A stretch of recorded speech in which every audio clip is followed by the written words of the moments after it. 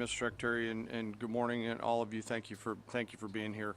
As a follow-up to my comments on Sunday's press conference, I wanted to give you a few updates this morning on something I'm honored to do as a chairman, and that's a chance to get to talk about some of our service members and the incredible things that they do on behalf of our nation. And I apologize ahead of time for the length and the detail. Today I'm going to brief you on a couple things. First, I'm going to talk about our air defenders at Al-Udeid in Qatar and their actions on Monday. Then I'm going to walk you through a little bit about the academics that went into the attack against Fordo, the massive ordnance penetrator weapon, and we're going to show a video that highlights the effects that weapon has. Of course, nobody was down inside the target, so we don't have video from the target. First, on Monday.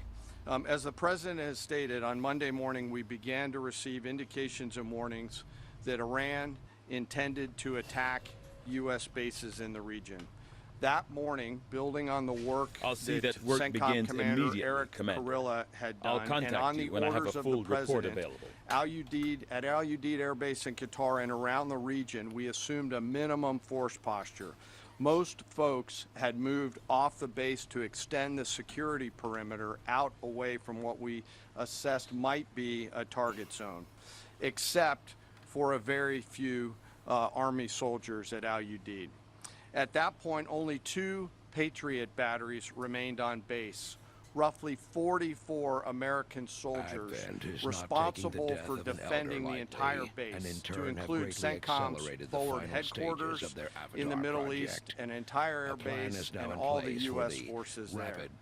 The oldest soldier was a 28-year-old captain. The youngest was a 21-year-old private who'd been in the military for less than 2 years.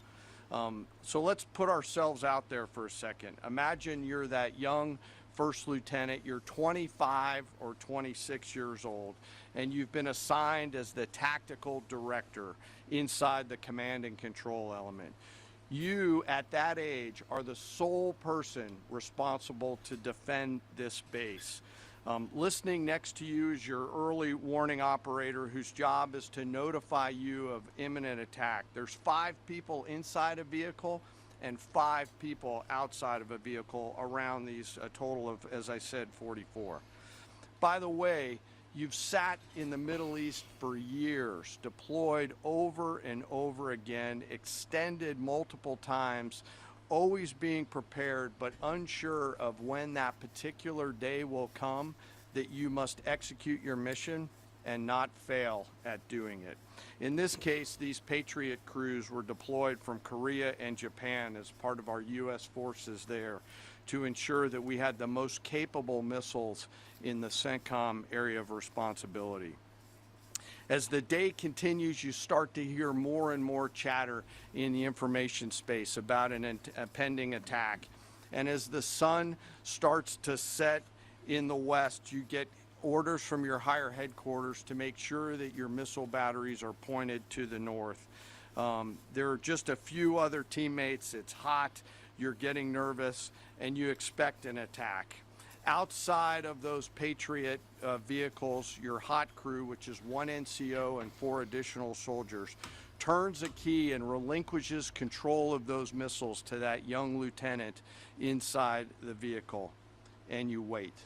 You know that you're going to have approximately 2 minutes, 120 seconds to either succeed or fail.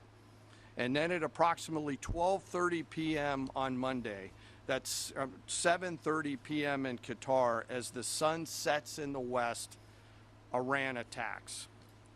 As the targets were detected, round after round of Patriot missiles are ejected from their canisters by an initial launch charge. Then the main solid rocket motor ignites. You can feel this in your body if you've ever been around a Patriot taking a shot. And round after round goes out and guides against those missiles coming inbound.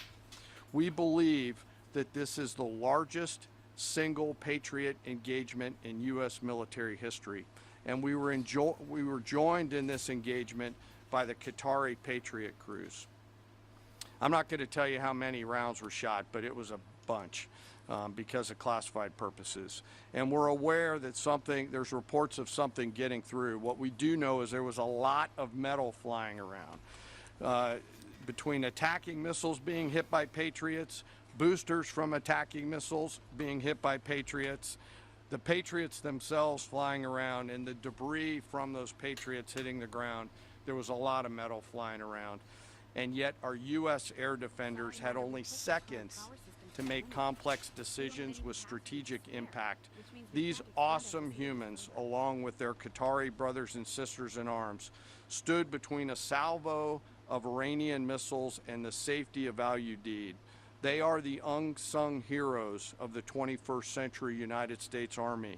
And I know a lot of you have seen the videos online and the excitement as those Patriots departed their launchers and went up and guided. This really demonstrates the combat capability and capacity of our Army air defenders. Simply stated, they absolutely crushed it. If you'd flip this over, thanks. Let me next move to a walkthrough of the GBU-57 massive ordnance penetrator weapon and share a little bit about the planners who did this and their work on the weapon. First, let me set the stage for you. There's an organization in the U.S. called the Defense Threat Reduction Agency, DTRA. DTRA does a lot of things for our nation, but DTRA is the world's leading expert on deeply buried underground targets. In 2009, a Defense Threat Reduction Agency officer was brought into a vault at an undisclosed location and briefed on something going on in Iran. For security purposes, I'm not going to share his name. He was shown some photos and some highly classified intelligence of what looked like a major construction project in the mountains of Iran. He was tasked to study this facility, work with the intelligence community to understand it, and he was soon joined by an additional teammate. For more than 15 years, this officer and his teammate lived and breathed this single target, Fordo, a critical element of Iran's covert nuclear weapons program. He studied the geology. He watched the Iranians dig it out. He watched the construction, the weather, the discard material, the geology, the construction materials, where the materials came from. He looked at the vent shaft, the exhaust shaft, the electrical systems, the environmental control systems, every nook, every crater, every piece of equipment going in and every piece of equipment going out. They literally dreamed about this target at night when they slept. They thought about it driving back and forth to work, and they knew from the very first days what I guess this I'll was grab for. these supplies. You do not build a multi-layered underground bunker complex with centrifuges and other equipment in a mountain for any peaceful purpose. They weren't able to discuss this with their family, their wives, their kids, their friends, but they just kept grinding it out. And along the way, they realized we did not have a weapon that could adequately strike and kill this target. So they began a journey to work with industry and other tacticians to develop the GBU-57. They tested it over and over again, tried different options, tried more after that. They accomplished hundreds of test shots and dropped many full-scale weapons against extremely realistic targets for a single purpose: kill this target at the time and place of our nation's choosing. And then, on a day in June of 2025, more than 15 years after they started their life's work, the phone rang and the President of the United States ordered the B-2 force that you've supported to go strike and kill this target. Yesterday, I had the incredible honor and privilege of spending time with these two Defense Threat Reduction Agency officers who've given so much. One of them said, quote, "I can't even get my head around this. My heart is so filled with the pride of being a part of this team. I am so honored to be a part of this." To you both, thank you, and thank you to your families. Operation Midnight Hammer was the culmination of those 15 years of incredible work. The air crews, the tanker crews, the weapons crews that built the weapons, the load crews that loaded it. Before I run through this video today, I want to talk a little bit about weaponeering and what goes into an attack. Weaponeering is the science of evaluating a target. I mentioned all of those factors before that these two DTRA officers had thought about. Ultimately, weaponeering is determining the right weapon and fuse combination to achieve the desired effects and maximum destruction against a target. In the case of Fordo, the DTRA team understood with a high degree of confidence the elements of the target required to kill its functions, and the weapons were designed, planned, and delivered to ensure that they achieve the effects in the mission space. By the way, in the beginning of its development, we had so many PhDs working on the MOP program, doing modeling and simulation, that we were quietly and in a secret way the biggest users of supercomputer hours within the United States of America. So let me talk about the graphic a little bit. In the GBU-57, which all of you I know is a 30,000 pound weapon dropped only by the B-2. It's comprised of steel, explosive, and a fuse, programmed bespokely each weapon to achieve a particular effect inside the target. Each weapon had a unique desired impact angle, arrival, final heading, and a fuse setting. The fuse is effectively what tells the bomb when to function. A longer delay in a fuse, the deeper the weapon will penetrate and drive into the target. So on Fordo, in June of 2008, you can see these three holes. Depicted here is the main exhaust shaft with two additional ventilation shafts on either side. The United States decided to strike these two ventilation shafts, as seen here on the main graphic, as the primary point of entry into the mission space. In the days preceding the attack against Fordo, the Iranians attempted to cover the shafts with concrete to try to prevent an attack. I won't share the specific dimensions of the concrete cap, but you should know that we know what the dimensions of those concrete caps were. The planners had to account for this. They accounted for everything. The cap was forcibly removed by the first weapon, and the main shaft was uncovered. Weapons 2, 3, 4, 5 were tasked to enter the main shaft, move down into the complex at greater than 1,000 feet per second, and explode in the mission space. Weapon number 6 was designed on each side, so there were 6 on each side. Weapons number 6 was designed as a flex weapon to allow us to cover if one of the preceding jets or one of the preceding weapons did not work. The video I'm about to show you is a culmination of over 15 years of development and testing. As I said, hundreds of test shots on various models. This is one weapon, so if you take a view of this as 5 additionals, you'll get a sense of what this looks like. Hopefully you can see it and there's not too much reflection. Tom runs our videos out there. We'll run it at full speed so you can see it and then go back through it. Go ahead, Tom.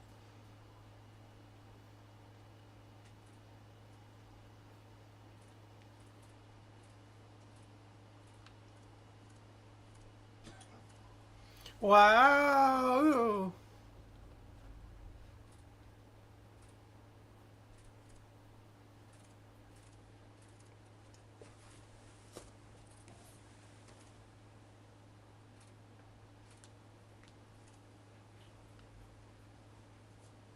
Keep it going for a minute. You'll see inside the mission space.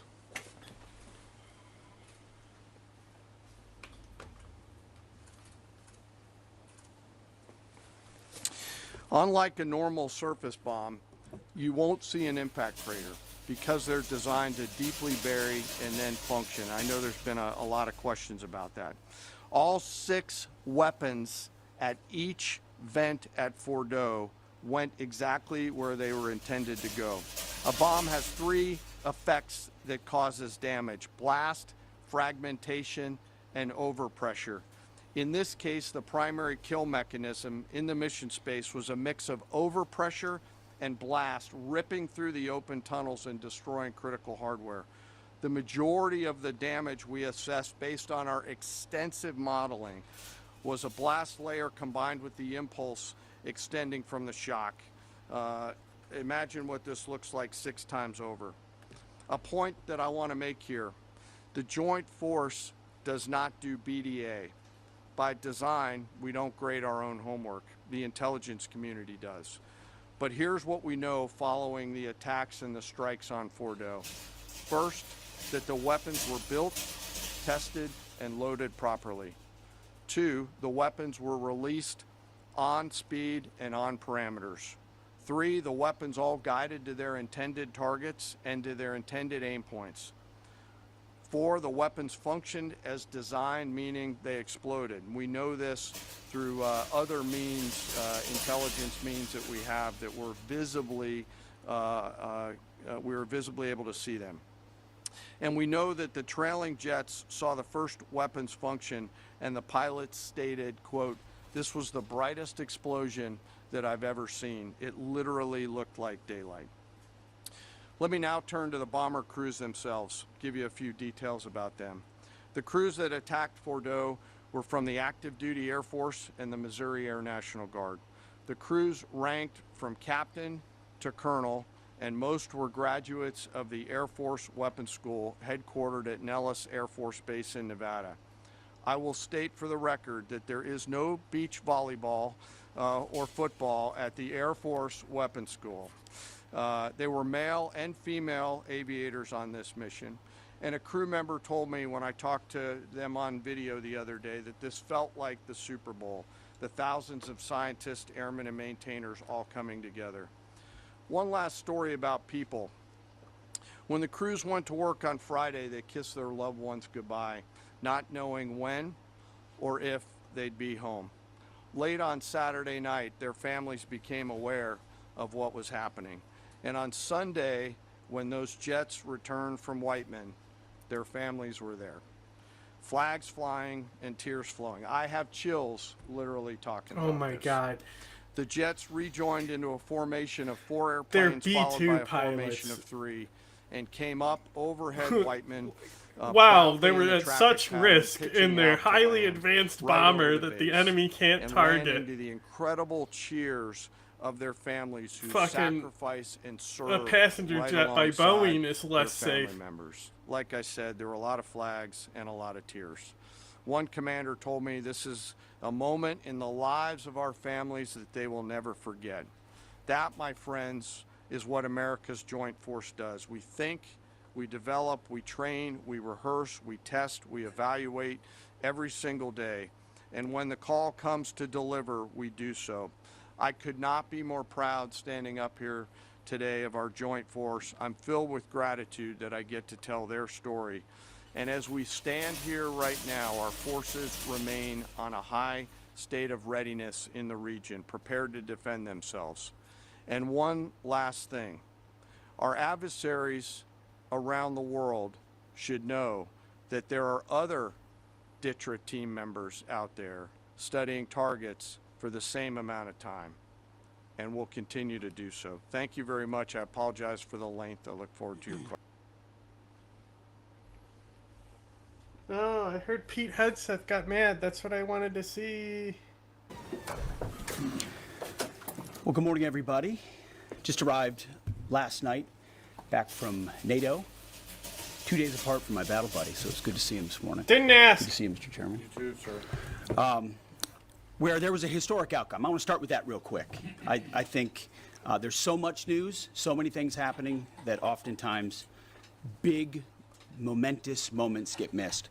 What President Trump accomplished in NATO yesterday was game-changing and historic. A shift in burden sharing to European responsibility in NATO that most would have said was impossible at the beginning of his term. But he said NATO needs to pay up. They started in the first term, and here in his second term, we've accelerated that. 32 NATO countries committed to spending 5% of their GDP on defense, on actually investing in the NATO alliance. So I hope with all the ink spilled, all of your outlets find the time to properly recognize this historic change in continental security that other presidents tried to do, other presidents talked about. Well, he had to have enough President to Trump stop the accomplished shakes. it. It's a huge deal. At the very least. You see, we're here this morning because in hunting for scandals all the time, We're here in this trying to morning find because wedges and, I'm too and drunk spin in stories, the this press late corps day and the to press do corps meetings. Miss historic moments. You miss historic moments like 5% at NATO, which when you hear... I like his little lapel pin that's like an American flag, but it looks like a military ribbon for the uniform. I was in the closed-door briefing. I wish there could have been cameras in there. When you heard the prime ministers and presidents of other countries, to a man and to a woman, looking at President Trump and saying, this never could have happened. Never would have happened. It seemed impossible 5 years ago, 2 years ago, 8 years ago. But here we are because of your leadership. If you ask them the question, I bet they'd say the same thing. But searching for scandals, you miss historic moments, like recruiting at the Pentagon. Historic hey, levels Pete. in the Army, the Air Force. Hey, Pete, what if you just don't do the scandals and do all this great stuff you claim is great? Wouldn't it be better? In the Navy, yeah, maybe there'll be a little mention here or there, but because it was under President Trump's leadership, because Americans are responding to him as commander-in-chief, the press corps doesn't want to write about it. Or bring us to the topic of the moment, the highly successful strikes in Iran. Let me read the bottom line here. President these Trump people ever stop directed crying? the most complex and secretive military operation in history. And it was a resounding success, resulting in a ceasefire agreement and the end of the 12-day war. There's been a lot of discussion about what happened and what didn't happen. Step back for a second. Because of decisive military action, President Trump created the conditions to end the war, decimating, choose your word, obliterating, destroying Iran's nuclear capabilities. I want to read some of the assessments that have been provided, because whether it's fake news, CNN, MSNBC, or the New York Times, there's been fawning coverage of a preliminary assessment. I've had a chance to read it. Every Oh my outlet God, has bro, we're breathlessly still reported on a talking about this preliminary fucking assessment preliminary from DIA. assessment. I'm looking at it right now. Again, it was preliminary, a day and a half after the Oh actual no, strike. we've only heard about it 100 admits times. itself in writing that it requires weeks to accumulate the necessary data to make such an assessment. Wow. It's preliminary. It Before I start, I need to also cry about the press for a second time because they bully me too hard. points out that it's not been coordinated with the intelligence community at all. There's low confidence in this particular report. It says in the report there are gaps said in the this information. It says in at the report NATO. multiple linchpin assumptions are what this assessment. A linchpin assumption, you know what that is? That means your entire premise is predicated on a linchpin. If you're We wrong, heard it everything else is already. wrong. And yet, and still, this report acknowledges it's likely severe damage. Again, this is preliminary, but leaked because someone had an agenda to try to muddy the waters and make it look like this historic strike wasn't successful. I'm going to get to the chairman in a moment because he's going to lay out the particulars for you based on his professional military experience. But here's what other folks are saying. The DIA that put that report out I says heard this that is a preliminary this low was a confidence crash and report burn and will continue meeting to be for him. refined as additional intelligence So that's why I'm becomes looking at it. available. How about the Israeli Atomic Energy Commission? The devastating U.S. strikes on Fordow destroyed the site's critical infrastructure He's gonna and die in rendered the office. enrichment facility inoperable. Have any of these quotes mean, made he's their not way into the New yellow York Times yet. or the Washington Post? MSNBC? CNN? Any of these quotes? How about this one? This is a new one from the UN, the United Nations. No friend of the United States, or certainly Wait, hang Israel on. often. Here's the head of the Okay, so we're asking if these quotes were reported on by these specific papers. Okay, let's do a Google search. no friend of the United States. Any of these quotes? How about this one? This is MSNBC, additional intelligence, preliminary low confidence report, and will continue to be refined as additional intelligence becomes available.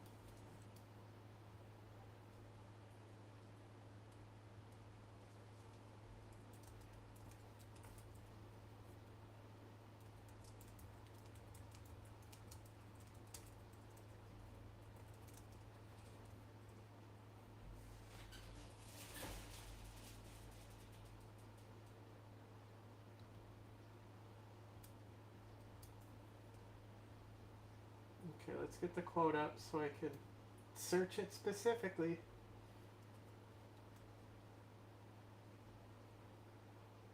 Can I make the font bigger?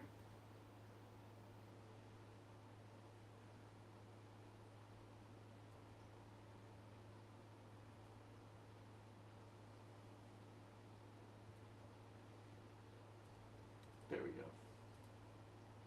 Based on his professional military experience. But here's what other folks are saying.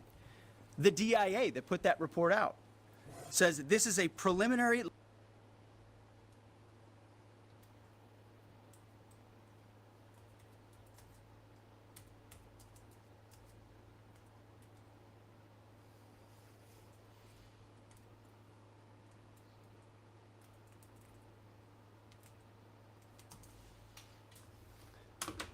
me just full screen this so I can read the subtitle. Low confidence report and will continue to be Okay.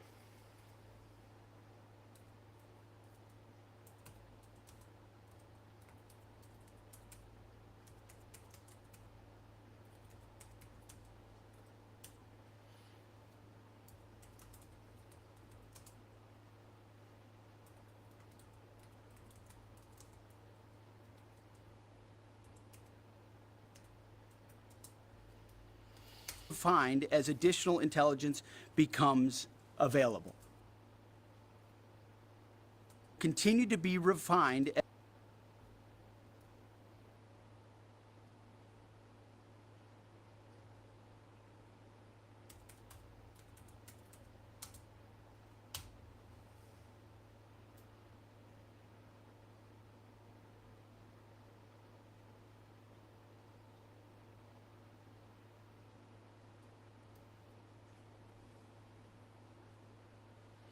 Okay, here we are.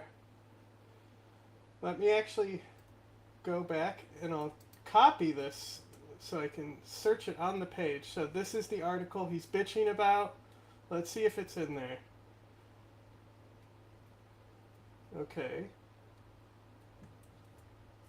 Oh. It is. Would you look at that?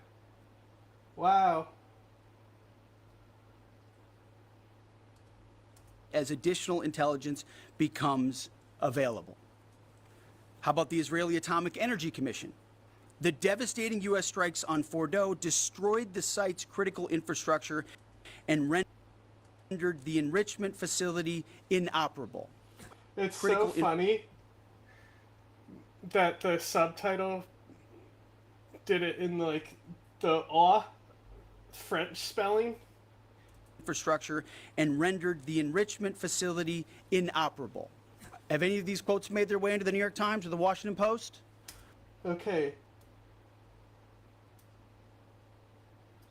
So let's search this quote specifically.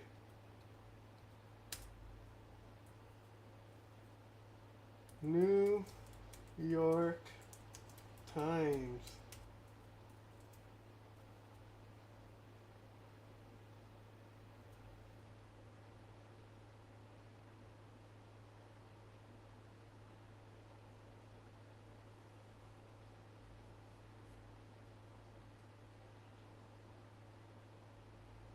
I don't see it for New York Times.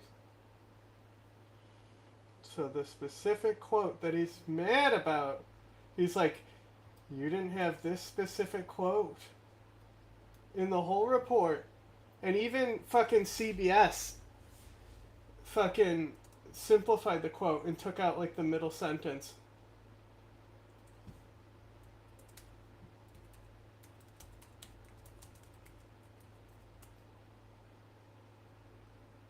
Uh-oh. Uh-oh. Let's see if any of these are old enough for him to be mad at, though. A lot of these are a day old, not 2 days old.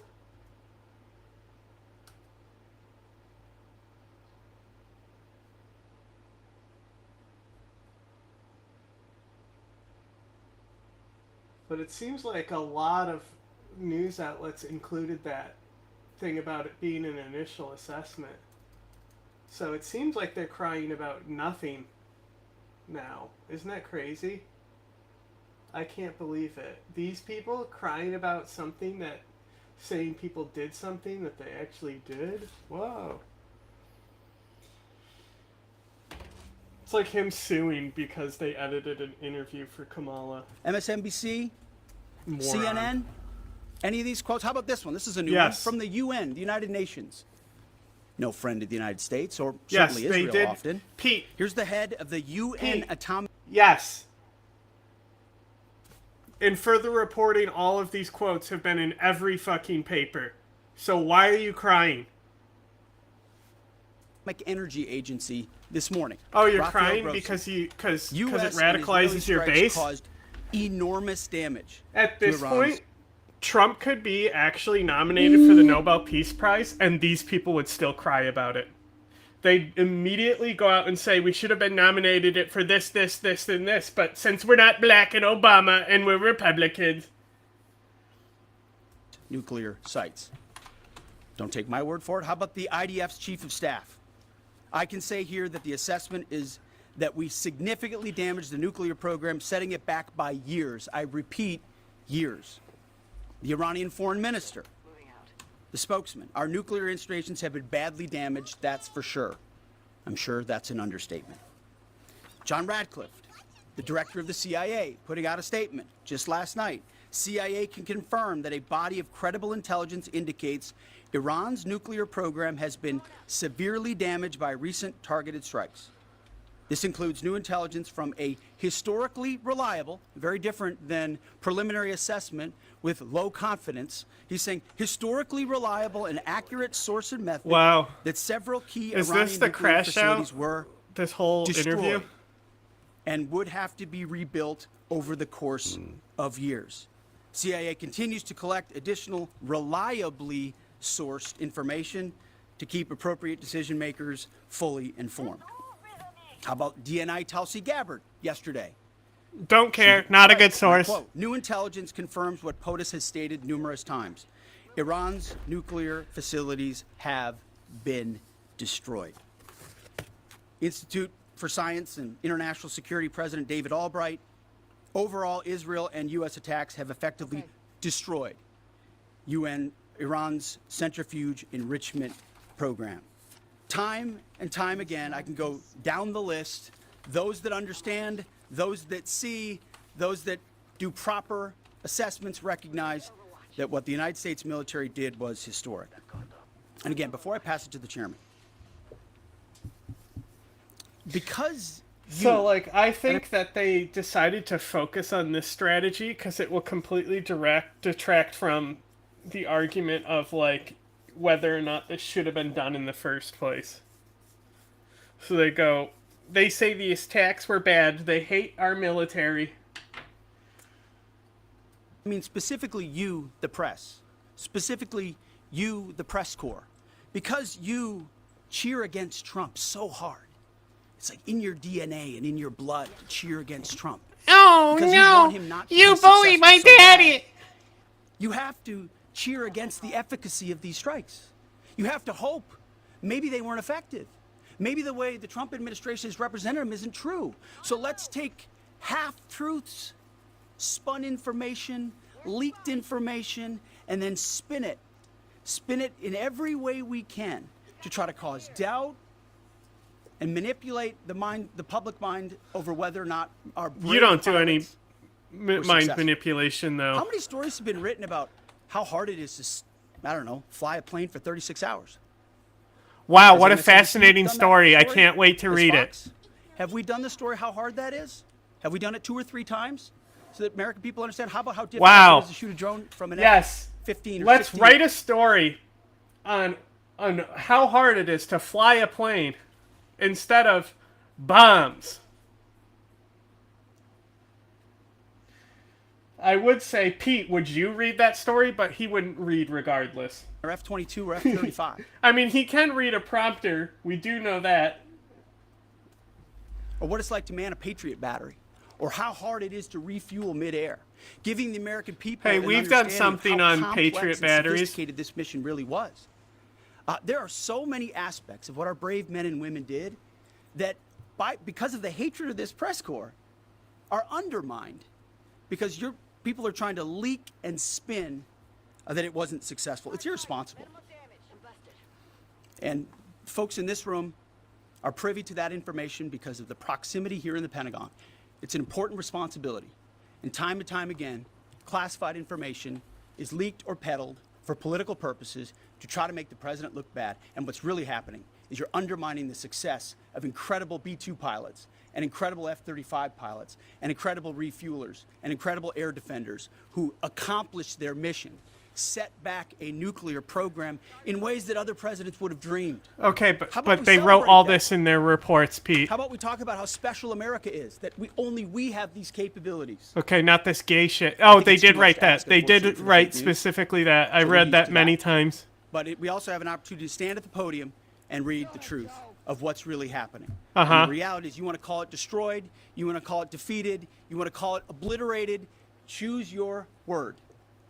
This was an historically successful attack, and we should celebrate it as Americans, and it gives us a chance I don't know to have peace, chance if to it have was a deal, necessary an opportunity to still. prevent a nuclear Iran, which is something President Trump talked about for 20 years. Again, this and no is other like me presidents talking had the shit about courage. NASA, where it's like, wow, everything performed exactly to how we expected in test. And wow, it was so difficult for these people to do the jobs they specifically trained for. To actually do.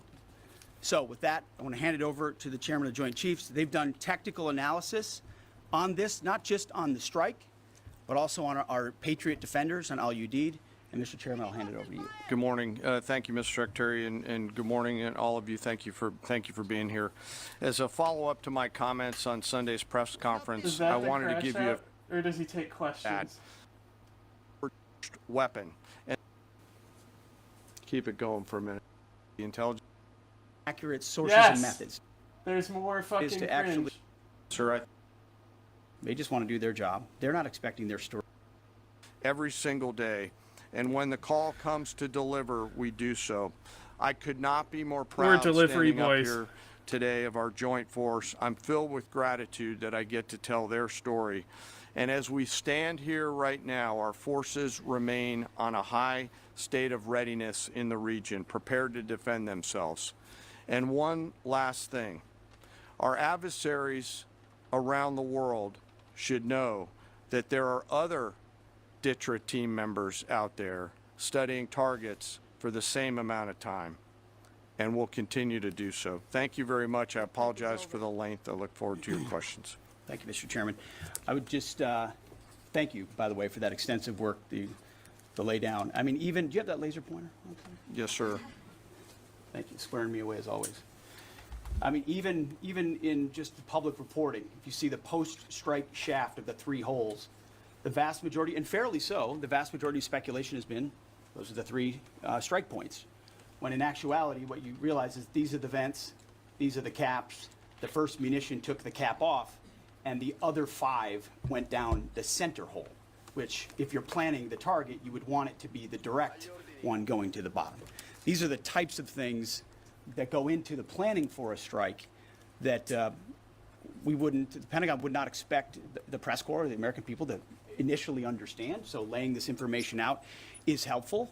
But it's also why we ask for a beat, for a moment, for a day or 2, the opportunity to tell that story, because as the chairman said, these men and women that did this mission, Yeah, they just we wanna do asked their for a job. They're day. not expecting their Trump, story to be told. before the leak came They're not out, was expecting the saying glory. that it They're was grateful for the flags and the 100% hugs of the family. successful. That's why they do the job.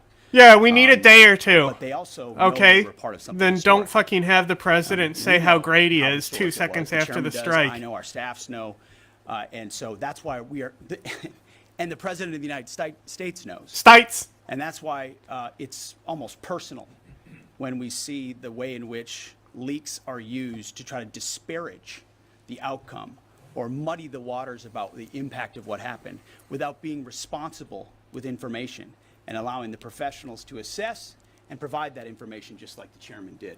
So thank you, Mr. Chairman, for that information, and we welcome a few additional questions. Yes, sir.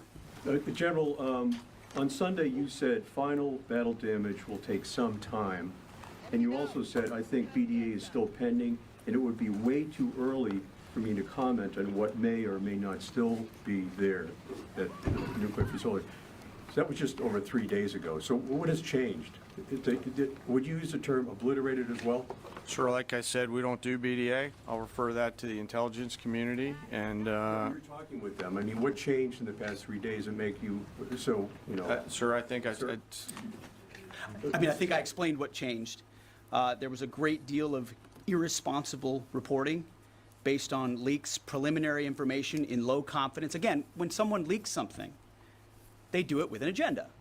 And when you leak a portion of an intelligence assessment, but just a little portion that makes it seem like maybe the strike wasn't effective, then you start a news cycle, whether it's the Washington Post or Fox News or CNN or MSNBC, you start a news cycle that starts to call into question the efficacy. No, that's why. So you bring the chairman here, who's not involved in politics. He doesn't do politics. That's my lane to understand and translate and talk about those types of things. So I can use the word obliterated. He could use defeat, destroyed, assess, all of those things. But ultimately, we're here to clarify what these weapons are capable of, which anyone with, two eyes, some ears, and a brain. Man, I can really need to recognize give that kind of firepower with that her a specificity grapple at that hook. location and others is going to have a devastating effect. So we all recognize there will be days and weeks ahead. That's why yesterday I said, if you want to know what's going on at Fordo, you better go there and get a big shovel, because no one's under there right now. No one's under there able to assess, and everyone's using reflections of what they see. And that's why the Israelis, the Iranians, the IAEA, the UN, to a man and to a woman who recognize the capability of this weapon system are acknowledging how destructive it's been. So that's what's changed. Just 3 or 4 days later. What See, changed? this is a point.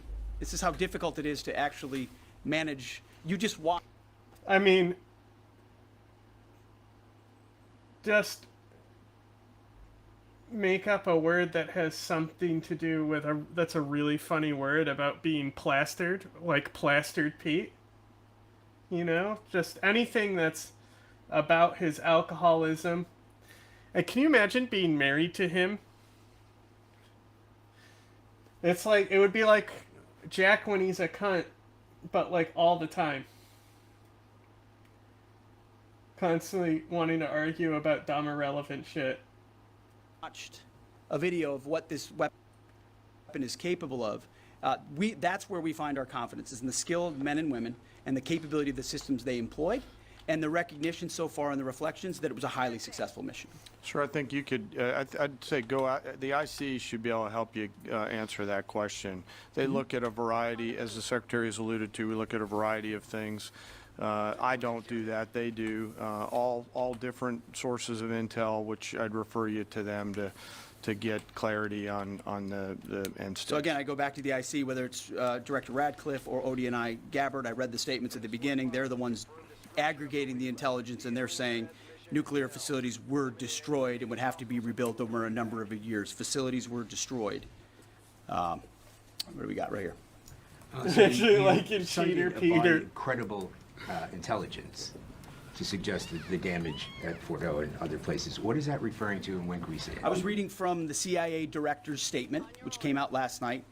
CIA, again, they do the BDA, they do the assessment. CIA can confirm that a body of credible intelligence indicates, it also goes on to say, new intelligence from historically reliable and accurate sources and methods. Now, you can imagine the CIA director is going to be very careful about how he articulates things of that sensitivity.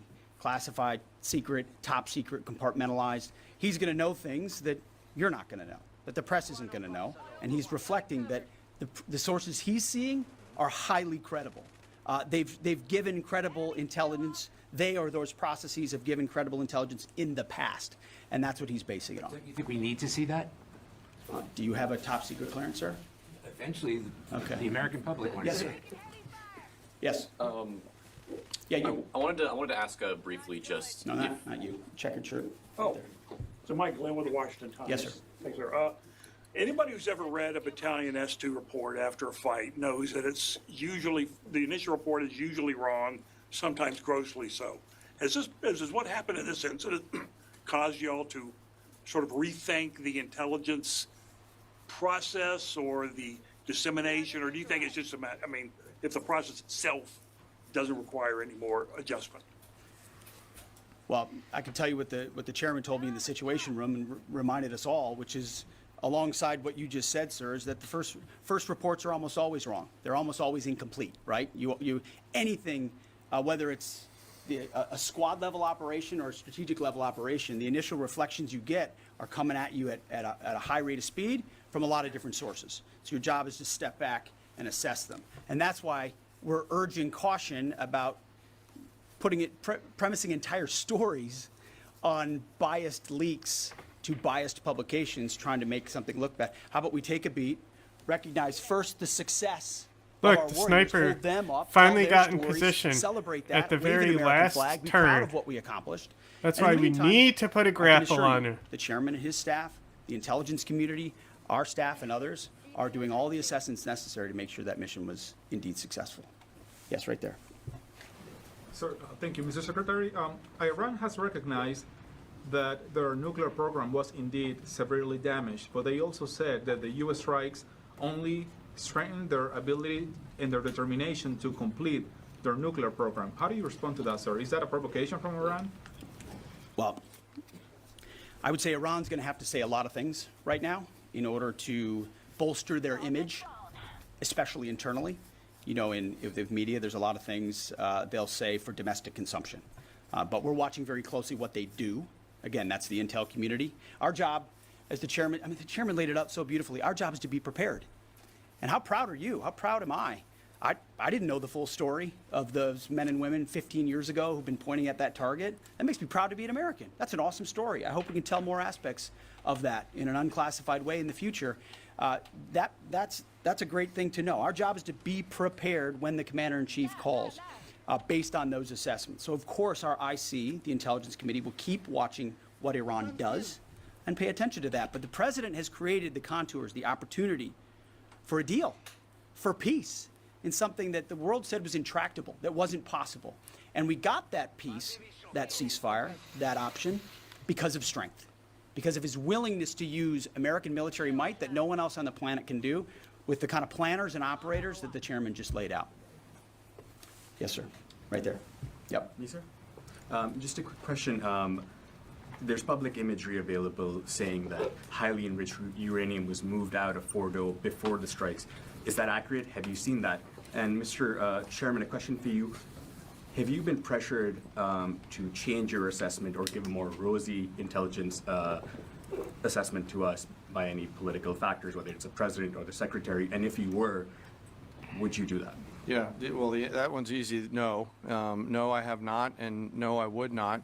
My job as the chairman is to offer a range of options to the president and the National Command Authority to deliver the risks associated with each of those, and then take the orders of the National Command Authority and go execute them. What are you doing? I've never been pressured by the president or the secretary to do anything other than tell them exactly what I'm thinking, and that's exactly what I've done. And the highly enriched uranium? There's nothing that I've seen that suggests that we didn't hit exactly what we wanted to hit in those locations. That's not the question, though. It's about highly enriched uranium. Do you have certainty that all the highly enriched uranium was inside the Fordo mountain, or some of it, because there were satellite photos that showed more than a dozen trucks there 2 days in advance? Are you certain none of that highly enriched uranium was moved? Of course, we're watching every single aspect, but Jennifer, you've been about the worst, the one who misrepresents the most intentionally what the president says. I'm familiar. I reported about the ventilation shafts on Saturday night, and in fact, I was the first to describe the B-2 bombers, the refueling, the entire mission with great accuracy. So I take issue with that. I appreciate you acknowledging You that have this was the issues. the most successful mission based on operational security that this department has done since you've been here, and I appreciate that. So Absolutely. we're looking at all aspects of intelligence and making sure we have a sense of what was where. So why not acknowledge the female pilots that also participated in this mission. The early messages that you sent out only congratulated the boys. So when I say something like our boys and bombers, see, this is the kind of thing the press does, right? Of course, the chairman mentioned a female bomber pilot. That's fantastic. She's fantastic. She's a hero. I want more female bomber pilots. I hope the men and women of our country sign up to do such brave and audacious things. But when you spin it as, because I say our boys and bombers as a common phrase, I'll keep saying things like that, whether they're men or women. I'm very proud of that female pilot, just like I'm very proud of those male pilots. And I don't care if it's a male or a female in that cockpit, and the American people don't care. But it's the obsession with race You sure they and don't care? gender. In this department, These are the that's same changed people priorities. that were We don't do that anymore. We don't play upset your about games. making a Yes, flight right suit there. so Uranium was pregnant removed women from the who facility before the still B-2 had struck. the So medical I'm not ability aware of could any fly could. intelligence that I've reviewed that says things were not where they were supposed to be, moved or otherwise. Yes. Kelly Meyer with News Nation, and just off the top, want to say we're grateful for the service of these pilots and everybody that serves.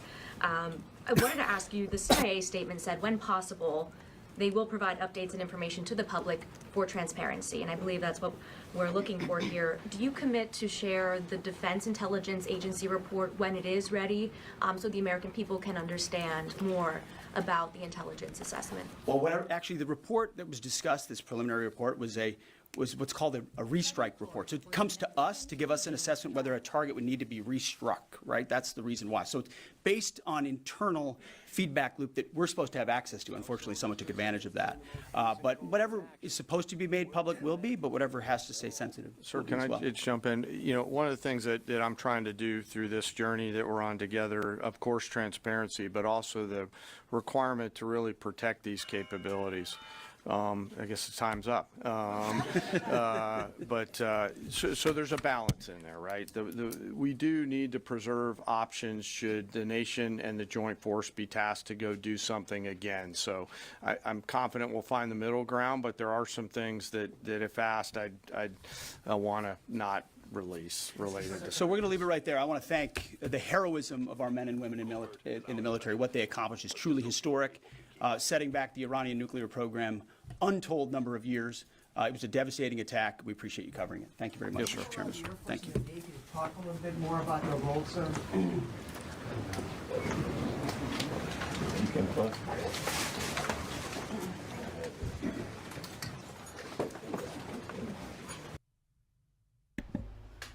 That was more of a crash out in the beginning.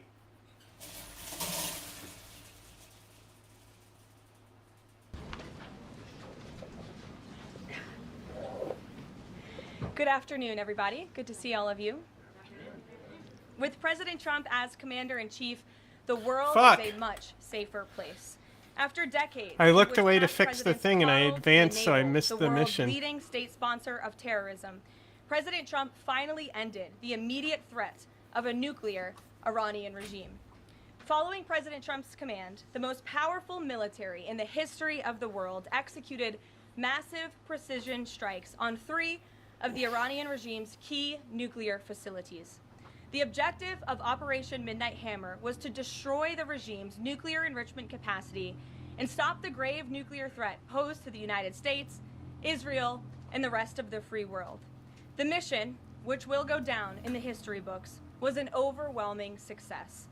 Secretary of Defense Pete Hegseth and the chairman of the Joint Chiefs of Staff Dan Raisin Kane covered the operation in great detail at their briefing this morning at the Pentagon, and I encourage every American to watch it.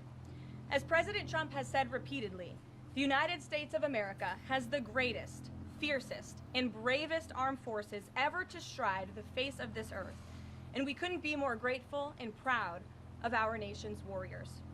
The Iranian regime was weeks away from being able to produce a nuclear weapon that would threaten the entire world before President Trump took this decisive action on Saturday night to obliterate their nuclear capabilities. The contrast in leadership could not be more clear.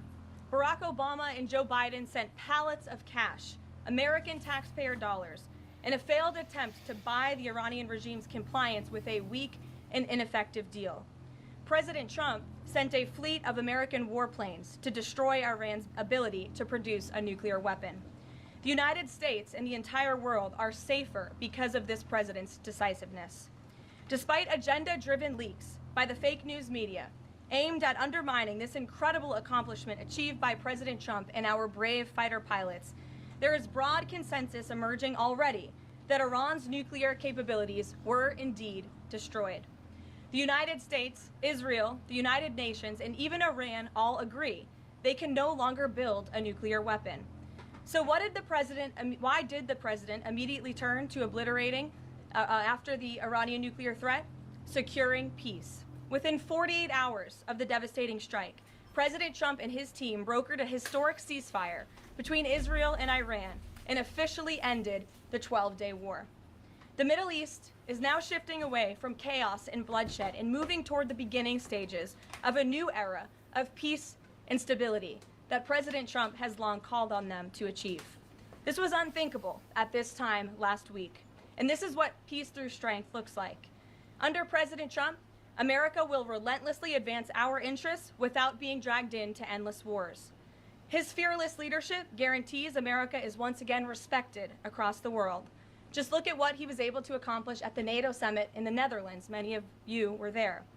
Our allies agreed to invest 5% of their GDP annually in defense because President Trump demanded it. This will be the most significant reinforcement of NATO's collective defense in the history of the NATO alliance. And as a result, the United States of America will carry less of the burden, and our NATO allies will be stronger than ever before. As NATO Secretary General Ruda put it, for too long, one ally, the United States, and our taxpayers, I may add, carried too much of the burden of that commitment. And that changes today. President Trump made this change possible. We will produce trillions more for our common defense to make us stronger and fairer by equalizing spending between America and our allies. This is the Trump effect. This is what the president meant when he declared that America is back. Now back here at home, Americans are paying much cheaper prices for gasoline this summer, as both the Wall Street Journal and the New York Times pointed out today. I'll just load Here's this. how the Wall Street Journal put it. Hitting the road this summer won't bring as much of a big hit to your wallet. The national average for a gallon of regular gasoline is about 23 cents cheaper than this time last year. Analysts say plentiful supply is expected to keep prices down in the coming months. These are the cheapest gas prices at this point of the summer since 2021. And despite all the doom casting from liberal pundits, oil prices on Tuesday were lower than before the Israel-Iran conflict began. As President Trump continues to unleash American energy, our country will have even more efficient, reliable, and affordable energy to protect our national security and fuel our people. Later this afternoon here at the White House, the president will host a One Big Beautiful event in the East Room to rally Republicans to get the One Big Beautiful bill across the finish line. At that event, he will be joined by everyday Americans from across the country who will massively benefit from the common sense policies and provisions within this bill. This is the largest tax cut for working and middle-class Americans in history, and it's going to put more money into the pockets of hardworking Americans. Families will see an average increase in take-home pay of more than $10,000 per year. Americans earning between $30,000 and $80,000 per year will see a 15% tax cut. Overtime and tipped workers will save thousands of dollars annually. And our amazing seniors will receive historic financial relief by reducing the tax burden on their Social Security benefits. Simply put, this bill is going to unlock the golden age of America. And we look forward to continuing to work with the Senate and the House to see this bill on the president's desk for signature by Independence Day. Here in our new media seat today, we have Colin Anderson with the Washington Free Beacon, who will kick off our question and answer. Colin, go ahead. Thank you, Caroline. We reported yesterday on a briefing from the Israeli defense minister in which he said the U.S. and Israel are working together to monitor any attempts from Iran to rebuild their nuclear program, and also that if Iran was to do so, the U.S. and Israel would work together to once again destroy that nuclear program. Is that aligned with the president's thinking? Look, the president, as I said in those opening remarks, Colin, and thanks for being with us today, views the Middle East on its way to peace and prosperity. And the president used strength on Saturday night. The whole world saw that the United States is indeed the most lethal fighting force in the world with those precision strikes on Saturday evening. But the president wants peace. He always has. And right now we're on a diplomatic path with Iran. The president and his team, namely Special Envoy Witkoff, continue to be in communication with the Iranians and especially our Gulf and Arab partners in the region, to come to an agreement with Iran. As for our alliance with the State of Israel and that friendship and that partnership between the United States and the State of Israel, I would argue it has never been stronger. And we see a new era in which perhaps some of these Gulf and Arab states can sign on to the Abraham Accords. That was one of the president's most signature accomplishments in his first term, and he'd like to see more of those countries sign on in this second term. And so we look forward to sustaining a long and durable peace in the region, and the president wants to do that through a diplomatic solution. But as he proved on Saturday night, he's not willing. He's not afraid to use strength if we need to do it. Gabe. Thanks, Caroline. The president mentioned in a Truth Social post that no enriched uranium was moved from Fordo. What about the other two sites, Isfahan and Natanz? And how can the president be so sure that no uranium was moved? Well, what I can assure you is that the United States and our intelligence agencies and Director Ratcliffe and the President's entire national security team were obviously watching these sites very closely in the weeks and the days leading up to the attack on Saturday, which I will add was one of the most secretive and successful operations in United States history. I think many of you in this room would agree with that, because none of you in this room knew about the strike on Saturday until it took place. So we were watching closely, and there was no indication to the United States that any of that enriched uranium was moved prior to the strike. From any of the sites? Correct. And then one more thing, Caroline. Next week, the president mentioned that there would be talks with Iran. Didn't mention any details, and Iran has not confirmed them. Can you share any details about any potential talks next week? We don't have anything scheduled as of now, but I spoke to our Special Envoy Witkoff at length this morning, and I can assure all of you we continue to be in close communication with the Iranians and through our intermediaries as well, namely the Qataris, who have been an incredible ally and partner throughout this entire effort. And as I said, this administration is always focused on diplomacy and peace, and we want to ensure we can get to a place where Iran agrees to a non-enrichment civil nuclear program. And there are many other requests that the United States has. Those details so now they can have a civilian nuclear program? I thought it was no nuclear. Operation was just on Saturday night, but we are in touch. And if there is a meeting, we will let you know, as we always do. Brian. Caroline, is two. One on trade. On the July deadline that's coming up for the trade deals, is that deadline still hard and fast for the president, or is he now considering even coming to trade deals after that deadline? Just give this rookie cheater Peter for real. I think the president has been asked this quite a few times by many of you in the media. I've heard him answer it at press conferences and at gaggles. He just spoke about it on Air Force One. The deadline is not critical. The president can simply provide these countries with a deal if they refuse to make us one by the deadline, and that means the president can pick a reciprocal tariff rate that he believes is advantageous for the United States and for the American worker, and he will continue to do that. But as for the deals, our United States Trade Ambassador, Jameson Greer, I speak to him frequently. He's working very hard, and he has had very good and productive discussions with many of our key trading partners. And on the One Big Beautiful Bill, there's conversations on the Hill right now about the Medicaid cuts. I'm curious, if the final bill that the president's been talking about comes to him and it has Medicaid cuts in it, will he sign it, or would he rather just Congress do away with those cuts? I think our friends in both the Senate and the House know exactly where the president stands on Medicaid. He wants to get rid of the waste, fraud, and abuse, and they are working to do that in the Senate right now. Jennifer. Follow up on that, on the Big Beautiful Bill. Is there enough time for Congress to work through the issues it needs to work through? I'm saying, does the president need to move back his deadline a little bit? We expect that bill to be on the president's desk for signature by July 4th. I know that there was a ruling by the Senate parliamentarian this morning. Look, this is part of the process. This is part of the inner workings of the United States Senate, but the president is adamant about seeing this bill on his desk here at the White House by Independence Day. And then on Israel, is there a date set for the Prime Minister to visit the White House yet? Is he coming in a couple weeks? There isn't a date, but the Prime Minister has expressed interest in coming to the White House to meet with the president and come to Washington. The president is obviously very open to that, but we don't have a date. When we do, we'll let you all know. Kate. The president suggested he was open to sending more Patriot air defense missiles to Ukraine. Is that going to happen, and were there any other assurances that he made directly to Zelensky when they met? I'll let the president speak on that. That was a private conversation between he and President Zelensky, but the meeting was a good meeting, and it was a meeting towards progress, and the president, as he said, repeatedly wants to see this war come to an end, but I'll let him speak on that specific And point. Witkoff yesterday suggested that there would be more Would you countries mount signing on to the Abraham a Accords. laser Is on the what's side of a timeline on sniper? that, and which country specifically is the administration looking to have Or sign should on? it Well, the president is be a certainly laser that hopeful comes more out of the countries in scope? region will sign on to the Abraham Accords. Again, we want to see a long, withstanding, endurable peace Like a in the Middle ballistic East, and computer. that's the way to do it. And when the president met with the new president of Syria, that was one of the requests that he made for Syria to sign on to the Abraham Accords. I don't have a timeline for you, but this administration wants to see that happen, and our partners in the region should know that. Rachel. Thanks so much. Just to follow back up on the meeting that the president mentioned about wanting to have this meeting with the Iranians next week. Clearly there's a this one's willingness cool here from the because you administration to can want to meet with Iranian do officials. snapshot What is the as an holdup here in ability. trying to schedule it? Are you experiencing any resistance from the Iranians? No, have some patience. We just had this strike on Saturday night. The president secured a ceasefire. A lot has happened in the last week.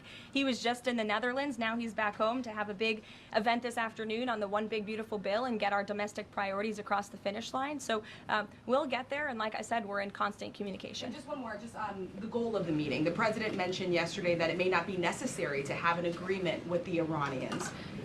What is the purpose, what would be the goal of this meeting? Again, to continue moving forward towards a long-standing peace in the Middle East. Jordan.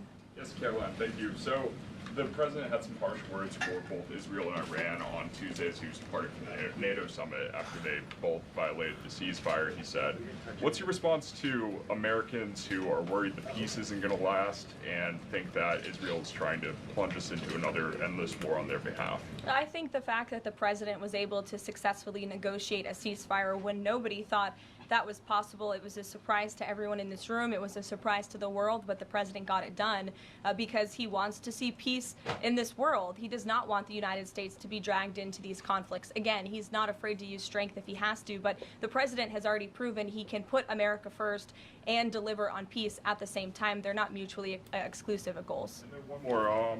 You know, after Carrie Lake, she testified in the House Foreign Affairs Committee on the waste, fraud, and abuse and the rot, really, in Voice of America and USAGF. The president called for Congress to kill it. What does that look like, and is the president willing to sign an executive order? Well, I believe that that action would have to be legislative through Congress, and the president directed Congress to get that done in his Truth Social post yesterday. If there is any executive action that can be taken to cut some of the waste, fraud, and abuse or do away with the program entirely, I'm sure our great Deputy Chief of Staff, Stephen Miller, is already looking into it. And if it can be done, it will be done here at the White House, but Congress should act as well. To the back, go ahead. Yes. Caroline, thank you. The administration To the back, and then Carrie, I'll come to you. The administration said that the DIA report was low confidence intel. Can you share what other assessments are currently underway to get to the bottom of just how effective these strikes were?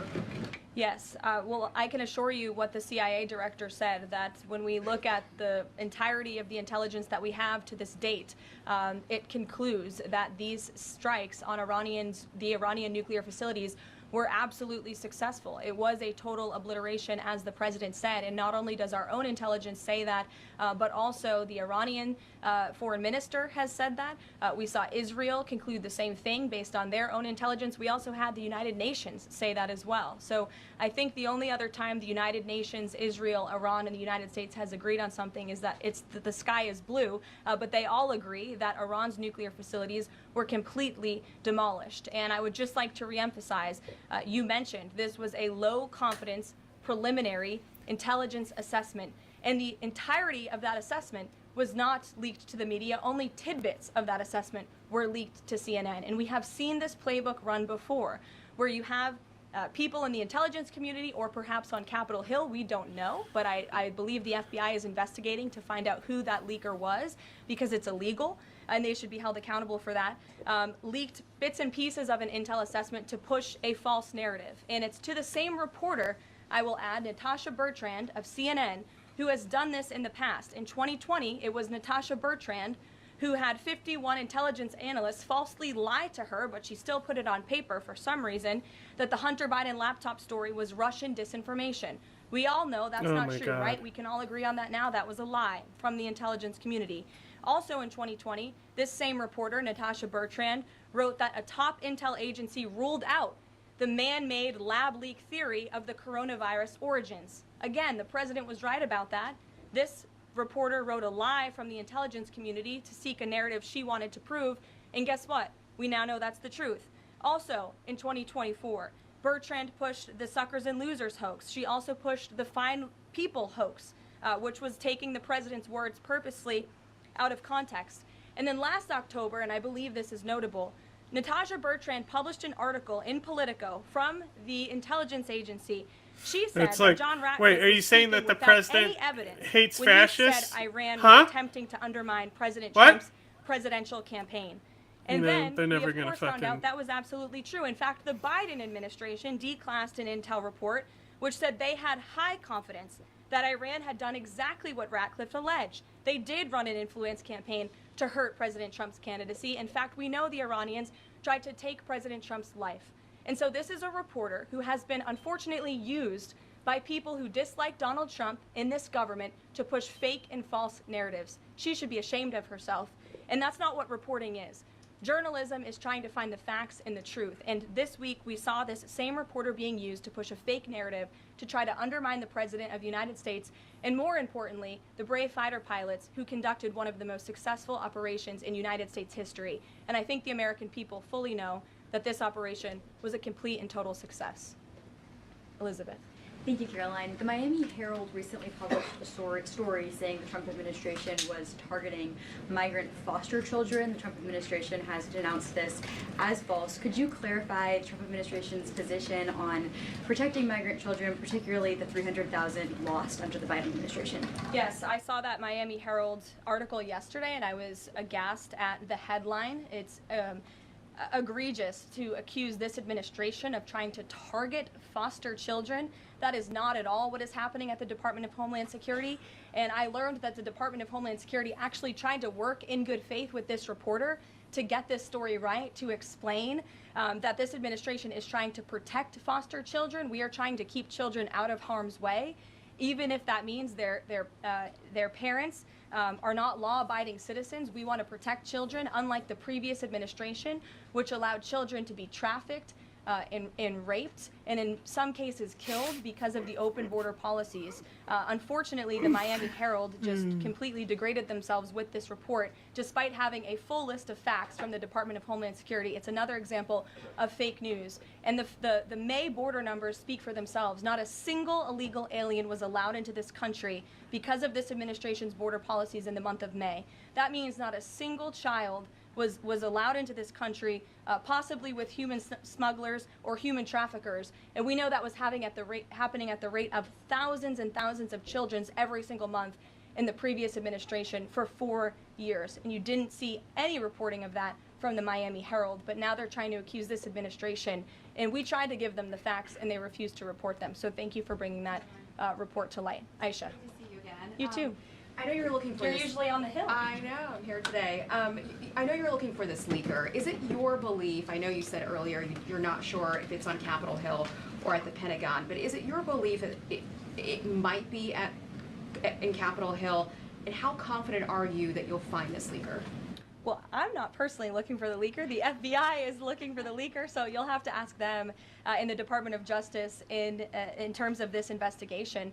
But you know, leaking top secret classified intelligence is a crime, and people need to be held accountable for that crime. Can I just ask you about how you're going to be limiting intel to Congress? What would you say to lawmakers who say they have oversight privileges, they need this information? This administration wants to ensure that classified intelligence is not ending up in irresponsible hands, and that people who have the privilege of viewing this top secret classified information are being responsible with it. And unfortunately, clearly, someone who had their hands on this, and it was a very few people, few number of people in our government who saw this report, that person was irresponsible with it, and we need to get to the bottom of it, and we need to strengthen that process to protect our national security and protect the American public. Mary Margaret, go ahead. Thank you, Caroline. Sure. You just laid out a lot of different stories about disinformation that Natasha, excuse me, that Natasha Bertrand had pushed during her time at Politico and at CNN. Why would any member of the Trump administration leak anything to her? Well, again, as I just said, we're investigating who that leaker was. It could have been someone in the intelligence community, or it could have been someone on Capitol Hill who had access to this document. The FBI is searching for that person. Go ahead. Thanks, Caroline. The president was And obviously... clearly it was done to undermine the president, to answer your question. And I'm sorry, I really wanted to follow up on that really quickly. Before the strikes on Iran, we saw a number of other leaks about Tulsi Gabbard, the Vice President Vance. Is there an effort to divide the president's team when it comes to these leaks and which reporters they choose? I do believe there's an effort on the outside of this building to try to divide the president's team on the inside, and sometimes you have to look at these headlines and laugh, because I've been in meetings where I know these things are absolutely not true, and again, we do our best here, I believe, to try to push back and correct the record with all of you, but there is fake reporting. That's just the reality of this country, unfortunately, but I can assure you the president's team is strong, especially the national security team. Everyone is very proud of the president, of our commander-in-chief, and of our military for the successful operation that took place on Saturday night. Thanks, Caroline. The president was obviously very pleased with getting his NATO allies to increase defence spending. He's made the same demands of Asia-Pacific allies of the United States, including Australia, where I'm from. How does the NATO result impact negotiations with Asia-Pacific allies? Does it, for say, strengthen the president's resolve to say, well, you know, our NATO allies have done it, now you need to do it too? Yeah, I mean, look, if our allies in Europe and our NATO allies can do it, I think our allies and our friends in the Asia-Pacific region can do it as well. But as for our specific relations in those discussions, I'll let the president speak on those. And can I just ask as well, when he had to leave the G7 early, he missed out on a number of bilateral meetings that were scheduled with other world leaders, including the Prime Minister of Australia. Obviously, President Zelensky, he's managed to meet since then, but are there plans afoot to make up for those meetings with the world leaders that he missed out on? Yeah, I think many of those world leaders understood the situation happening in the Middle East and the urgency and the need for the president to get back to Washington to monitor that situation. And obviously that was the right call, considering the success of not only the operation on Saturday night, but also the ceasefire that the president has since brokered on behalf of not just our country, but the entire world, frankly. But he has made up a couple of those meetings, and he has had direct phone calls with some of those leaders he was supposed to meet with as well. Not all. Ed. Oh yeah, thanks, Caroline. So to clarify on trade, so what happens to the countries other than China on July 9th? That's a decision for the president to make, and I will let him make it. Okay, and secondly, so now that oil is just about upper $60s a barrel, when's the administration going to start refilling the Strategic Petroleum Reserve? That's, again, a decision for the president to make and our Secretary of Energy. There's no imminent plans to do that, from what I understand. But as you have seen with the plummeting of oil prices in this country, it's because this president and our Department of Energy have really tapped into our resources here, and we have an increase of supply, unlike the previous administration that totally hampered our domestic energy efforts, but totally robbed and drained our strategic petroleum reserves. So when the time is right, the president will make that decision, but right now we are utilizing the resources that God blessed us with right here in our country to produce energy for our people. You know, one more if I could, on the One Big Beautiful Bill, does the president believe the parliamentarian of the Senate should be removed? I haven't spoken to him about that, and I'll let him speak on it. However, again, he knows this is part of the process and the inner workings of the Senate, and he wants to see this bill done, and he remains very much engaged in these conversations and in this process with lawmakers in both the Senate and the House side, and the whole White House does as well. In the back, yes, Libby. Thank you, Caroline. Earlier today, the president stated that these photos out of Fordo that were showing nuclear materials being removed, suspected of showing that, were just concrete workers. What intelligence is that based upon? Look, the president shared that statement with all of you, and I already answered the question about whether uranium was moved prior to the strike, and the answer is no. Is there a chance that the DIA report becomes public at any point? I don't think this administration is going to get into the habit of sharing classified, top-secret information. Those classifications exist for a reason, and I wish everyone who had the privilege of looking at these documents would respect that. Daniel? Thank you, Caroline. You've been emphatic that the president's expectations for the One Big Beautiful Bill to hit that July 4th deadline. You had a big meeting on Capitol Hill yesterday with the Republican Study Committee. Did you walk away from that meeting pleased with what you heard? Did it bolster your confidence that Congress is able to meet that the expectation of the president? Yes, I did. The camaraderie at the Republican Study Committee was great. Members, expressed, their feelings about the bill, but as we saw, the bill passed through the House despite many people believing it could not. So the House is ready to receive this bill back from the Senate so they can pass it and bring it to the president's desk. So it was a great meeting, and Republicans are very unified. And we also talked about the mayoral race in New York City and how the victory of the Democratic primary candidate really shows how far left and unhinged the Democrat Party has become. And Republicans truly are on the right side of every issue in this country. We are on the side of no men and women's sports, on the side of low taxes, secure borders. So that was the topic of discussion. And the unity was strong and the camaraderie was high. And I know everyone looks forward to being here at the White House for the bill signing next week. Sure. Thanks, Caroline. The Supreme Court ruled this morning that South Carolina is allowed to deem Planned Parenthood is not a qualified healthcare provider, and that will block it from receiving Medicaid funds. Does the White House have a statement on that ruling, and would the president support a standalone bill from Congress to defund Planned Parenthood at a federal level rather than letting each state determine it? I'll let the president speak on that legislative priority, but as for the Supreme Court ruling, the president has always maintained that Americans should not be forced to violate their conscience and their religious liberty by having their tax dollars fund abortions, and we're glad the Supreme Court ruled on that side today, or yesterday. Then on Iran, but on a domestic matter, in January, President Trump revoked security details for several former administrations, including Mike Pompeo, Mark Milley, and John Bolton. Given the heightened tensions with Iran right now, is he considering restoring those security details? That's not under consideration right now. Fran. If I could follow up on trade, and then I have a question about the bill as well. Are you saying at this point that there's no plans to extend that July 8th and July 9th deadline? I mean, especially with everything that's been going on from Iran to the tax bill on Capitol Hill, is that under consideration at all at this point? Perhaps it could be extended, but that's a decision for the president to make. And as far as the bill itself goes, since the president has been back, what has he been doing beyond the event that he's having later today to try and get wobbly senators on board? Is he making phone calls, twisting arms? Is he having some people over to the White House? Can you tell us more about that effort? There have been meetings at the White House this week. I saw some senators rolling out of the Oval Office the other day, and the president remains on the phones talking to his friends in the Senate when necessary, and when they call, he picks up the phone. And I think that's why they greatly trust and respect his leadership. And we're having that big event later this afternoon at 4 o'clock. I would encourage you all to tune in. We're going to have some great everyday Americans who are in attendance. We'll have some tipped delivery drivers. I think we're going to have a barber from the great state of Arkansas here in attendance.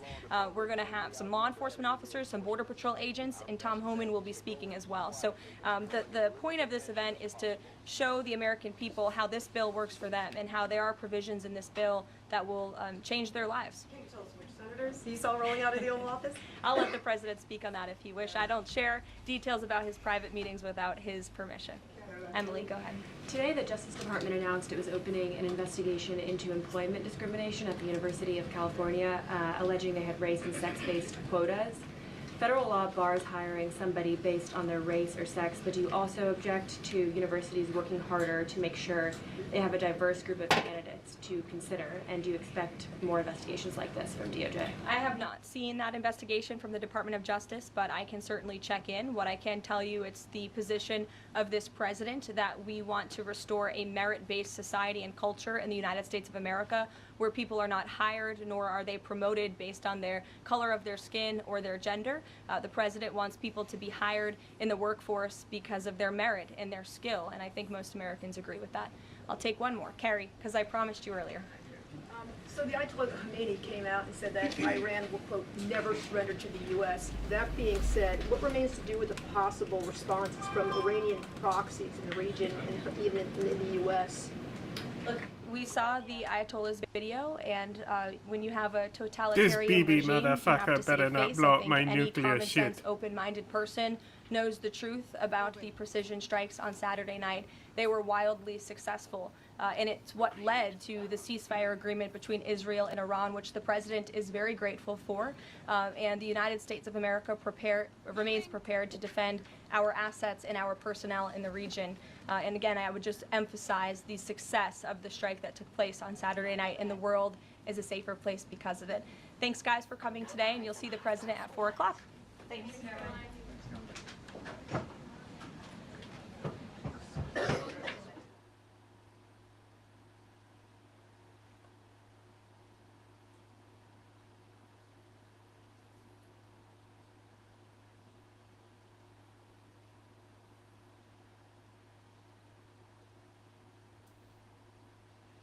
President Trump participates in one big, beautiful event. Thank you very much.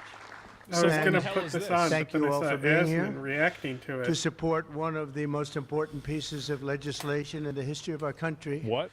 And that's Are they gonna ban everybody saying furries? that. Virtually everybody. The one big, beautiful bill to secure our borders, turbocharge our economy. Wait, he's just and gonna- bring back the American dream. That's what's happening too. He's just going to do it? Met with tremendous approval and reception. Oh. He's confused. And when we were He's thinking about doing confused it, we were gonna already. break it down into 3, Because the 4, bill 5, hasn't passed. 6, Trump's or even having 7 the bills. event anyway. And I said, let's make it one big, beautiful bill, Mike, right?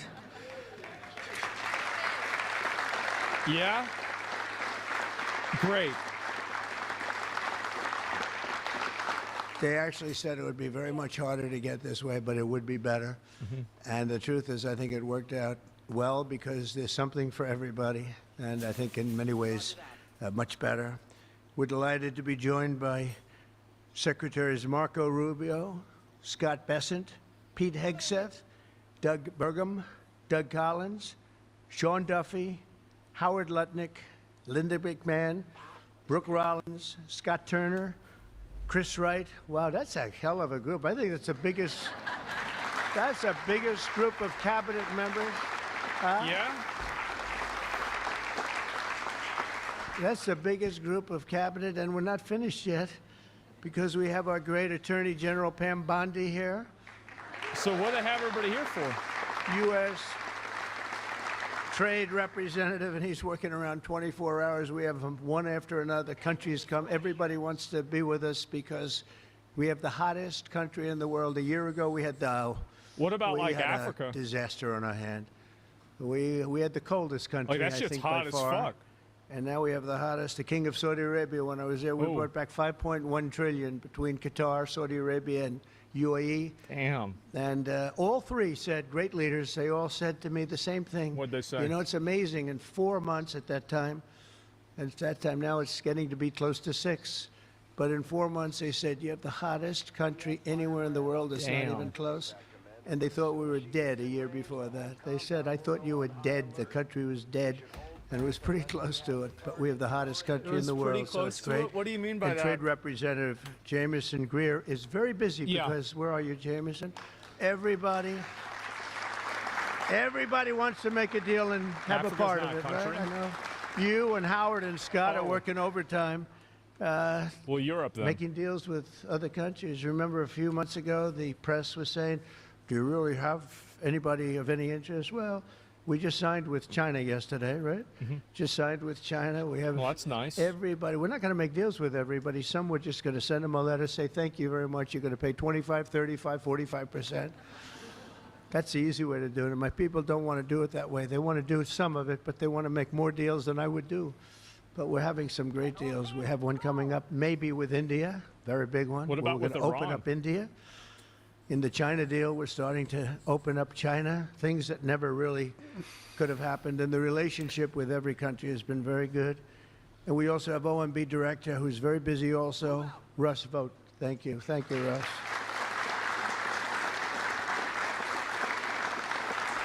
And also, I want to give a very special thank you. This is a hell of a group we have here. This is amazing. The quality of people, but actually, I Uh-oh. like Guys, these people and most I of don't those see a people much better teleprompter than the anywhere. people I just named, okay? Guys, I don't see a teleprompter But a very special anywhere. thanks as well to Speaker Mike Johnson, who's a great, legendary guy. He's going to go down as a legend. Shit. Uh-oh. A great friend of mine, a fantastic Senator, Roger Marshall. Why would Trump wherever need you a may be. teleprompter? Roger? He just Thank repeats you, the same thank you. shit over and They have over. to stand there for an hour. Bernie Marino, great win Bernie had in Ohio. Bernie. Oh, different great Bernie. win. That was a tough race. I was about to make the joke. They They're said going to that be was like, not winnable, and Bernie! he won by about 5 points. So that And was then pretty realize good. it's a different So Bernie, much for and he not literally winnable. said it. Mike Lee is here. Mike, hi, Mike. Thank you, Mike. Yeah. Bro, he's Tim doing. Sheehy, he's another giving more. tremendous win. He's giving more Way to go, shout-outs Tim. than a fucking Young, Pitbull handsome. song. What is this? That was another race that wasn't supposed to be able to be won. They said, well, we have a very young, handsome guy. I said, does Minds that think matter? like, Looks thank don't you, matter, thank do you. they, Mike? Looks. Anyway, great job. You can't help it. That's you the can't thing. help It's it. like, Great. is like my power is to get in the minds of these people and understand what they're going to say, right? So I was thinking it, you know, it's still not my natural mind, so it's like a step away. You know, there's still like a logic process that I need to run in my own brain. So he beat me to it. That was a great race, along with Representatives Paul Gosar, Rick Murphy, Tom Kaine, Jen Kiggins, Rob Bresnahan, who's a... Where is Rob? Stand up, Rob. Let me see you. Good. He's done a fantastic job. And Ryan McKenzie. Thank you, Ryan. Thank you all. That's great. The big group of people. We're here this afternoon to share the stories of an incredible group of patriots from across the nation whose future we are defending with the One Big Beautiful Bill. This is the ultimate codification of our agenda to, very simply, a phrase that's been used pretty well by me over the last 10 years, but maybe even before that, make America great again. Very simple, make America great again. Yeah. When Joe Biden used to get up and say, we will stop this horrible MAGA. We're going to stop MAGA. We're going to fight it. We're going to... I said, Joe, loosen up. It's called Make America Great Again. It's okay. Remember that he got up so angry. He was so angry. He said, make America great again. But we'll deliver a record tax cut, a record spending cut, a record investment in border security. Oh my God. We've done so well on the border. You know, last month we had 0 people. It's real across quality the border. there, guys. 0. Nobody's coming over anymore. They're kicking the fuck out. So Christie and Tom Homan and some of the people, what a job you've done. But, you know, people forget about that. They don't care. The border's been fixed. I wanted to talk about the border 2 days ago at a big group. Sir, they don't want to hear about the border. Why? It's fixed. You know, it's the second time it happened to me. In 2016, I won on the border. I fixed it in about 3 months. It was beautiful. And they wouldn't let me talk about the border. Sir, nobody wants to hear about the border. But we're going to talk about it anyway. Did right, Aspen Gold say calm down? Oh, my God. Man. So we have a big number of dollars that's coming here because we want to keep it that way, and we want to keep it fixed, and a record number of deportations. That's good. We're bringing criminals out by the thousands. Nobody can even imagine. They let people in that were murderers. 11,888 murderers.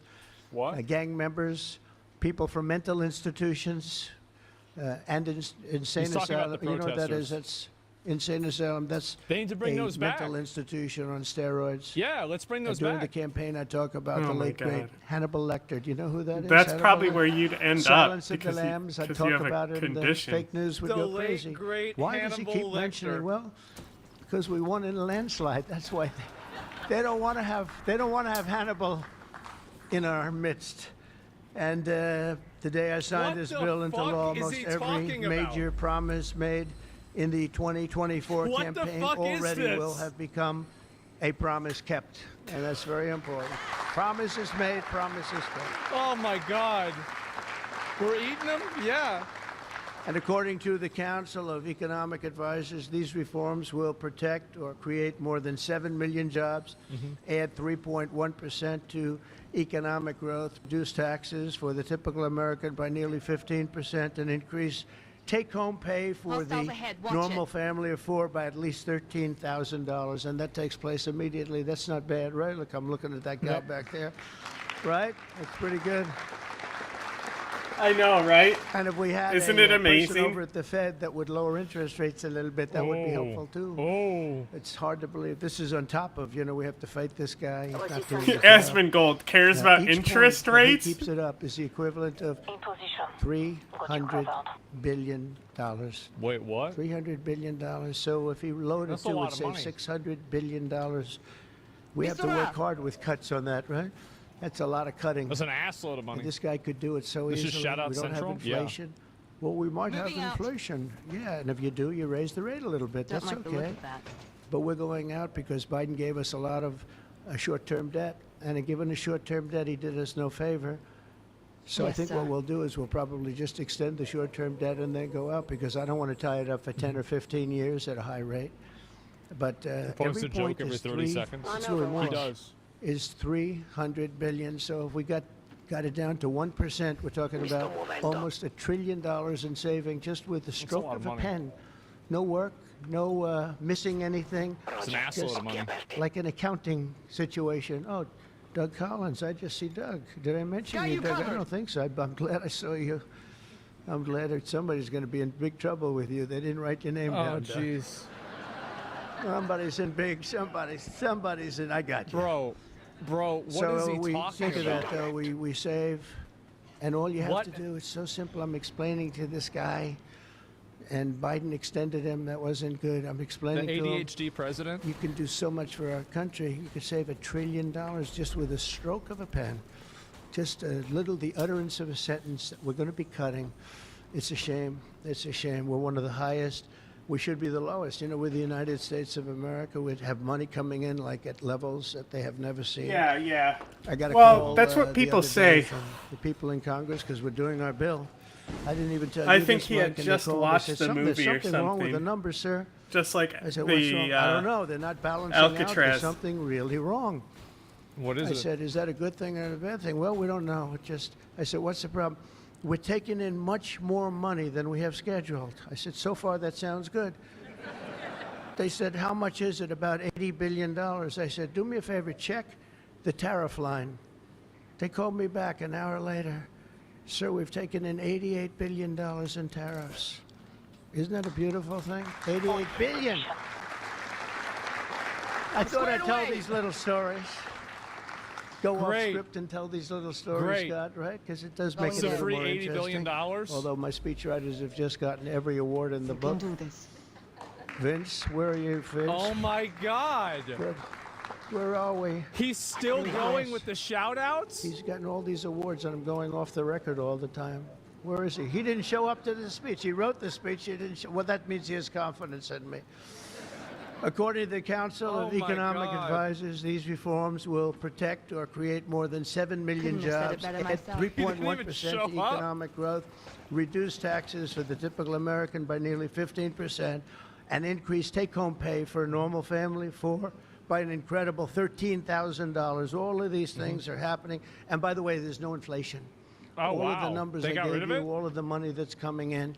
That's And good. maybe more importantly People were than the worried about that billions of for a dollars we're while. taking in with tariffs is the fact that we've got hundreds of plants going up all over the United States. Yeah, we got rid of it. I was with Howard and Scott Which and is good, Texas right? I mean, Instruments. yeah. The head of Texas Instruments, they're going to spend $60 billion in the United States. And he said, sir, please don't do Bro, it to you me. see? And I looked at Like, this is I think where Aspen really is gold. The boring press conferences, because like it's just like he's not going to be saying anything too crazy, and because it's live, he won't pause. So it like doubles the dumb shit being said. him. I knew exactly what he meant. He said, you mean tariffs, right? He said, that's right. If you ever get rid of those tariffs, you've cost me a fortune. Oh. They're all coming in. Worse because they don't wanna pay the commentary. tariffs, You and mean they're coming in at excellent levels, and commentary. It only works for the United States because people, it doesn't work for other countries. That's the thing. This is like But it works movies for that us. are We like have a so rec- bad they're good, like Troll 2 and stuff. Like it's fine on the first watch for me most of the time. A lot of times I find them boring. You know, like the Toxic Avenger, Citizen Toxie. Last 30 minutes is just like ridiculous gore effects, and I don't care. But like this is my so bad it's good movie type thing. This is what I'm into instead of bad movies or bad music or something. Record investment. We have records and everything, and when these places open up, that's bigger than the $15 trillion that I'm talking about. You know, you don't see it right away. But bigger is the fact. I love that they're I gave coming the in, they're sniper a building their hook, and the factories, very next mission she AI didn't need a factories hook. and the auto Let's see. plants. We have auto plants. They're closing up in other countries. I don't want to specifically name the Actually countries. pretty but good. You know who they are. And they're coming into the U.S. and they're opening up Yeah. and building like It's going up nobody's like ever seen crazy. anything like it. Holy shit. I don't call it a miracle. I call it, this should have been done Jesus. 40 years ago. We would have never lost our It's a auto. big We money lost situation. 50% of our auto industry to Our China, 401k Mexico, skyrocketing? Canada, Damn. and various other countries. Should have never happened if you had a president that said, we're going to charge you tariffs. You're not going to build next to us. send it in and These take away our fuckers jobs. think they're good if you guards. would have said 25, 50, or 100% tariff, not one company would have left. But they weren't business people. They were politicians, not very good ones, and some good ones, but some really not good at anything, to be honest with you. We're going to stop the largest tax hike, and we're going to do that in history. This would be, if the bill doesn't pass, there'll be a 68% They just damaged their tax own increase. structure. Think of that, 68%, No. which would be the largest in history by about 40 points. What are you talking? And we'll make the Trump tax cuts permanent, expand the child tax credit, and we will deliver no tax on tips, no tax on overtime, Ooh. and no tax on Social Security for our great seniors. Oh, wow. No tax on Social Security is huge. Yeah, is that a new Among one? the countless citizens who will benefit from these tax cuts is Malachi Krzyzewski, a devoted mom and DoorDash driver from Ripon, Wisconsin, who uses her tip income to support her son. Just think of that, no tax on Oh, tips. she and it probably was used to be a very games journalist. Big problem. I was in my beautiful building in Las Vegas, and unrelated to this, and I said, "What's going on?" I will never say good-looking waitress. Twitch because donations looks count as don't matter tips. anymore, Yeah. you know, in our modern society. She happened to be beautiful, but I won't say that.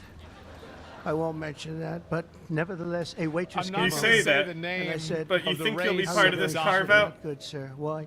The government is killing me on tips. And she looked at me, she said, "Sir, there should be no tax on tips." I said, "Say it again." There should be no tax on tips. I said, "That's the coolest Jesus. thing I've ever heard." I walked outside, the press was there, as always, waiting for something bad to happen, hundreds of them. I said, "Ladies and gentlemen, please announce tonight there will be no tax on tips." And a legend was made. We won Nevada by so much. Affirmative. Republicans don't win Nevada. We won Nevada. So I How want to thank that do young, you beautiful not even waitress. Thank you very much. close the door to your prison?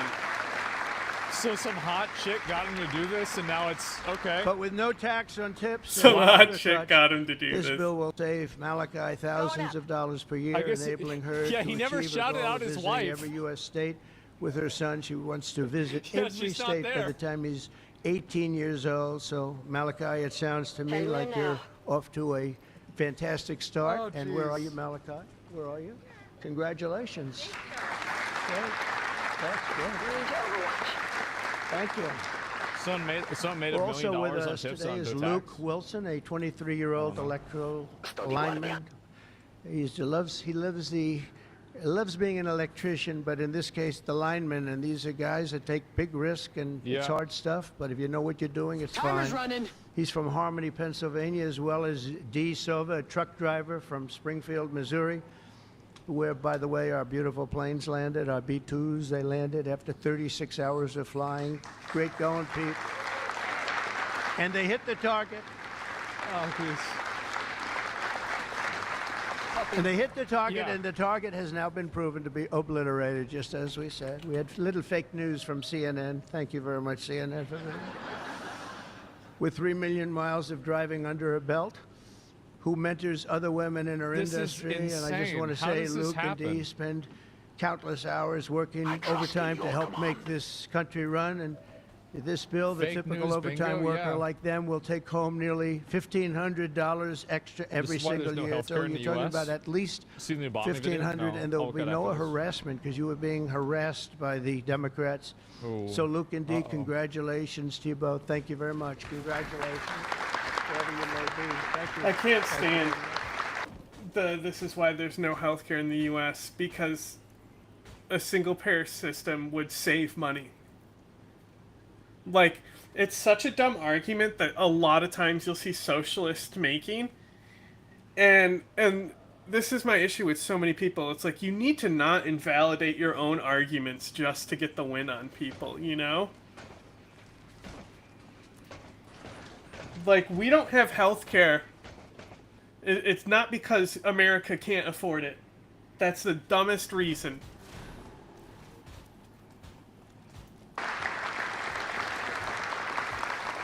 Also with us is James Benson, a third-generation auto worker How do they from not see Belleville, him? Michigan.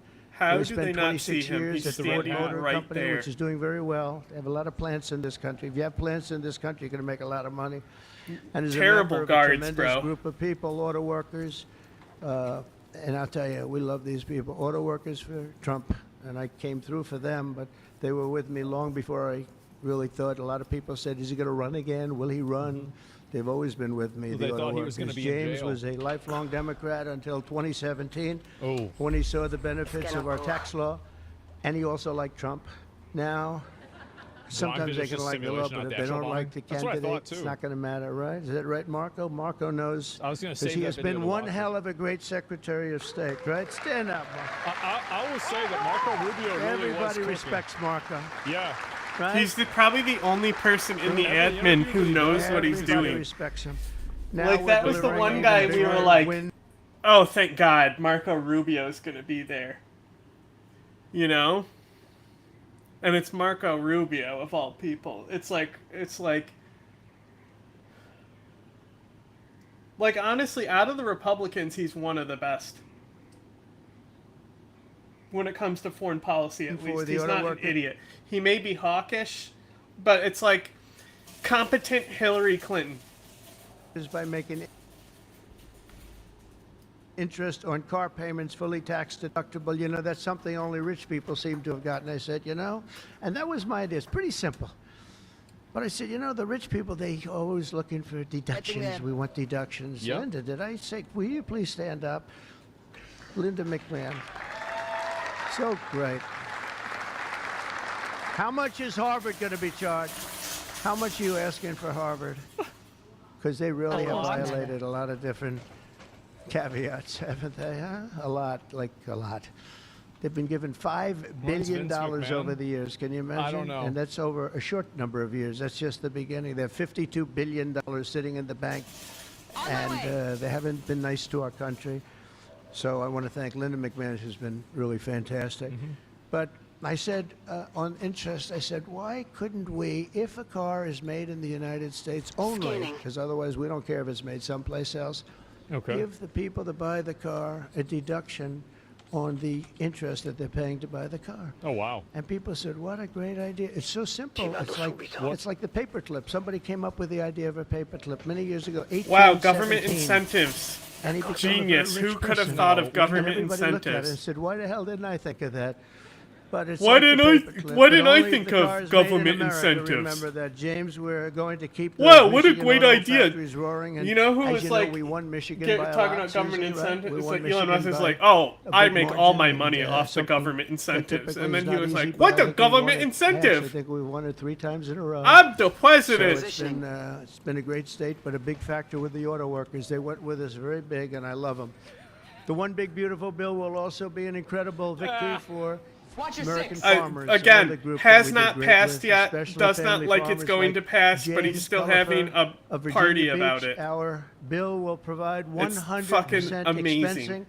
expensing, so they can buy a new farm equipment. And by the way, the Christmas invented? expensing is good for I don't know, it's everybody, just not funny. just farmers. Bro, And can I it'll really slip virtually out of here? eliminate It's the just funny. so-called estate tax or the death tax. Look So at you that have a shit. farm, It's- you leave it to your their children. If you detection like is the children, literally you leave it. If you don't one worry tile about the away people. from me. No, some people don't want to leave them. Just They because don't he's like their looking the kids, other you know? direction. And apparently, I can Anybody in fucking here slide not liking right their out of here children, farmers? and not be detected. But if you like your kids, you want to leave it. And a lot of times, what was happening before I got there, because I put this in the first tax bill, as you know. What the fuck but is people this? would die. They'd leave their farm. There was no cash, What? but there was value to the farm. Sometimes good value. It's called real see. estate rich and cash poor. This is And insane. Oh they'd my take the God. money, they'd be foreclosed out You by are the awful farm, prison money, guards. the Show estate up. tax. You don't have to pay estate tax anymore. That's pretty big stuff. So for the farmers and for others in small business, it's great. But James's family has been working in the land for generations, and with this bill, we will ensure that family farms like his can stay in the family for many generations to come. Lovely. Where's James? James, you on? That's a good thing. It's the content president. Yeah. He never reads it. Bros freestyling. Yeah. Yeah, the worst president ever. The best content ever, though. You got to agree with that, even if you don't That's like him. great. And you know what I mean, James, right? People pass away, they love their kids or whoever they're leaving, but they love their kids especially. and you won't have the family farmer anymore the long time because they were losing them to the banks, and they were losing them at record numbers. It's not going to happen anymore. The banks. There's no tax. We're also going to empower American parents by expanding opportunity scholarships to provide school choice. School choice is a big deal. Oh. I think all kids should go to public school. That way they get beat up. And we just got school working with the governor of Texas. And if they're as you stupid, know, they go to Greg the coal Abbott. mines. We just had it passed in Texas, and I know about that. Somebody said, yeah, that was a big deal. They've been trying to get it Make for them slaves. 9 years, and they asked me if I I love called the when this legislature. The game's just trying to figure out and process all the fucking dice rolls, basically. So it just sits here for a few seconds, and then shit happens. This isn't enough.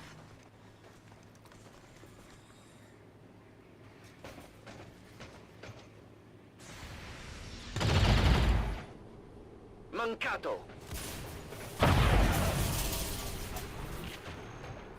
Dropped him.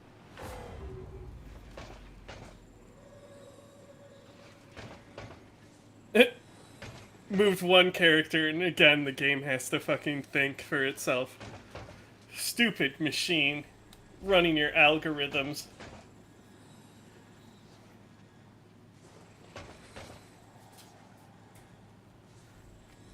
Republicans in the legislature, and I did. And then I gave them a pep talk, and everybody voted for it. First time they were shocked, but they never asked me to call them before. This was the first time that they got it passed, right, Susie? It was amazing, and it was something that Dan and Greg and everybody, they really wanted it. And Ted Cruz wanted it badly. They all wanted it, so we got it in Texas. But you're going to have it. More and more people are talking about That's the guy that likes choice. Israel. Good thing. This will be the guy that godsend likes for Israel. mothers like Angelina Banks from Philadelphia. Where's Angelina? So is he going to sign this shit, or what's going to happen?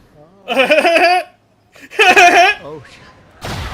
Why does he act like he's in a movie? Oh, you are very pretty. She went out for a second and she's coming back. Okay? Where's Ange? Come on over here, Angelina. Oh, that's terrible. Oh, wow. How are you? I won't ask you where you've been, okay? I promise. But it's great to have you. It's great to have. I mentioned your name. I said, "Where's Angelina?" He said, "She'll be right back, sir." Thank you very much. Appreciate it.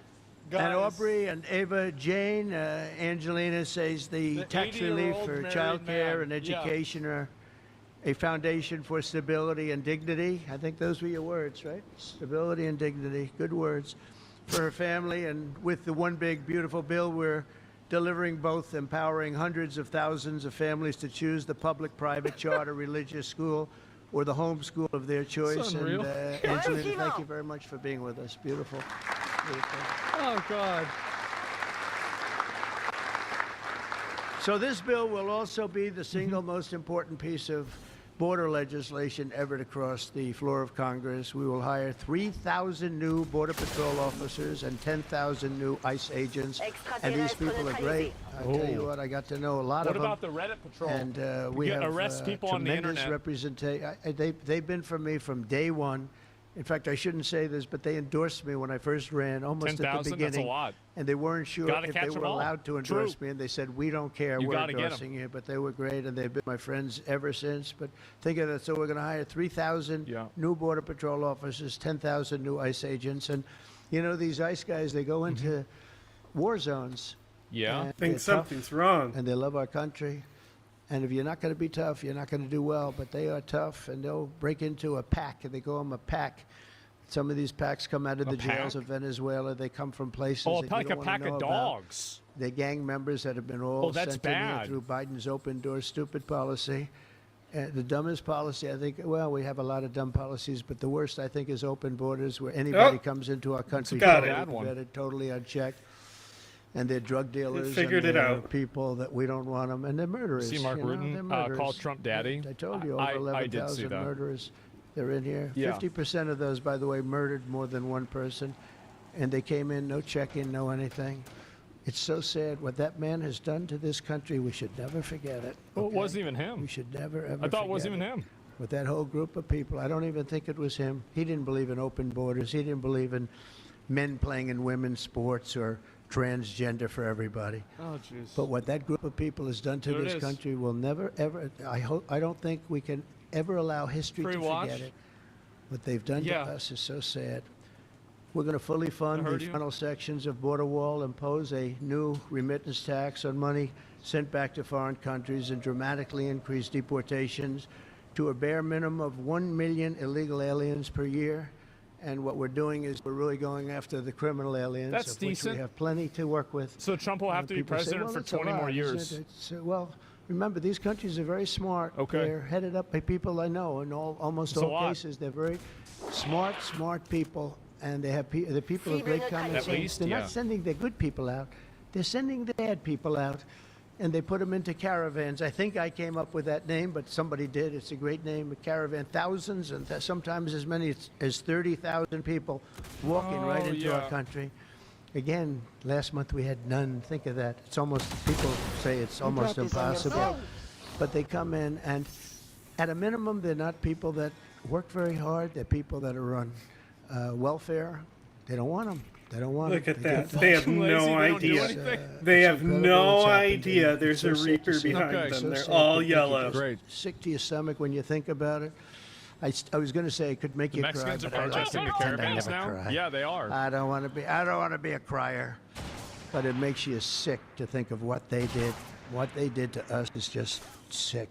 And guys, if we didn't have a Tom Homan, and if we didn't have some of the guys that we have working so hard and dangerously, the country wouldn't. If the Democrats stand ever a win chance, again, it's but basically we're getting over. them out. If they win again, Not as fast as they came I don't in, know if because they that's gonna came happen. in. You'd see hundreds of thousands pour Not while into they're our pushing country a bunch in a of day. weird-ass bullshit. But we're getting them out. And here today is Angel Dad, Joe Abraham, the Angel Moms and I feel like Angel it's very Dad. unlikely. Dads, these are incredible people. They lost their precious 20-year-old daughter, Katie, in a hit and run after she was struck by an illegal alien from Gay Guatemala. communist mayors. Wait, Katie was what? stopped at a traffic light, rear-ended, full force, going 60, 70 miles an hour right into the back of her car while she stopped. What an idiot. And Who the fuck she drives died like that? immediately. And her killer, I think you could really say the killer, fled the scene. And so we will end this invasion once and for all, and we're always going to remember the memory of Katie, that beautiful, beautiful 20-year-old daughter of yours. Where's Joe? Is she around here? Joe? Come here, Joe. Come here.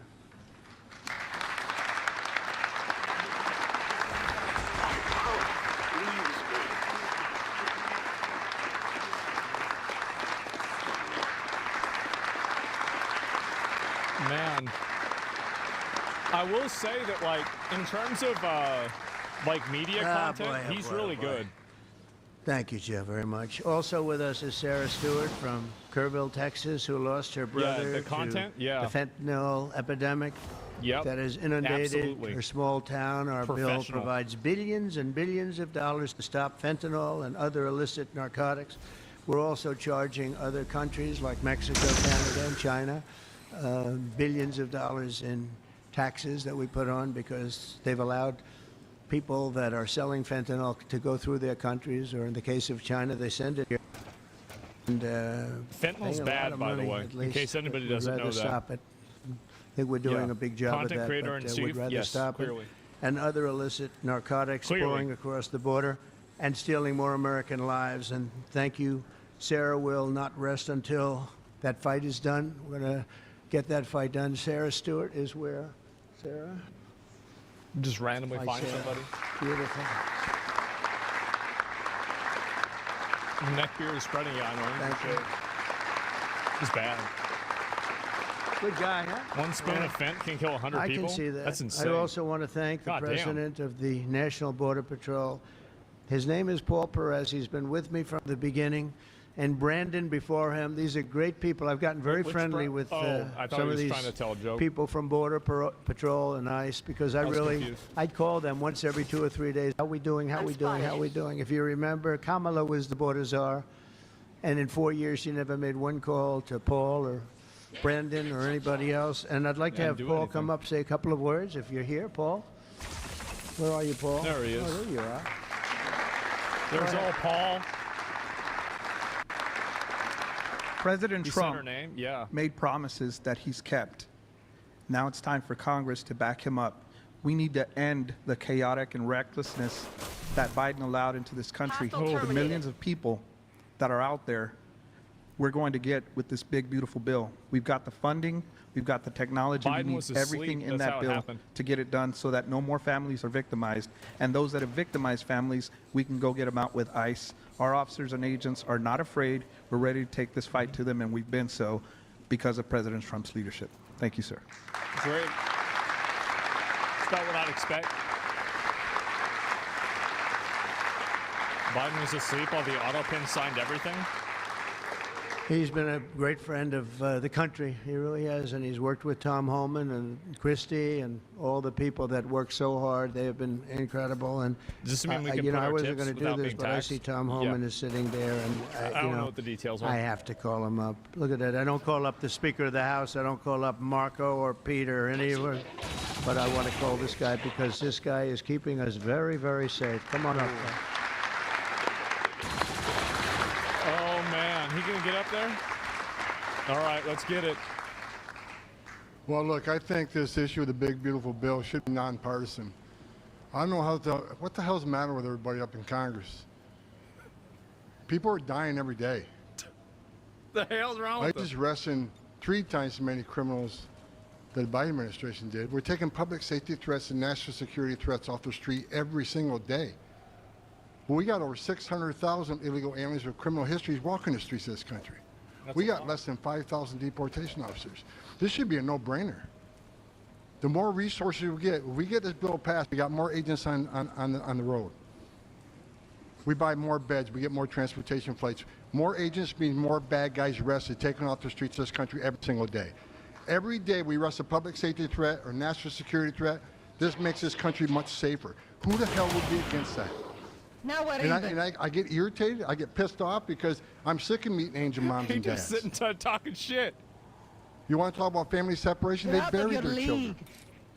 So this, I've done this since That was a good 1984. I've worked for 6 different presidents. Yep.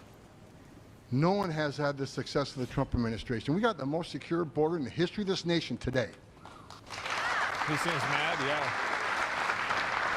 Homan's a bad. No, I like him a lot. I think he's great. But we need more border wall. Border walls save lives. Women and children can't get over that wall, which means they go to a place where there's not a wall. And what's waiting on them? The men and women on the border who take care of the humanitarian needs and save their lives. We already got fentanyl seizures down half. Fentanyl seizures should be 100%. We should have 0 fentanyl coming to this country. We need money to help secure that border at a higher level. Stop the fentanyl. Boom, idiot. Stop the sex trafficking of women and children. Stop the known inspected terrorists coming across that border. Right now, I was looking at the stats today. ICE is arresting a record number of known suspected terrorists in this country along with the FBI. With more money, we can arrest more of these people and make this country safer. This is a nonpartisan issue. Let's make this country safer again. So to the Democrats and the Republicans and the Independents, I don't care who you're from, pass the bill so we make this country safe, so we can stop the violence against ICE officers. Let's make this country safe again. And without that bill, it's going to be a hard road. We got a lot of people to look for, a lot of people to arrest, a lot of national security threats we know are in this country. Put a lot we of need to people in find jail. We need more money to do that. We need more agents to do that. For God's sake, let's pass this bill and get this done. That's pretty good. That was all right. When you start arresting business owners for hiring illegals, I completely agree with you, by the way. 100%. He got so I agree angry with you. he didn't even shake my hand or look at me. Just Okay. I'm taking heavy fire here. Okay. But he's right. He's right. And we have no money for the border if we don't pass this bill. We have virtually nothing. And so we're going to get it done for you, Tom, and for all of the people that have worked with you. Content president, Just in that's finishing, look, this is the largest tax cut in the history of our country. They want to give you, the Democrats want to give you the biggest tax increase in the history of our country. They have things, whether it's border or economic development or no tax on tips and Social Security and no tax on overtime, all these different things. There are hundreds of things here. It's so good. And we're going to also cut costs. We're cutting $1.7 trillion in this bill. What the fuck? And you're not going to feel any of it. And your Medicaid is left alone. It's left the same. Your Medicare and your Social Security are strengthened. We're not cutting. The Democrats are going to destroy all three of them because it's not sustainable. They'll end up cutting your Medicare and Medicaid in half. So we're going to do a real job. It's so important. So if you can, call your senators, call your congressmen. We have to get the vote. I want to thank you. You have been unbelievable, Mr. Speaker. You have worked round the clock for months. That's bullshit. Yeah. And, you know, I shouldn't say this, but we don't want to have grandstanders where one or two people raise their vote. We don't know. And they do it to grandstand, that's all. Not good people. They know who I am, who I'm talking about. I call them out. But we don't need grandstanders. We have to get our country back and bring it back strong. And our country is going to be stronger, bigger, better than ever before. Well, that's better than ever before. And that's despite the bad hand that we were dealt 6 months ago. Yeah, wouldn't that be good? I feel like that'd be really good. We dealt a sick hand. It's unbelievable. You know, when I came back yesterday, as you know, I made a big trip to a place where we had 28 countries represented, and we did something that's never been done. They've raised the number of money, the amount of money that he's like, I figured it out. And that's for world safety. But they all asked me the same tip, question. maybe, yeah. How could you have allowed this to happen to your country? Shouldn't be per I said, I didn't do donation. it. But they said, how could you allow people to pour in? They don't understand it. They all have borders. What do you mean they don't understand they have it? fences, They're in Europe. They have They do the walls, same or they have thing. just strong people standing there. You can't do it. Yeah. And they said to me, you know, What it's the hell? amazing that they allowed these things to happen. And it's amazing, too. I agree. You know, as a business guy, I always like to understand where the other side's coming from. What do they want? What do they get? And, you know, you can make good deals based on understanding the other side. I never understood the other side in this case. Why would they allow people to pour into our country unchecked? Long-term You know, voting I can see strategy. people wanting people That's the to reason come in, why. and you let them come in. You have a vetting process. You let Higher good people. We're census letting a lot of good for people in, Bullshit. but they're coming in legally. That's such But horseshit. why would you allow people to come in that you can look at them and Yeah, say, it's just big another trouble. scam. Big trouble. Why would you do it? It's nobody understands. And a lot of people say voting, but, you know, we've got to strengthen up our elections because the voting is crooked as hell. Got to strengthen it up. But it's not that. It's either they're stupid and they're not stupid. Does this damage Mac? Or they hate our country. No. But we love Well, our it country. could be both. And we're going to stop this madness. Yeah, I think and it's both. We're going to get this bill approved. And all of the things that I've been talking about now for 2 years on the campaign trail, and we won, remember, we won every single swing state. We won by millions of votes. We won everything. We won every Nobody it was a liked landslide. Kamala We Harris. won She was a retard. something that nobody talks Everybody about. knows The that. districts. Everybody You knows. have It's thousands obvious. of districts. We won 2,750 to 505. Think of that. That's why when you see a map, the whole map is red. That stands for Republican, by the way, because it stands for a lot of other things too, but it stands for Republican. Yeah. With a little piece of blue on each side. That's why, think of that, 2,750 districts to 505 districts. That's what, this was a slaughter, but it gave us a mandate to do some great things. And I want to thank John Thune, and I want to thank the speaker. It's and I kind of want to thank crazy that Marco and everybody here. I didn't expect that They to have happen. been so incredible. Pam, you've been unbelievable as the Attorney General. We appreciate it. really? Not easy. Not easy. Oh, I don't know about that. And we're coming back faster than anybody ever thought possible. I told you what they said to me on just trips by very smart people. But we're going to make this, we're going to do this very quickly. It's happening a lot faster than even I thought possible. And we're going to be celebrating very quickly, and we're going to be celebrating for a long Is time this his because we're victory turning speech our for country around. 2028? We're getting our country Yeah. back. And Of we're course. ruling with common sense, you know? Everybody knows Whether that. you're conservative or liberal, or as they like to say, progressive. They don't like the word liberal anymore. Oh. Progressive. I think it's a beautiful word, too. That's why I call them liberal. It's too nice a word. Liberal. I don't know how you can be liberal. progressive when you're turning the country backwards. But no matter what you are, it's all about common sense, and I think that's the way I've ruled. I do what's right. I want to have borders. No. I Your don't job wanna is have not my problem. Click that. For anybody that happens to leave the house at a young age, the things they do. I don't want to have men playing in women's sports. That's got to be, you know, they say Anybody, it's an bro, 80-20. if you I think go it's a outside, 97-3 you're instantly issue. transgender. It's so ridiculous. Is he running It's again, so really? ridiculous. What do you guys think the probability of Trump running in 2028 is? There was a long-distance Low. race the other day, or at least reasonably recently, and they had a top man and they had top I woman. love how but it people was say a either woman's 0 race, or and, 100%. I think it's like the 20, man 30%. entered. He happened to be transitioned. Isn't that lovely? Mm-hmm. And he entered the race, and he beat the champion woman by 5 hours and 14 seconds. Wow. 5 hours. That's a lot. Liberals don't have Think of it, you're kids. waiting They abort 5 their hours kids. They for your sterilize beautiful their daughter kid. To come in. Come on, baby. Let's go. You can do it. He won by 5 hours and 14 seconds. It is crazy, and it's so demeaning, and they don't want to change. I see it the other day. Guys like Yeah. Schumer, our Yeah. great Palestinian senator, this guy, no, he's changed. He used to like Jewish people. Now he's totally against Jewish people. It's the most incredible transformation I think I've ever seen. Oh, my God. But who would allow this to happen? In other I know, sports, the same thing. outrageous, Try the isn't it, Yasmin? weightlifting numbers someday. You want to see some big differences.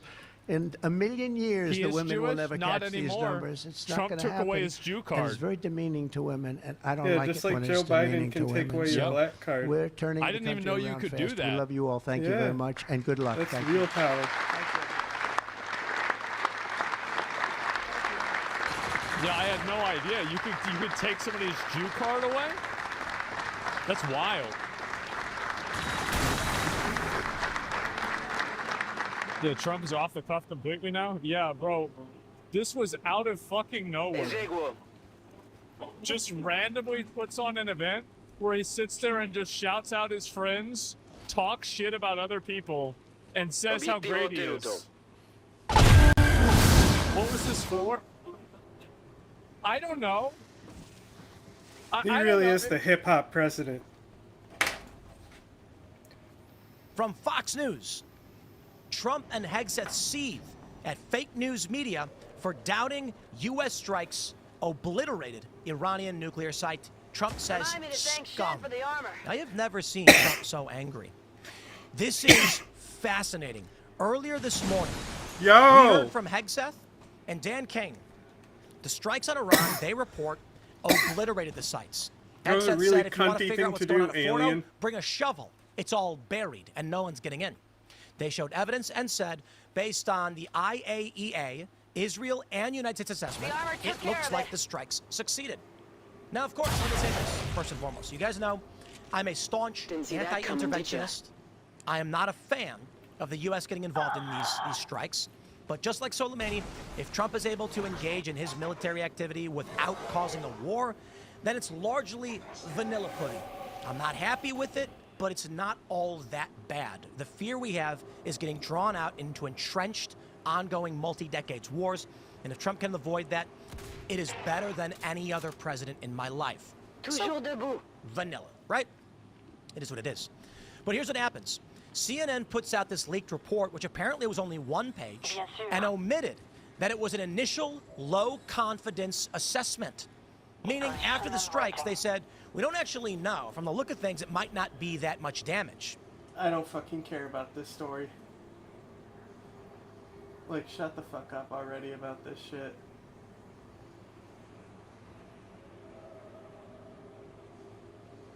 Oh, do you think this is the same thing that everyone's gonna focus on? Oh my god, it is. This is literally the one narrative now from everyone. This is what Trump does. Then they let him do it.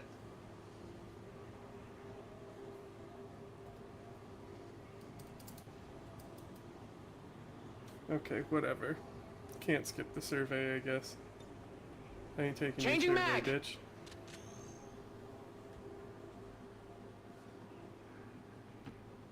President Trump is enraged about reports that say U.S. strikes on Iran's nuclear program only set them back a few months. So he sent out Pete Hegseth, his often drunk Secretary of Defense, to rant and rave about it and scream at the press corps and even scream I love, at his you own know, okay, former so that's Fox interesting.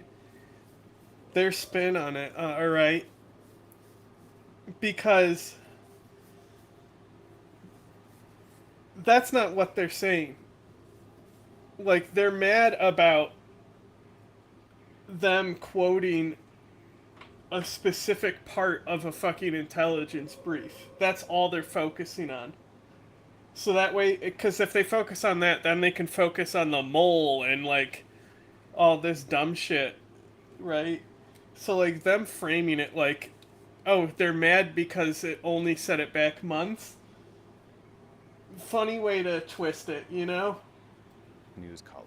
Let's watch. Do you have certainty that all the highly enriched uranium was inside the Fordo mountain, or some of it, because there were satellite photos that showed more than a dozen Fuck that bitch. trucks there 2 days in advance? Are you certain none of that highly Shooting enriched grenades uranium at was fucking moved? hostages. Aspect. But Jennifer, you've been about the worst.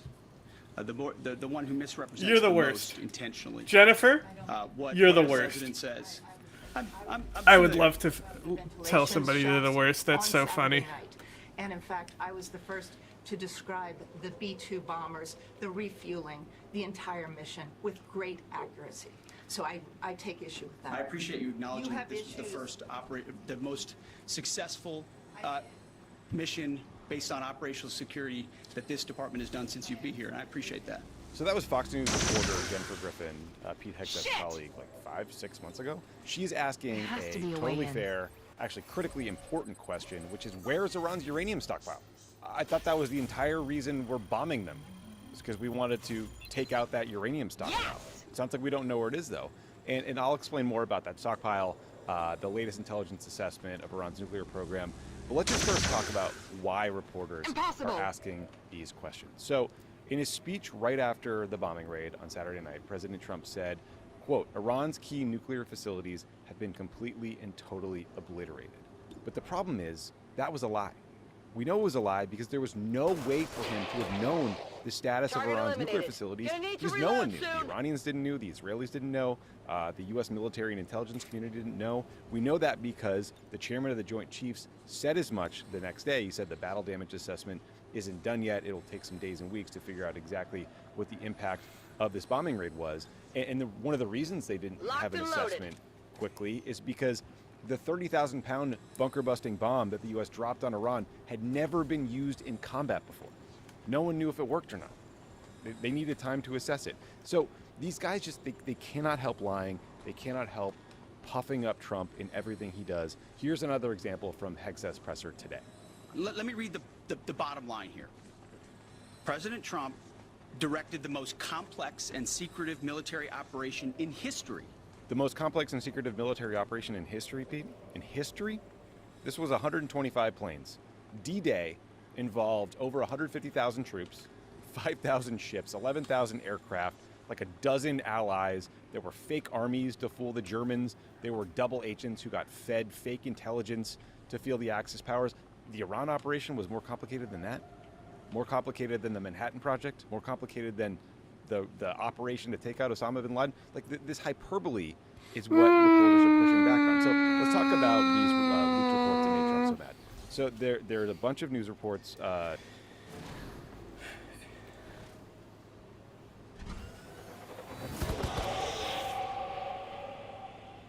Is it more complicated than the Bin Laden operation? Is an actual good question. That's an actual good comparison. And the thing with the Bin Laden operation is obviously that they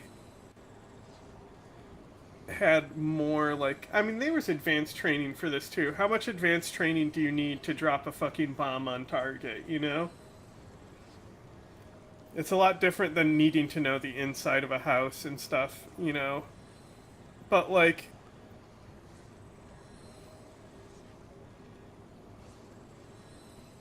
there were complications in the Bin Laden mission. They also had a dog. What's cool about the dog in the Bin Laden fucking well, you can decide if this is cool or not, because it's kind of fucking animal abuse, but that dog who was on the Bin Laden raid had already survived getting shot before. And fucking was able to redeploy in his fucking canine service career.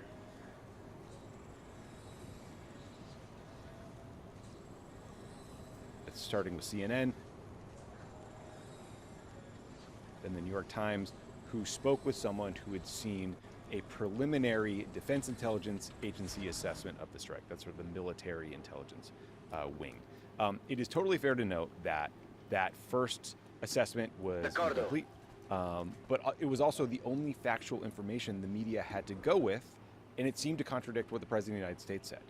And at the same time, the administration was canceling briefings for Congress about the strike, which raised a lot of eyebrows and made people think, well, maybe they're hiding something. Because, frankly, they lie about everything. And so, as we speak, the U.S., the Israelis, probably a bunch of other intelligence services are trying to figure out the impact of the U.S. and Israeli strikes on Iran's nuclear program. My guess is they're looking at satellite imagery. There's probably drones flying over these facilities trying to collect information. The U.S. Air Force actually has a special plane called the WC-135 Constant Phoenix. It's often referred to as a nuclear sniffer because what it does is it flies around and it literally collects samples from the atmosphere to try and detect and identify nuclear material. I can imagine the intelligence community is doing like seismic assessments to see if the structure of Fordo, the underground facility, is still there. Trump keeps suggesting that the Israelis might have someone on the ground checking out the site. If it's true, Trump just blew their cover pretty hard, and that's a pretty dangerous leak of sensitive information.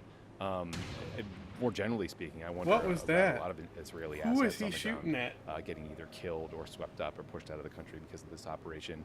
And then the various intel agencies will try to intercept communications from Iranian officials to figure out what they know, right? Like, what are the military generals talking about? What are they saying to each other about the damage done to the Fordo site, the Natanz site, the Esfahan sites, the three main nuclear sites that were bombed? They'll also, maybe have paid sources or in the Iranian military or government that can give us information. But stepping back even more, the truth is we might never know exactly what happened with these nuclear sites. At the moment, I'm skeptical that the Iranians even know, because it's buried deep underground. It's going to take time to dig the Fordo site up, to collect more information. And the international inspectors that usually monitor Iran's nuclear sites, the IAEA, they're getting denied access because obviously the Iranians are furious that they were just bombed.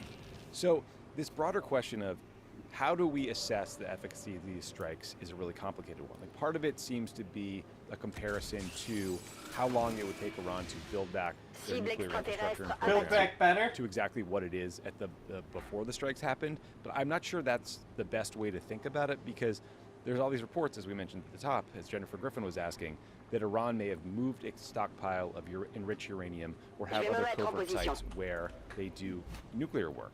And actually, the Financial Times, just before we started recording this, reported that their preliminary intelligence assessments that were provided to European governments indicate that Iran's highly enriched uranium stockpile is largely intact following the U.S. strike on the Fordo facility, and that it's been moved around to other sites. And the reason that matters is because you can take that 60% enriched uranium, put it into these things called centrifuges, which enrich it further to weapons grade. And with that large of a stockpile, Iran would then have enough nuclear material for 10 nuclear weapons. So you can tell why, look, Trump wants credit for the strike. He's acting like he's offended on behalf of the troops who conducted the operation, when in reality, he just doesn't want anyone questioning whether this strike worked or not. And the reality is, it's an open question, which is why all these U.S. officials are trying to duck this question in particular. Like J.D. Vance was on Fox News with Bret Baier, who's kind of usually the in-house propagandist for the Trump administration over at Fox News. And Bret Baier asked him the same question, where is the highly enriched uranium? And J.D. said, well, I think that's actually not the question before us. It's not? We don't care where their highly enriched uranium stockpile is? J.D. Vance then says, our goal was to bury the uranium, which gets back to the question, did you do it or not? So this is why Pete Hegseth went out, ranted and raved to the press today. This is why we don't trust the administration when they tell us that this strike was, a spectacular success, or that Iran's nuclear infrastructure was totally obliterated, or that it was the most complex and secretive operation in the history of the world, because it's all self-evidently bullshit. All right, so J.D. Vance, Pete Hegseth, Donald Trump, they're going to keep screaming at the press and lying to you guys at press events about what happened in this Iran strike. We will watch these events so that you don't have to, and try to get you the facts about what I love actually watching happened. the events. One way you could help us but do that. You is to opened this subscribe with to a Pod Save lie. America and Pod Save the World on YouTube. The right wing has Y'all a massive lied, though. advantage on YouTube. When you search for political information, you get stuff from Ben Shapiro and the Daily Wire and TPUSA, just conservative garbage. We are trying to help We are people liberal find garbage good instead of the conservative factual information from garbage. a progressive point of view. And when you subscribe to Pod Save America or subscribe to Pod Save the World, you help us get that information surfaced in the algorithm higher so that people actually see it. So thanks for subscribing.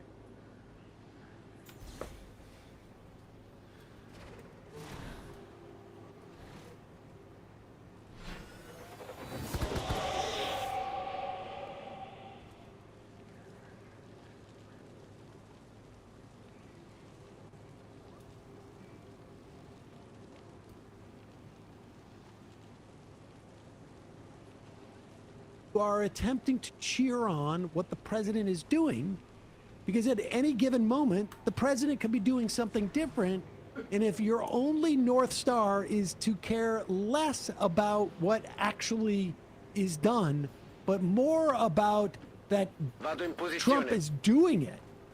In other words, if you're a boot-licking sycophant, this becomes harder and more of a challenge. Because you don't subscribe to any rational thing. It is all kayfabe and pretending for you. And you have to keep doing these backflips. It's called So kayfabe. which number is this? This is first 2 months ago. We have Can We Disarm Iran from Charlie Kirk's YouTube. This is 2 months ago. Charlie Kirk. Because while Iran should not have a nuclear weapon, going to war with Iran would be catastrophic. Going to war with Iran would be a dreadful mistake, and that includes American military strikes on the interior of Iran. I'm sorry. I need you guys to explain this to me. Yes. We don't want Iran to have a nuclear weapon, but it would be catastrophic for America to strike within Iran. Even strike, yep. Okay. But this clip is back from 1997. When is it? This is from specifically, let's see, April 18th, 2020. April, May. Of this year. June. Okay. So 2 months ago. All right. American military strikes on the interior of Iran. Two things can simultaneously be true.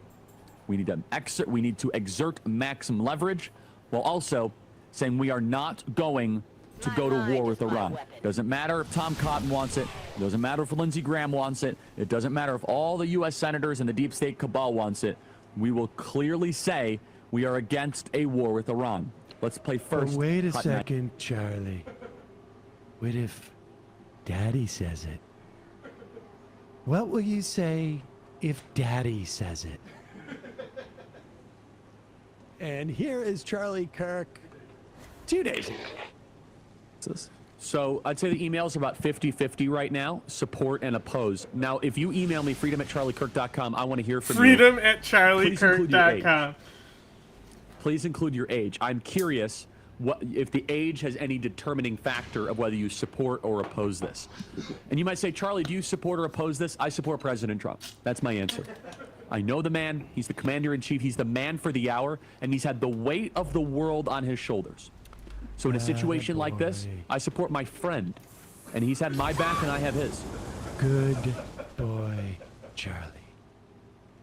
And let's be honest, you're not supporting my back. You're licking my dirty little boot. Good boy. Lick the loafers, Charlie. Good boy, Charlie. Get out! Look how easy that was. Wasn't that easy? Look at what you said 2 months ago. It's all over. Good boy, Charlie. Good boy, Charlie. That's a good boy. That's a good boy. Who wants a treat? Do you want a treat? pay for some more hotels and college Do you towns. want a treat now? You're gonna get to go to a big college and have a big debate with somebody. Stick to abortion, Charlie, okay? Not foreign affairs. Good boy. Good boy. Also, we're not friends. I don't know. I don't like you that much. You're a good boy, but come on. Wow. Dude's making a lot of money to embarrass himself like that. Principles. Ideas. First debate. principles. That's what they always love to say. First principles. Because he mentioned the email thing. If the email's 50-50, I'll be surprised, because his Twitter was 90-10 against supporting Israel striking Iran. His Twitter was? He did a Twitter poll, and it was 89.3%. I bet you email may be different because he's probably got an older audience. And that's what he's talking about. The chain emails. Hey, for weeks, all we've heard is how Trump's big, beautiful bill will cut Medicaid. But almost no one's reporting on a buried provision that would make Trump untouchable. Go to ground.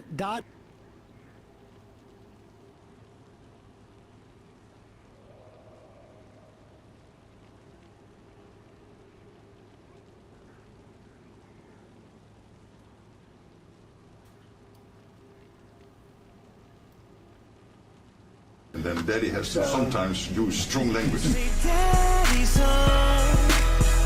He called you Epic. daddy earlier. Epic. He did it very affectionate. He, Daddy, you're my daddy.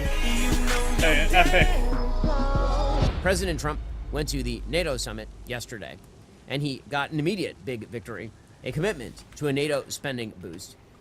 According to Breitbart, And they recognized President Trump how hailed big, a truly historic big his monumental win for penis the United was. States, Europe, and Western civilization, as the NATO alliance agreed to his demand to equalize the burden of common defense with a 5% of GDP floor on military spending for its members. Speaking at a press conference before he departed The Hague in the Netherlands, President Trump saluted a highly productive NATO summit and particularly noted he came away with a changed perspective on European defense. The centerpiece for that Hague summit, the first major NATO meeting in years, is the adoption of a new floor for spending by member states on their own and collective defense. While members had been expected to spend 2% or more of their own GDP on defense, that figure has now more than doubled to 5%, even if that does include infrastructure spending not previously considered to count as defense spending. So NATO Secretary General Mark Rutte, who of course is very much in favor of countries spending more money on NATO, praised President Trump to the skies, as well he should. Here is Rutte. For too long, one ally, the United States, carried too much of the burden of that commitment. And that changes today. President Trump, dear Donald, you made this change possible. Your leadership on this has already produced $1 trillion in extra spending from European allies since 2016. And the decisions today will produce trillions more for our common defense to make us stronger and fairer by equalizing spending between America and America's allies. So, I'd just like to point out that that's the NATO Secretary General talking about Donald Trump. Remember that time Donald Trump was supposed to be a Russian tool who hated NATO and is going to destroy it? Remember that time? And now it just turns out that Donald Trump has gotten NATO countries to increase the amount they are spending on common defense in a commitment to NATO. Remember that time? I remember that because I'm older in about 5 minutes. President Trump said that when NATO allies meet the Hague defense commitment, it will add more than $1 trillion per year to our common defense. He said, I came because it's something I'm supposed to do, but I leave here a little bit different. I watched the heads of these countries get up, and the love and passion they showed for their countries is unbelievable. I've never seen anything quite like it. They want to protect their countries. They need the United States. Without the U.S., it's not going to be the same. It was really moving to see it. They love their countries. They're really respectful to me. I left here saying these people really love their countries. It's not a ripoff. We're here to help them protect their country. And earlier in the day, President Trump also affirmed his commitment to Article 5. That, of course, is the article that allows a NATO country under attack by an outside force to call on all the other members of NATO. You know, they probably even discussed the daddy thing, you know? Now, like President somebody Trump should call him daddy, again, and they're like, endorsed "Oh, that's that. Quote, I fucking stand with good. Article 5. That's why I'm that's here. If I didn't stand with it, I wouldn't be good. here." He'll fucking really Responding fall to a for journalist that. cutting in to ask, so you would defend countries even if they don't pay their fair share? Trump said, well, what did I just say? Yes, of course. Why would I be here? So in other words, President Trump used leverage. He used leverage. Another point that was made by Secretary This General is your Mark end. Rutte, who said, sometimes Daddy has to use some harsh language. I mean, we may do papers on it, Marco. Maybe we're going to do papers. I don't even know if you need them. They're not going to be fighting each other. They've had it. They've had a big fight, like two kids in a schoolyard. They fight like hell. You can't stop them. Let them fight for about 2-3 minutes. Then it's easier to stop them. And then Daddy has to sometimes use strong language to You have to use strong language. Every once in a while, you have to use a certain word. I think we have to join the House. Okay, that is amazing stuff. Truly amazing. So Marco Rubio was laughing in the background. President Trump was asked about that particular remark by the Secretary General, and Marco Rubio broke into laughter. He called you daddy earlier. Do you regard your NATO allies as kind of children? No, he likes me. I think he likes me. If he doesn't, I'll let you know. I'll come back and I'll hit him hard, okay? No? But do you He did it very affectionate. Daddy, you're my daddy. Do you regard your NATO allies, though, as kind of like children? Unbelievable. Unbelievable. Hey, good for Trump. Folks, here at Daily Wire, we love partnering with brands who actually share our values. And what could be more noble than working to keep your family safe? We When love it comes to other your drugs fascists and because stuff we're Daily constantly, Wire. Russia is supposed to be the guy who undermined American security, according to the left. He was supposed to be the guy who handed over the country to Russia. He was supposed to be the guy who was going to turn around and sell out NATO, allow Russia to simply walk through Eastern Europe. And as I've said 1,000 times, President Trump is not that guy. He lives in the world of reality. He's not looking at a dissolution of NATO. He wants other countries to pay their fair share. By the way, he did go out his way to slap the Spaniards because the Spaniards said they would not increase their spending. And he is right about that. He is correct. So again, President Trump getting things done. And for all those who believe that the President of the United States is fully turned against Ukraine, again, I see this sentiment a lot, again, on some of that horseshoe theory, right? I'm still waiting for the evidence that President Trump has fully turned against Ukraine. Now, President Trump had a rather fascinating exchange with a Ukrainian reporter. Here's what he had to say.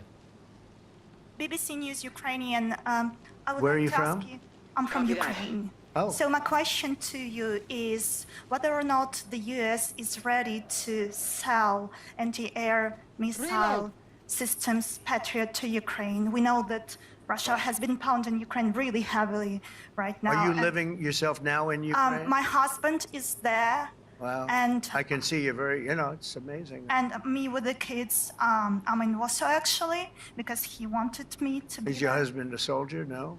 He's. He's there now? Yeah. Wow. That's rough stuff, right? That's tough. And you're living here? In Warsaw. And you're a reporter? I am. Good. And President Trump then said that he would be providing Patriot missiles to the Ukrainians. He said, according to ABC News, that he might be sending those Patriot missiles to Ukraine, that he's going to see if he can find systems for Ukraine. Good. That was after he met with Zelensky, who, again, Vladimir Zelensky has now done everything Trump wanted him to do, up to and including putting on a suit. Remember that time he went to the White House and he was wearing that jumpsuit that he wears because it's wartime in Ukraine was still? happen when I saw Zelensky And everybody in a went suit. nuts because he should be wearing a suit, including the president and the vice president. And now he showed up to NATO wearing a suit because he knew that President Trump likes when he wears a suit. That's just a smart thing to do. It's just the thing he should do, politically speaking. And he did it.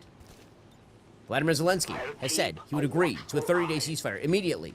Vladimir Putin has agreed to nothing. 0 things. 0. President Trump does not like being treated that way by Vladimir Putin. He doesn't. Once again, President Trump, gotta say, on foreign policy, the guy is absolutely slaying it. He just is. Slay When you're getting queen! praise from NATO, when you are ending wars in the Middle East with a single military strike, when you are throwing China off their game, deterring them, possibly, from going after Taiwan, these are all good moves. Moving out. He said to that Ukrainian reporter, quote, "We're going to see if we can make some Let's go, available. They're Kelly. very hard to get. We need them too. We were supplying them to Israel." He said they do want to have those anti-missile missiles, the Patriots. We're going to see if we can make some available. Anti-missile missiles. And again, he treated that woman with sympathy, which is usually, for President Trump, he treats politics very personally. He does. It's all relationships with him. It was one of the major problems that Vladimir That's Zelensky true. had. And one of the major problems that Zelensky had is that he and Trump got off on the wrong foot for a long time. And that put him behind the 8 ball.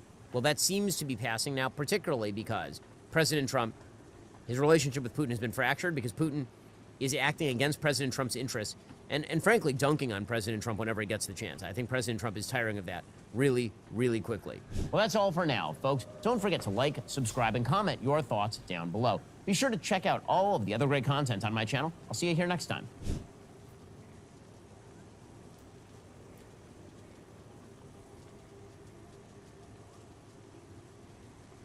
Conflicting accounts of the success of the United States bombing of nuclear sites in Iran last weekend.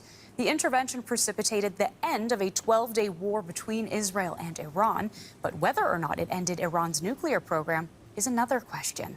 The Pentagon today presented the operation as a historic success, while Iran's supreme leader claimed that it was all political theater with no bigger impact than the craters and rubble it left. Here's what both sides have been saying. President Trump directed the most complex and secretive military operation in history. And it was a resounding success, resulting in a ceasefire agreement and the end of the 12-day war. There's been a lot of discussion about what happened and what didn't happen. Step back for a second. Because of decisive military action, President Trump created the conditions to end the war, decimating, choose your word, obliterating, destroying Iran's nuclear capabilities. The President of the United States made an unusual exaggeration in describing what had happened. It became clear that he needed this exaggeration. Anyone who heard those words understood that beneath the surface of those remarks, there was another underlying truth. They couldn't do anything. They couldn't achieve their intended goal. Well, the full scale of the U.S. and Israeli strikes on Iran's nuclear infrastructure is only beginning to come into focus.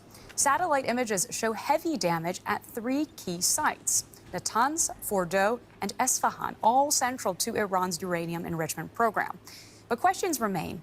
Was the core of Iran's nuclear capability actually destroyed, or did Tehran manage to shield its most critical assets? Well, as both sides claim victory, new evidence is complicating the picture. The Natanz nuclear facility under attack. The centerpiece of Iran's nuclear program, bombed first by Israel, then by the U.S. Satellite photos show extensive damage to Natanz after Israeli and U.S. strikes. This bomb crater is directly on top of critical underground facilities. The Fordow nuclear site was also struck and shows widespread destruction on the surface, as does a third location, the Isfahan storage facility. But despite the use of so-called bunker-busting bombs that can penetrate deep underground, it's unclear just how much damage was done where enrichment happens and high-grade uranium fuel is stored. Enrichment is the key to taking uranium to weapons-grade purity. Natanz was home to thousands of centrifuges used to enrich nuclear fuel. Centrifuges are delicate machines that are sensitive to vibrations. Analysts say the shock of a bomb blast could have destroyed Iran's enrichment capabilities without collapsing the sites. Replacing those centrifuges will take time. How long, we don't know. Iran's stockpiles of enriched fuel may have been moved before the U.S. bunker-busting strike. These satellite photos show trucks lined up near the Fordow site days before it was hit. They may have been transporting uranium out, or they could have been bringing dirt to seal the site off. Many of Iran's nuclear scientists have been targeted. Israel claims to have killed at least 14 top nuclear researchers, including the 2 senior scientists who led the program and had the most institutional knowledge. That could set the program back more than the loss of equipment and damage to sites. There's no telling when the world will know for sure just how much damage has been done. After the first Trump administration pulled out of the nuclear deal with Iran in 2018, Iran suspended much of the international oversight of its program.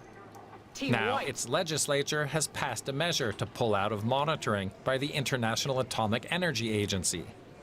And no inspectors have been allowed access to the sites since the bombing campaign began.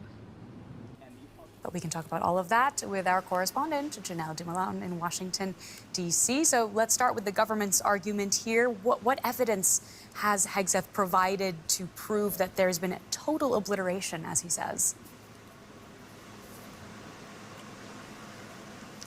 Well, evidence might be a strong word. What Hegseth leaned on heavily to support his claims of total obliteration was a lot of rhetoric, him pushing back against that initial report by the Pentagon's intelligence arm, that report that you mentioned that said that Iran's nuclear program was only set back by a couple of months. He also cited other assessments delivered by other intelligence chiefs within the Trump administration, like Tulsi Gabbard of DNI and John Ratcliffe of the CIA, that they both said that the facilities were indeed severely destroyed and that Iran would need years to rebuild its nuclear program.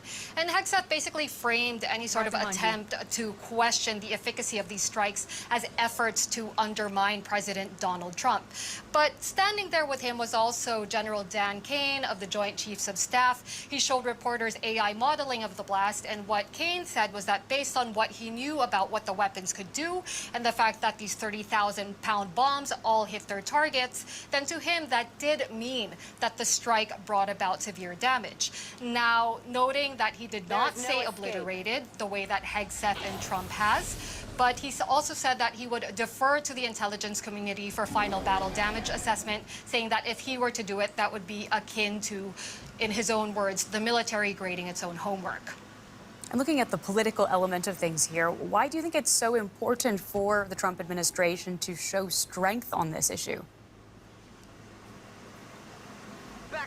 Well, for many reasons, it's important for the U.S. to show Iran the consequences of pursuing a nuclear weapon and what the American military could do.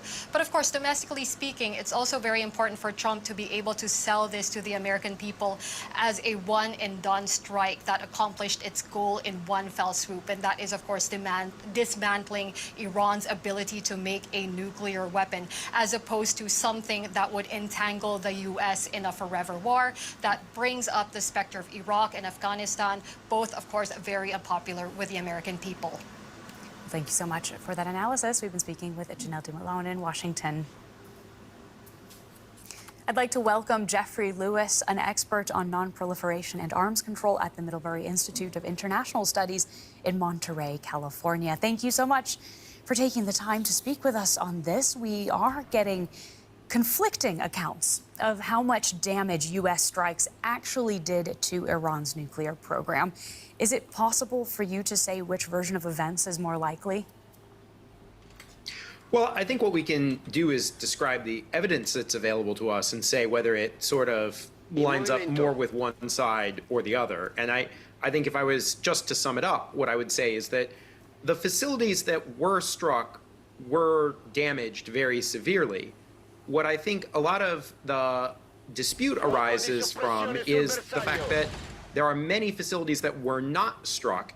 And then now we have a debate about the relative importance of the things that were destroyed versus the things that were not. And what about the Fordo site specifically? What is your assessment there?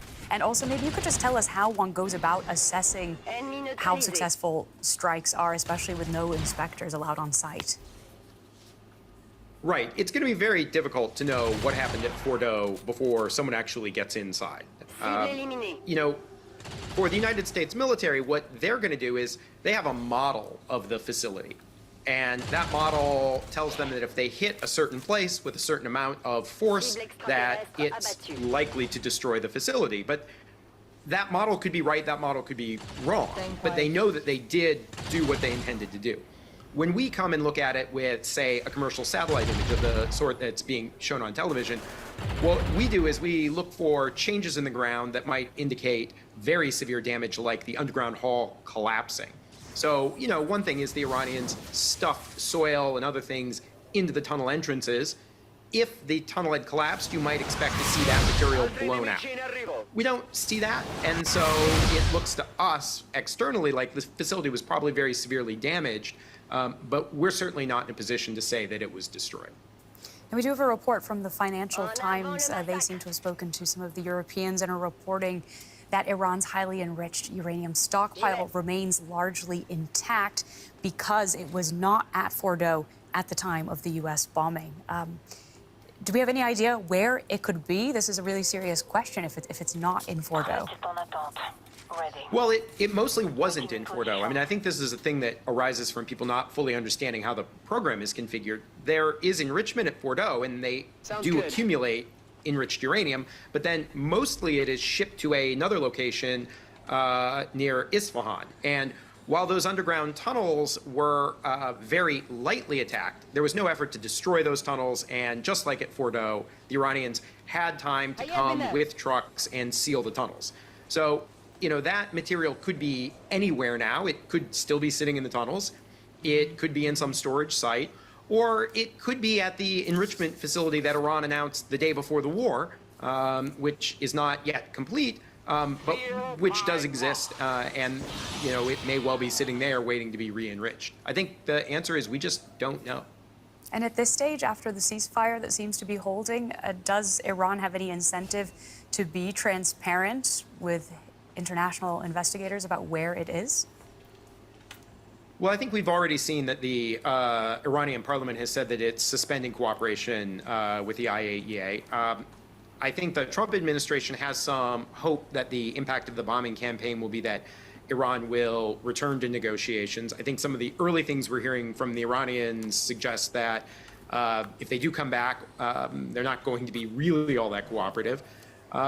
I think it really comes down to how the Iranians want to play this. They retain a significant capability to restart their nuclear program and make a nuclear weapon if that's what they want to do. But it's really going to be up to them to decide whether they want to take that chance or not. And given what you just said there, you know, where does this leave things going forward in the future? I'm wondering how bad this is for international efforts to try to limit its program. Oh, this is, I think, a catastrophe. I mean, what has happened is we took a threat that we had, which was the threat to use military force, and now we've executed it. And I think it's clear at the end of it that the Islamic Republic remains in power. You have the same regime you had at the beginning of the war. That regime still has access to stockpiles of centrifuges, nuclear material, the ability to build more centrifuges, and underground facilities, which, by the way, they now know are too deep to be targeted. So, you know, I think that the Iranians have really, on the one hand, suffered a lot of damage, but at the end of it, they realized that they could survive that. So, you know, I think that our ability to coerce Iran is... The thing is that a lot of these things, they continually say, oh, we're trying to talk, right? But there's been two specific things that the Trump admin has said. And they said, I don't think we need a deal because it's all destroyed. And then the other thing they said is that they're not interested unless they want to come to the table face to face. So Iran wanting this deal, they already know that the U.S. is going to have this demand that they have to meet face to face, and they can immediately go back and say shit about how it's the U.S. who's the aggressor.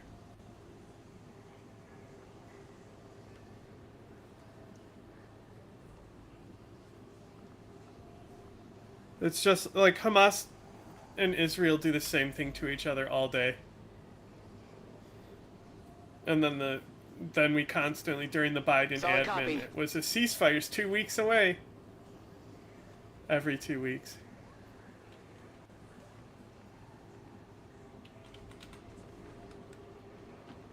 Ready, Commander. Moving out.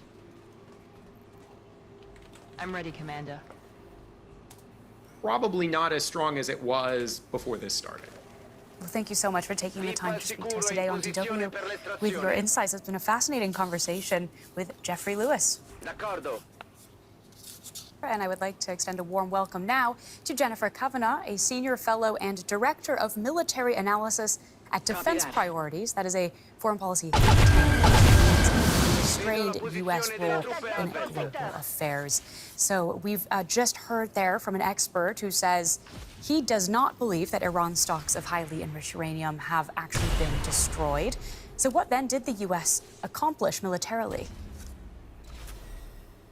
Well, certainly the U.S. strikes, combined with the Israeli campaign over the past 2 weeks, set Iran's nuclear program back.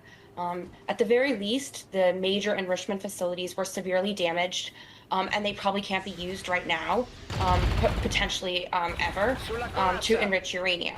That doesn't stop the program, as Dr. Lewis suggested. The highly enriched uranium stockpiles, centrifuge components, and most importantly, the intellectual property that Iran has, and the scientists and engineers ready to reconstitute the program are all still there. So what the military strike really did was buy the United States time to return to what is the only way to effectively address Iran's nuclear program with any finality, which is diplomacy and political solutions. But now that the U.S. has shown that it is willing to use military force, does it make it harder to convince Iran that diplomacy is still an option? Absolutely. The initial Israeli air campaign started just days before the United States and Iran were scheduled to meet again in their very productive series of talks working towards an agreement. So a return to diplomacy will be very difficult because Iran really has no reason to believe that the United States is acting in good faith and is credibly committed to diplomacy. The other challenge is that what the United States is asking for, which is for Iran to give up its enrichment capabilities, would leave Iran less secure. And so they need the Iranian leaders need credible assurances that giving up those weapons isn't going to then just leave them exposed for the next round of Israeli or U.S. strikes that could be aimed at broader goals like regime change. And it will be very difficult for the Trump administration now to provide those credible signals and credible assurances that give Iran confidence that it can compromise without being taken advantage of. Are there credible assurances that Trump could give to the Iranians? Also, I'm particularly curious about their sway over the Israelis, if Trump would be able to, say, rein in Netanyahu should they seek to strike Iran again.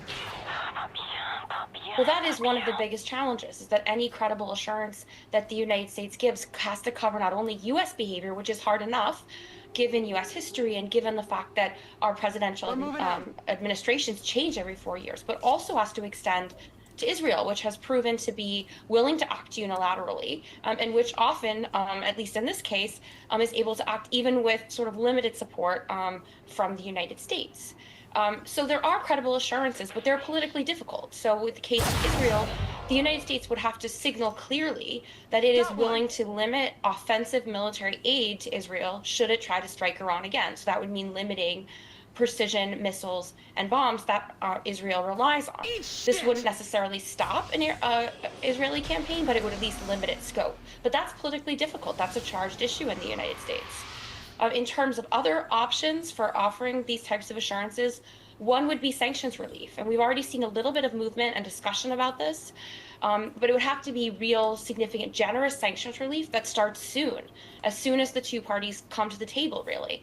That would probably require buy-in from the Europeans and might not be all that popular among some of the more hawkish members of the U.S. Congress. The other move that the Trump administration should and has started to make is to disavow any aim of regime change with Iran. We saw President Trump over the weekend muse about this and then kind of walk it back. In order to be credible, the United States would not only have to say this again and again and again, but also change its military posture in the region to make it clear that it was serious about realigning its global posture away from the Middle East rather than setting up for another long-term war against Iran. And these are all hard moves to make, but they will be necessary if the Trump administration hopes to get a real lasting deal with Iran. But the other important point here Sorry, is if I could just jump in, I just wanted to ask you if you think there is even consensus within the Trump administration regarding its language and posturing on pushing for regime change in Iran.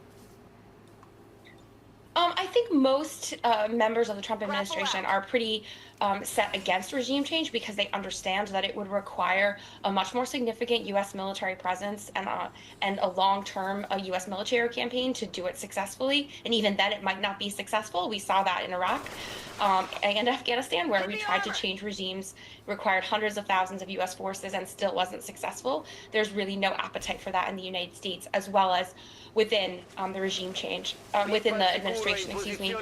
More generally, I read President Trump's statement a little bit here as he would, of course, the United States would like to see regime change in Iran, but are unwilling to pay the costs. The question, though, is how the Israelis feel. They have indicated a much more significant interest in regime change and a willingness to try to pursue it with their striking of regime targets over the past couple of weeks.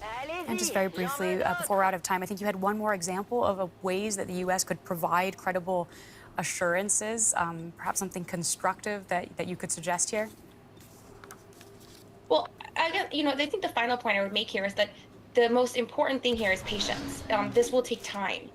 And I think that there's this idea that we need bombs or a deal. That's kind of how Trump has set this up. And I think now that the administration has bought itself some time by setting back Iran's nuclear program, there is no urgency. There is no imminent threat. And that gives time for any sort of diplomacy to take effect. And that patience hasn't always been President Trump's strong suit. So it's something that will really have to be in effect here. That's a really important point. Thank you so much for joining us today with your insights. It's been a fascinating chat with Jennifer Kavanagh of Defense Priorities. Thank you.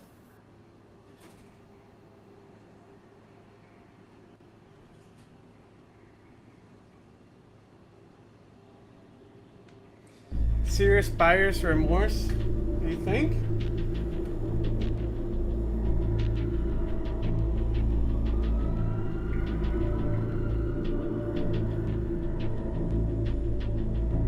This is the story of the war that does not...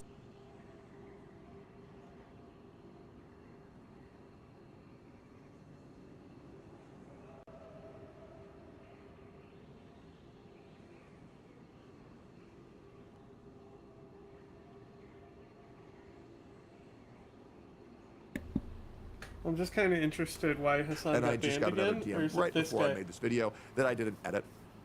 Mm-hmm. They sent me a DM on how to deal with this. And they told me to just ignore them. That's their solution. Just ignore them. Well, why can't they just ignore you? Oh why my is this God. a one-way street? So they get to insult him, call him a rapist, and all this other stuff, say all this Oh my terrible, God. terrible stuff about Tectone. Oh, He's this supposed is to the ignore guy- that, but when he this calls guy, someone huh? fat, now he gets suspended. Epic. Oh. They That's want me hilarious. to just ignore them. Okay, moving on. Oh, what was that? There was a Vosh video that said Trump is spiraling. Let's see what he has to say. He's holding an L. Okay, great thumbnail. I see that the right is freaking out over the leaked intelligence report that we did not, in fact, obliterate the Iranian nuclear program. Some great statements just came out from the Israeli Atomic Energy Commission and from Iran, as you know, that it was complete, total destruction. Trump crashed out. Is this him crashing out? Is this the crash out you're referring to? And CNN turned out to be fake news, as always. That's why they have no credibility. Everything's a That's why they crash have out, no no. viewers. But I we're gonna can't read wait. it to you Can't if wait you till haven't that seen word it. dies. Have you seen it, Jeff? It's you know Have where you seen it? it's Okay. gonna be just like woke. It's gonna be appropriated, and they're gonna start saying it about. They're literally gonna go show the fucking screaming lib meme they always do, and they're gonna be like, "Look, they're crashing out." I watch. It's gonna happen. 6 months if this crashing out shit keeps continuing. You can bet on this happening. Pretty good. Very unfair to the pilots that risk their lives for our country, and then they get fake news, New York Times and CNN, make up a phony story to get some hits. That's the only reason I cared about it, because those pilots were so brave. I've never seen anything like it. They flew into the hornet's nest, and then they got hurt so badly by what the fake news wrote. And it was CNN, it was the New York Times. They and called both, me, they were crying. disgusting. They said, "You don't Disgusting, even know really us." horrible groups of people. Why the can't pilots they did love us for our an unbelievable service? job like nobody's ever seen. They hit pay dirt. You see where I guess you probably look, they call it the wound. You see where the wound is on the earth. And 3 of them They right call next it to the each wound. other. That's a Perfect. thing. And they I should love that be he always admired has to and say respected that for what whenever they he did. knows he's saying And the something fake stupid, news, it's the ones to say it. in It's order always to some try other and get guy me, said. the fake news made them look bad, but now they look really good again. So that was the Israeli Atomic Energy Commission, and it was also about the High Commission of Iran. Just said it was totally demolished. Yeah. Yeah, I don't know, man. I really do feel like their strategy going forward is just going to be to keep Trump from knowing that the program wasn't obliterated so that he doesn't... I don't know. I have no idea what they're going to do with this, you know? What is this? Trump demands that Israel drop all court proceedings against great wartime Prime Minister Netanyahu. Oh, okay. I think I have a narrative for this. I think I can square this circle, okay? So, my guess is that Netanyahu thought he'd be able to prompt war with Iran to keep his prime ministership going, because he needs to maintain the conflict to justify his leadership in the war cabinet. However, Trump really wants to be the guy who ended the 12-day war, and Trump has probably been pretty insistent on back channels that if this fighting kicks up again, he's going to be really pissed off. I mean, do you remember the video clip from the other day? You remember this one? Thank you, Annie.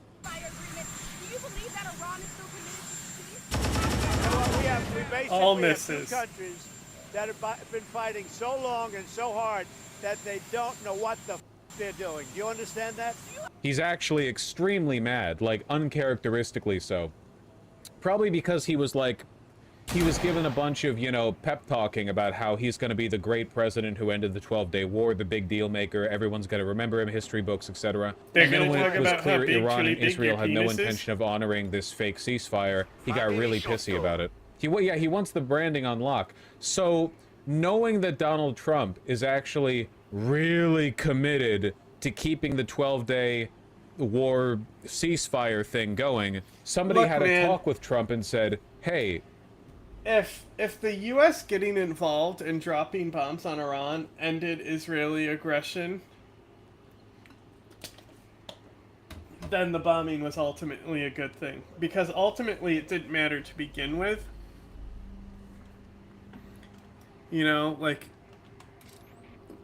what does bombing Iran's nuclear facilities actually do? Like, there might be nukes there. Like, it's just one of those things where it's like, there was really, like, why not do it at the end of the day? Get going. Like, other than it being political suicide, but they navigated it, and now they just transition to people say that it's bad it didn't succeed because it's Trump and ending the war. So they were able to transition their base really quickly over one of the biggest, like, and this is like, you know, when the cults get the Apocalypse Day wrong and then they have to figure out what to do next to keep the cult going. Moving out, Commander. I'll be here.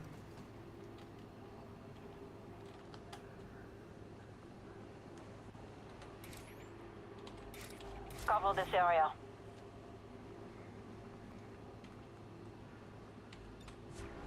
Moving to Overwatch. C'est parti. you know, I don't know, what do you think they would have said to Trump? Do you think they just would have flatly said Netanyahu needed that war to not get impeached, and now there's no war? What is he supposed to do? Or do you think they prodded Trump and they were like, hey, radical leftists in Israel want to prosecute Netanyahu for doing such a good job fighting? Isn't that crazy? And then he just tweeted this. It might actually be that. Again, like, it's difficult to underestimate Trump. Breaking news, I was shocked to hear that the state of Israel, which has just had one of its greatest moments in history, and is strongly led by Bibi Netanyahu, is continuing its ridiculous witch hunt against their great wartime prime minister. Bibi and I went through hell together, fighting a very tough and brilliant longtime enemy of Israel, Iran, and Bibi could not have been better sharp. Okay, I think that he wants to imagine himself as Roosevelt and like Netanyahu as Churchill or something. There's like a narrative in his head that he's trying to preserve desperately that would be marred by reality. like by the fact that the war wasn't really a war, it was just like an exchange of missile fire, by the fact that the nuclear weapons hadn't actually been, or the nuclear refinement facilities hadn't really been obliterated, by the fact that Netanyahu is very unpopular in Israel. Bibi could not have been better, sharper, or stronger in his love for the incredible Holy Land. Anybody else would have suffered losses, embarrassment, and chaos. Bibi Netanyahu was a warrior, like perhaps no other warrior in the history of Israel. And well, maybe Trump is based and he only thinks of Israel in like the modern political like statehood sense. And the result was something that nobody thought was possible, a complete elimination of potentially one of the biggest and most powerful nuclear weapons anywhere in the world, and it was going to happen soon. Okay, seriously though, what the f are they going to do when it becomes clear that Iran is still refining uranium? Look at how many videos there are on Fox News trying to get ahead of this. I don't know if they Trump can. says Iran's nuclear program set back decades. Trump So, like, the centrifuges are way too sensitive. The actual issue here is, and eventually I think people will start to learn this because it's going to be in the focus for a little bit, but there is intelligence that there's another facility that they don't know about. Now, obviously, this could be false intelligence, or it could just be something that they use for justification later, but that's what's important. runs fake news CNN at NATO summit. So this is presumably when CNN asks... Yes, please, go ahead. Go ahead. All XCOM operatives are secure. He is like dark orange here. Oh, fake Yeah, news depends on CNN? the lighting. Oh, yeah, here we go. Wait till you hear this question. Thank you, sir. You should really say how great our soldiers and our warriors are. I think everyone appreciates our soldiers and our warriors. I do have two questions for you, Mr. President. You just cited Israeli intelligence on these attacks. Earlier, you said U.S. intelligence was inconclusive. Are you relying on Israeli intelligence for your assessment of the impact of the strikes? No, this is also Iran made the statement, and it's also, if you read the document that was given, that Pete can talk about if you'd like, the document said it could be very severe damage. The audio on these microphones is really uncanny, huh? It's like, it really makes it feel like they're just in an elevator talking to each other. But they didn't take that. They said it could be limited or it could be very severe. They really didn't know, other than to say it could be limited or it could be very, very severe. And you didn't choose to put that because it was very early after. Since then, we've collected additional intelligence. We've also spoken to people who have seen the site, and the site is obliterated. And we think everything nuclear is down there. They didn't take it out. Okay, question? Please, go ahead. Go ahead. Yeah. Blue dress. Thank you so much, Mr. President. Yesterday, you said China can now continue to purchase oil from Iran. Yeah. Okay. Ruta has described President Putin as an adversary. Because, you know, in the last few weeks... These are other unrelated questions.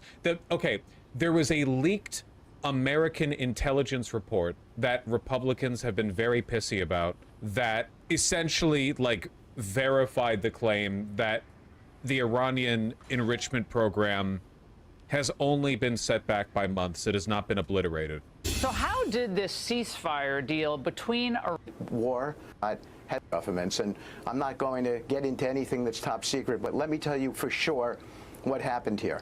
There are three distinct facilities in Iran that we were concerned with. Isfahan, which is a conversion facility. You cannot weaponize unless you have bombs go to, and you can't end enrichment in a successful. Nobody wants that. I think the best way to deal with it now is if we get back to the negotiating table. Sorry. I guess, like, there are a lot of videos on this, though. Trump says Iran's nuclear program was set back decades. Confront fake news CNN. Overwhelming evidence, General Keane, on Iran's nuclear program. Levitt, leaker of intel reports, should go to jail. Peter Doocy, FBI investigating Iran intel leak to CNN, New York Times. Levitt slams CNN's fake news about leaked Iran strike intel. No coincidence. They're trying to blame it, and CNN's defending themselves. They're basically saying, like, because CNN had this information leaked to them, CNN is an enemy of the state, you know?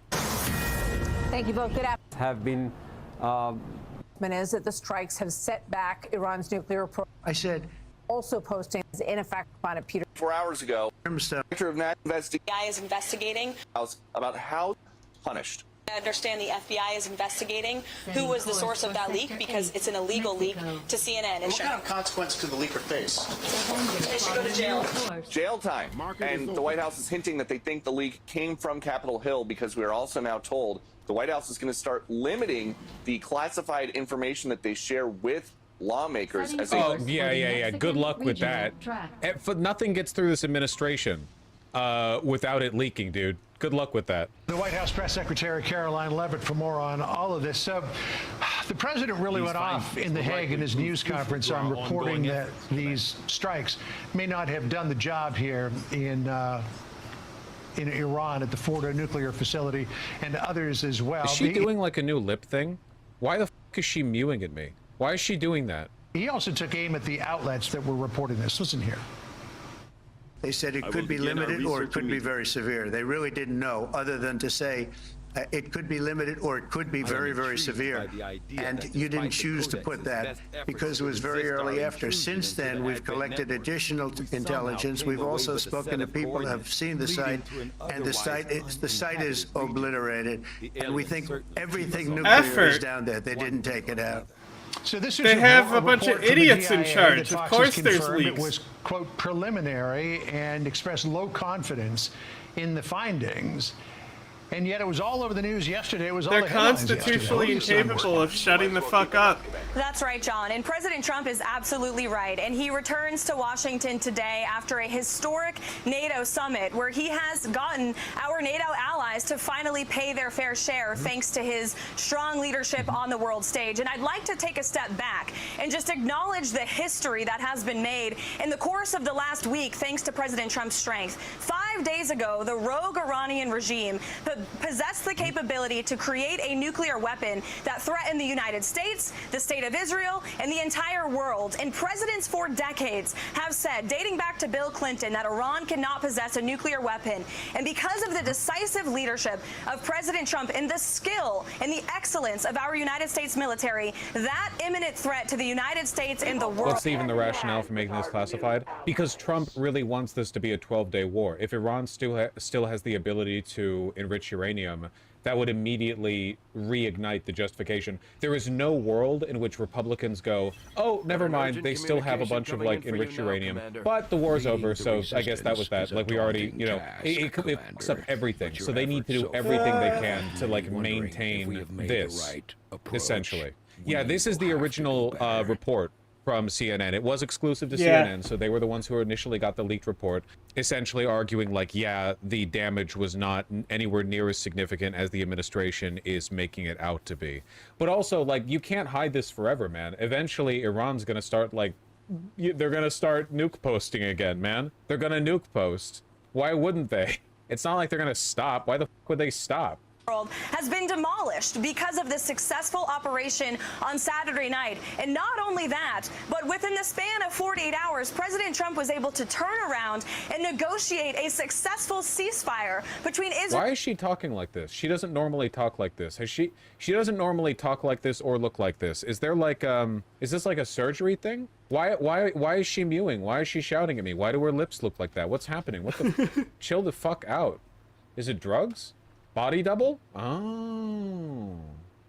Israel and Iran ending this war after just 12 days. No other president in history could have ever dreamed of such a success, and that's exactly why the fake news media is now trying to demean and undermine the president. And we've seen this playbook be run before. You have hostile actors within the intelligence community who illegally leak bits and pieces of an intelligence assessment to push a fake news narrative. And that's what the CNN story was yesterday. And it's not a coincidence that it was written by the exact same CNN reporter who wrote the original story, falsely alleging that the Hunter Biden laptop was Russian disinformation. Holy shit, dude. They never let anything go. Years and years ago. The American public are smarter than this, and they should know the truth. President Trump completely and totally obliterated the capability of Iran to produce a nuclear weapon, and the world is safer today because of his historic efforts. So this narrative's gonna last like 5 days, dude. It's so transparently false. Yeah, like, I genuinely do not know what they're gonna do with this one, because this isn't, like, there are lots of narratives that they can push against reality, because once it comes out they're lying, there are no consequences. But in this case, if it becomes clear that Iran is still enriching uranium, guess who's gonna missile strike Iran? I don't Israel. think they can. Netanyahu is not going to give up the opportunity. Like, there's no way. So, like, this is guaranteed to collapse. This is 100% guaranteed to blow up in their face, even in a way that negatively affects them. Trump will have a meltdown on live TV when he finds out this whole thing is fake. So I guess that's what this Truth Social post is about. Somebody gave Trump just enough. Somebody let Trump in on the fact that Netanyahu has been unpopular for years and has had charges against him for years, and he typed all this out. Like, they're trying to, like, find a way to, like, convince Netanyahu he doesn't need to strike Iran, even if Iran is still enriching uranium, because the charges won't matter anyway. You realize that's what this is for, right? They're giving Trump this information to signal to Netanyahu that Netanyahu doesn't need to engage in military aggression against Iran, even when it becomes public knowledge that Iran is still enriching uranium, because Netanyahu won't need to continue the war effort in order to justify his own. What a mess! What a mess! This is crazy. We were fighting literally for the survival of Israel, and there is nobody in Israel's history that fought harder or more competently than Bibi Netanyahu. Despite all this, I just learned that Bibi has been summoned to court on Monday for the continuation of this long-running. He's been going through this horror show since May of 2020. Unheard of. This is the first time a sitting Israeli prime minister has ever been on trial. He literally just learned about this. It's not a joke. Trump literally, it's been 5 years, and he literally just heard of this. He just heard about this. Politically motivated case concerning cigars, a Bugs Bunny doll, and numerous other unfair charges. I guess that's just quoting the person who gave him this info. In order to do him great harm, such a witch hunt for a man who's given so much is unthinkable to me. He deserves much better than this, and so does the state of Israel. Bibi Netanyahu's trial should be canceled immediately, or a pardon given to a great hero who has done so much for the state. Doesn't work that way. Perhaps there is no one that I know who could have worked in better harmony with the President of the United States, me, than Bibi Netanyahu. It was the United States of America that saved Israel, and now it is going to be the United States of America that saves Bibi Netanyahu. This travesty of justice cannot be allowed. Yeah, I guess Trump pardons Netanyahu or something. Type shit. I don't know. This is such a mess. At that news conference in The Hague, the Defense Secretary Pete Hegseth went off on whoever leaked this and the media outlets that gobbled it up. Listen to what he said. To spin it for their own political reasons, to try to hurt President Trump or our country. They don't care what the troops think. Daddy. They don't care what the world thinks. They want to spin it to try to make him look bad based on a leak. Of course, we've all seen plenty of leakers. And what do leakers do? They have agendas. And what do? Do they share the whole information or just the part that they want to introduce? Israel's Atomic Energy Commission had a completely different assessment of what happened at Fordo and Natanz than this preliminary low confidence assessment did. It said that the site was completely destroyed and that the nuclear program's been set back for years. I don't know if you saw it, but last hour we had former IAEA weapons inspector David Albright on, who said much the same thing. Well, Secretary Hegseth is absolutely right. This was a low-confidence preliminary intelligence assessment. The assessment itself said that it was not corroborated by anyone else in the intelligence community, and it has been disputed by not just the United States, the President, the Secretary of Defense, the Secretary of State, our Joint Chiefs, and our General Kane, who was incredibly successful in this mission on Saturday night. It was also disputed by both just Israel said General and Kane. Iran. Normally, And every CNN time they have to be like, General Raisin Kane. What about the American intelligence community? Like our spy satellites and like the CIA, you know, the people whose job it is. Like that's what those agencies are for. You control them. Why would you ask generals whether or not you succeeded in destroying a target? Do you think that the ability to like command soldiers translates into surveillance of the battlefield. That's the job of the intelligence department. If the information propagated by CNN was false, why would it be illegal to distribute the information? It is. There's no way around this. If this, not this one. If if this report was not true, they would not be so angry about it. It's that simple. They're just trying to convince Trump this report isn't true. Like when Stephen Miller very transparently tried to convince Trump that they had not been violating a Supreme Court order to bring Kilmar Abrego Garcia back. That in fact the order said that they were fine to leave him there. Like they would not be freaking out, talking about prosecuting the leaker, talk about like fake news CNN, talking about it at the NATO summit, talking about it on Fox News, the president, everyone. They would not be rushing to dispute this if it wasn't true. Even the DOD is posting cope. Our pilots are warriors, our sailors are warriors, our soldiers are warriors. Operation Midnight Hammer was flawless and effective. It really is a humiliation ritual, man. It's crazy. I can't believe I live here. The founding father, I'm not a founding father poster, you know that, but like, there is a limit, man. My ass is rolling in their graves. Don't believe the fake news. Our warriors achieve their objective.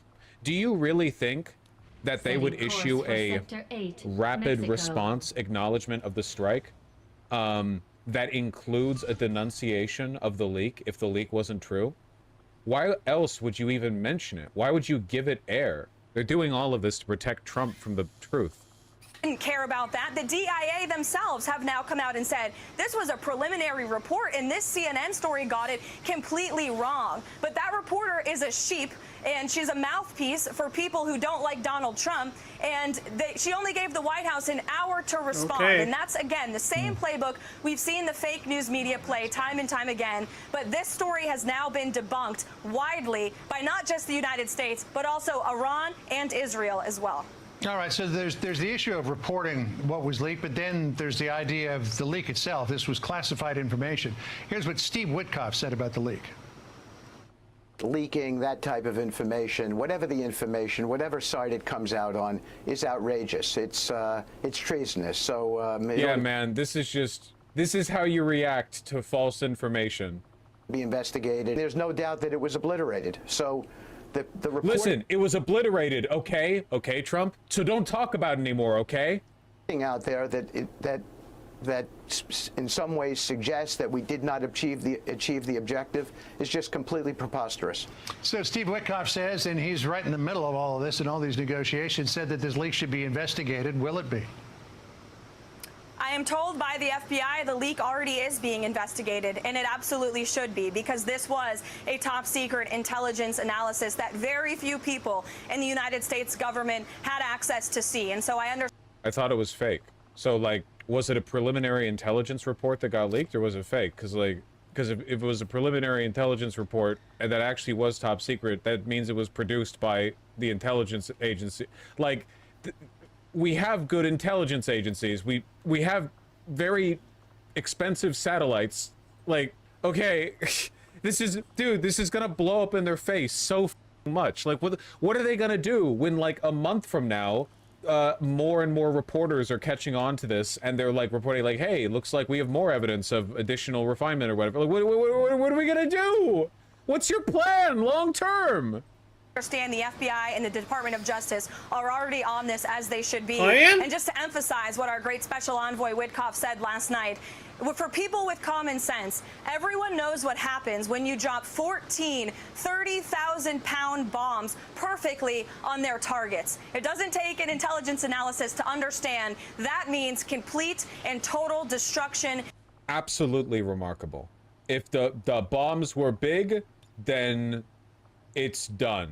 God, the viewers are so stupid. I really do think this is like a level of low IQ authoritarianism that rivals any other in the world. I actually think like Russia is a more sophisticated and intelligently run authoritarian government by miles than this is like incredibly embarrassing.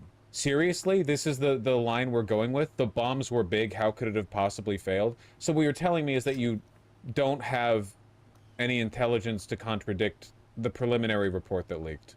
and obliteration. And the President of the United States, because of his What? decisive leadership Vosh, in directing that operation on Saturday night, That's not- has now oh, achieved a God. goal that the United States and the whole world has wanted to achieve for years, and that's the obliteration of the capability of the Iranian regime to possess a nuclear weapon. So there's one other question that remains out there, Caroline, and that's what happened to the nuclear material enriched to 60% that Iran already had in its possession? It's said to be about 900 pounds worth, enough for a number of bombs. The president believes that it was buried in one of those enrichment facilities. The director of the IAEA isn't so sure. Do you have evidence that you know exactly where it is? I can tell you the United States had no indication that that enriched uranium was moved prior to the strikes, as I also saw falsely reported. But as for what's on the ground right now, it's buried under miles and miles of rubble because of the success of these strikes on Saturday evening. So anyone... For one, miles. For two, really? We don't need to know where it is because it's like super duper blown up. Carolyn Levitt, you're smarter than this. I don't think you're stupid. I think you're just shockingly evil. Is this really the best you could come up with? Like, she's not smart? No, I believe that she is. I know that she gives a lot of signifiers of not being smart, but I think she's very smart. Yeah, is she just panicking? Is this actually like panicking? You're already lying. Why not just say, following intelligence reports have confirmed the complete annihilation of the nuclear material. The initial report is completely false and baseless, and it's ridiculous that we're even talking about this. Wouldn't has that no make more idea sense? Just that right there. That's what not the initial lying report any more even than says. any He's other lie. Bro, Like, you're she's literally- lying more Okay. than the lie You're I making just me did, fucking but the lie I just did find would more be credit way to the fucking Pete less Hegseth's complaining obviously and whining. fake. I don't know. I'm actually a bit like dumbfounded by this one. I'm not joking. I'm not trying to play this up for like the bit or the segment or whatever. I genuinely don't know what the long-term strategy is on keeping Trump from realizing that they didn't do anything. Saying that they know. Oh, well, yeah, just they doesn't didn't do know. anything, And what but- we do know is the capability of these weapons and the success of this strike, and the fact that the United States military hit their targets precisely, perfectly, and accurately, and we know what that means. Well, again, David Albright, who's done this for a long time, knows what he's looking at, thinks that those bombs went down near ventilation shafts where the rock would have been less resistant than if you had just hit it out in the open, and he firmly believes that those centrifuge halls have been destroyed. So we'll see. Caroline Levitt, always great to catch up with you. Thank you so much. Appreciate it. Thanks, John. I don't know what the long-term strategy is here. I'm so curious as to how this is going to play out. Oh, there's the five talking about Mamdani, but they don't want to say his name. They don't want to say his name here. I'm sorry. I know I'm lingering on this topic a little more than I normally would because I've kind of already like made my point, but I really am like baffled by this one because But you're incorrect. Remember how angry Trump was when he felt like his beautiful 12-day ceasefire was being threatened by Israel bombing Iran? How do you think he's going to act when he finds out this one? Or are they going to drop the information to him in a way like they'll keep him more calm? We begin with this Fox News alert. President Trump just Iran's nuclear program might only be of the strikes, each one. Senior White House correspondent Peter Doocy is near The Hague in Netherlands with more. Peter.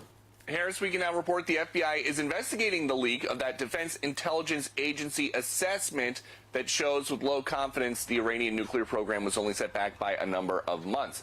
We're also hearing from the Israeli side. They're saying that they believe, their intel shows, that the Iranian nuclear program was rendered inoperable. Iran's foreign minister says the program was badly damaged. And President Trump just explained what he has seen that leads him to believe that none of the enriched uranium actually left Fordo before the strikes.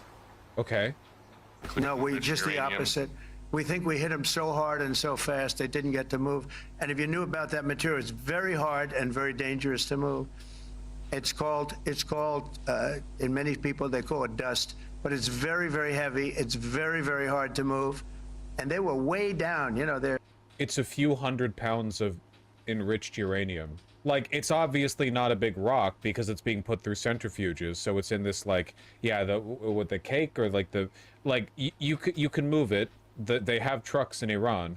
President Trump is also backing off his suggestion aboard Air Force One that he could soon abandon NATO's Article 5, the rule that requires all members to defend any member that gets attacked. And he thinks that after his strikes on Saturday and the fragile ceasefire that was negotiated afterwards, that there can be peace between Iran and Israel. They're not going to be fighting each other. They've had it. They've had a big fight, like two kids in a schoolyard. You know, they fight like hell. You can't stop. Oh, you know that episode of SpongeBob where Squidward thinks SpongeBob has eaten a bomb, and he's trying to give him the best day ever, and he doesn't know how to tell him? I feel like that's like eventually somebody's going to have a conversation with Trump, because otherwise this information is going to come to him in the form of a CNN reporter, and that will not make him happy. Let them fight for about 2-3 minutes, then it's easy to stop them. And then Daddy has to sometimes use strong language to You have to use strong language. Every once in a while you have to use a certain word. And President Trump is now comparing the strikes that he ordered on Saturday in Iran to the strikes the U.S. carried out in World War II over Hiroshima and Nagasaki, because because he thinks he's Roosevelt.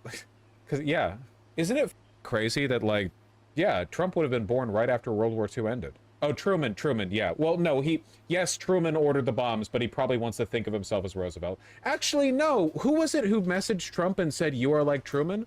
Who was the guy who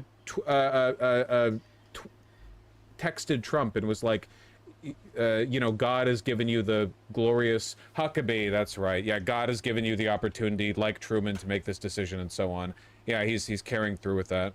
Yeah, I guess he does want to be Truman. Truman's an interesting guy. he sees all three of them as ending a war in different ways. Harris?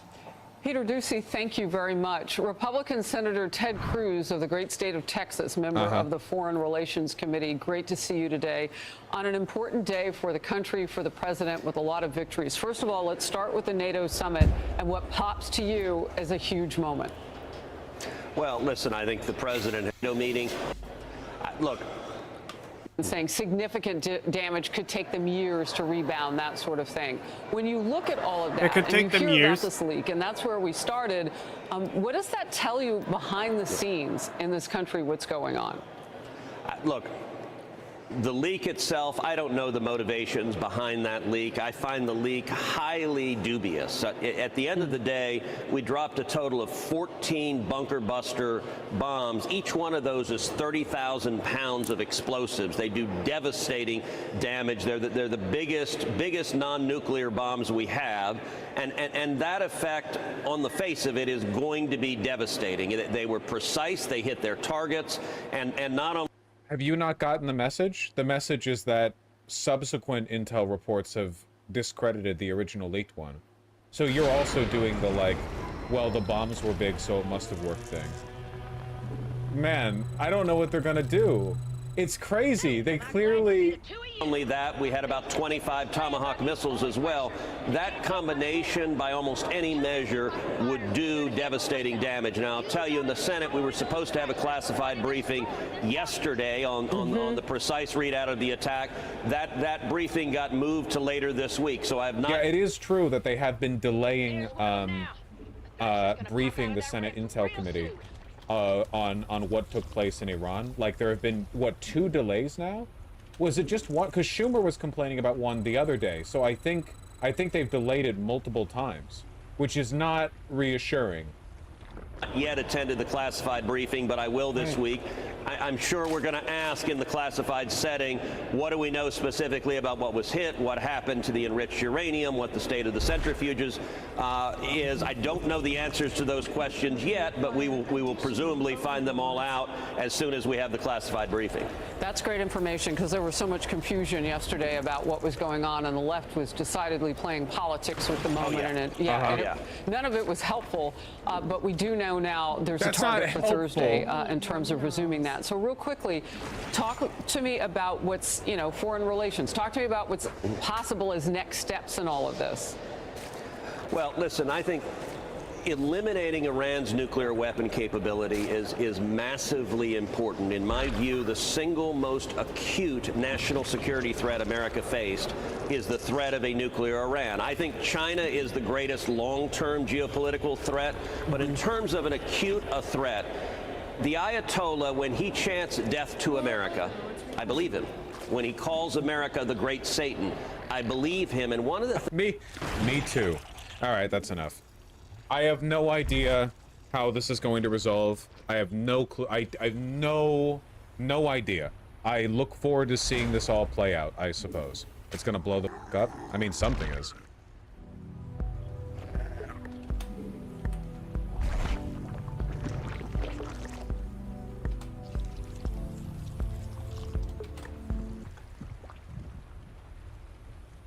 There's also like another a bomb, essentially, and it is winding its way through the Senate.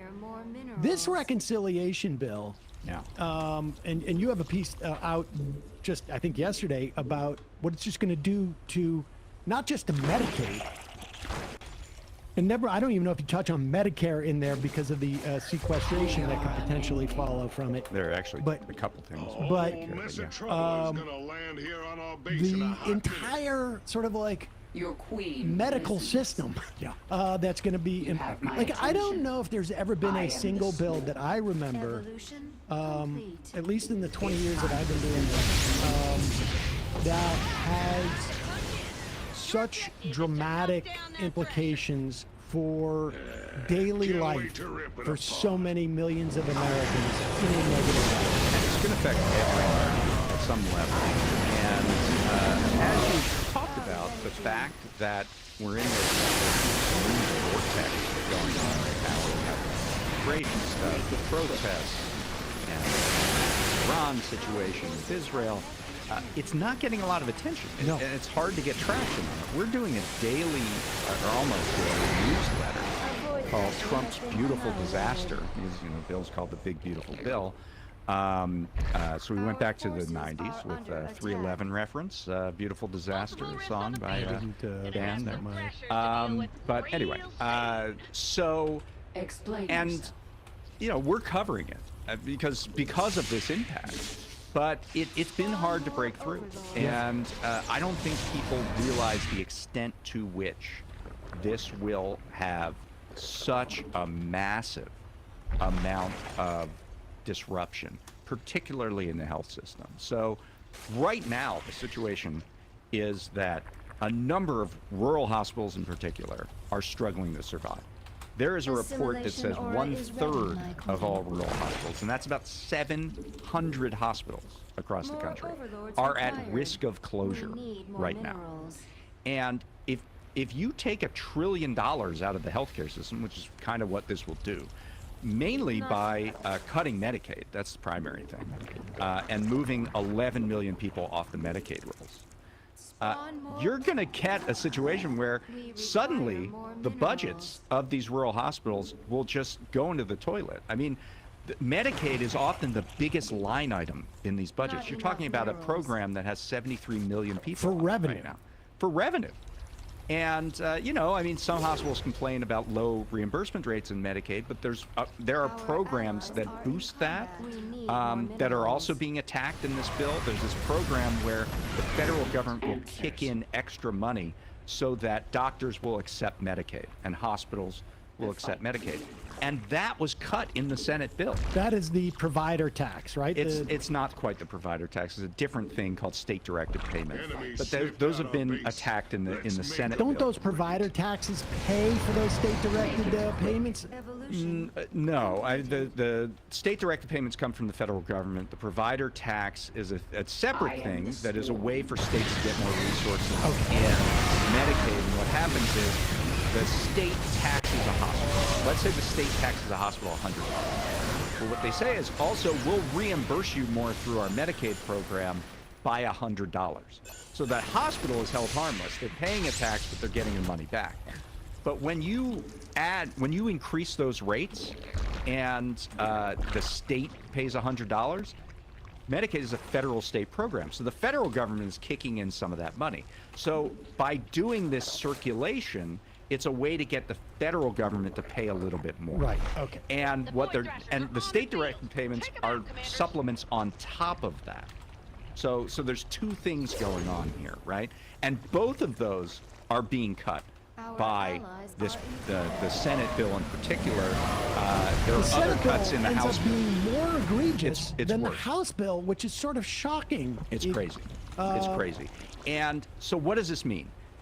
There are hundreds of rural hospitals that are likely to have to close because of what happens in this bill. And what does it mean when a hospital closes? There are sick people in the hospital that have to be moved. And if you're talking about a rural hospital, it's probably have to be moved an hour, 2 hours, 3 hours away. And that could be life-threatening in and of itself. The second part, if you have a city, a rural town, and they lose their hospital, it's an anchor for the community. These are often the biggest employers in that community. You could obliterate an entire town by losing their rural hospital. And then three, for patients, now the nearest hospital to where I live is 3 hours away. If you have a heart attack, if you have an emergency situation, you might not be able to get to the hospital in time. If you have a loved one that has to stay in a hospital somewhere else, you might have to pay to go to a hotel so you can see your loved one and help them through a time when they're sick. There are real burdens for patients. And then think about the burden on the remaining hospitals. So all of a sudden, they're getting patients from a larger area. And yeah. If you cut Medicaid, doesn't that mean that those 11 million people they get healthy and never have to go to the hospital, right? Isn't that the theory? Actually, what happens is those 11 million people no longer have coverage, but if they're sick, they're still going to go to the hospital.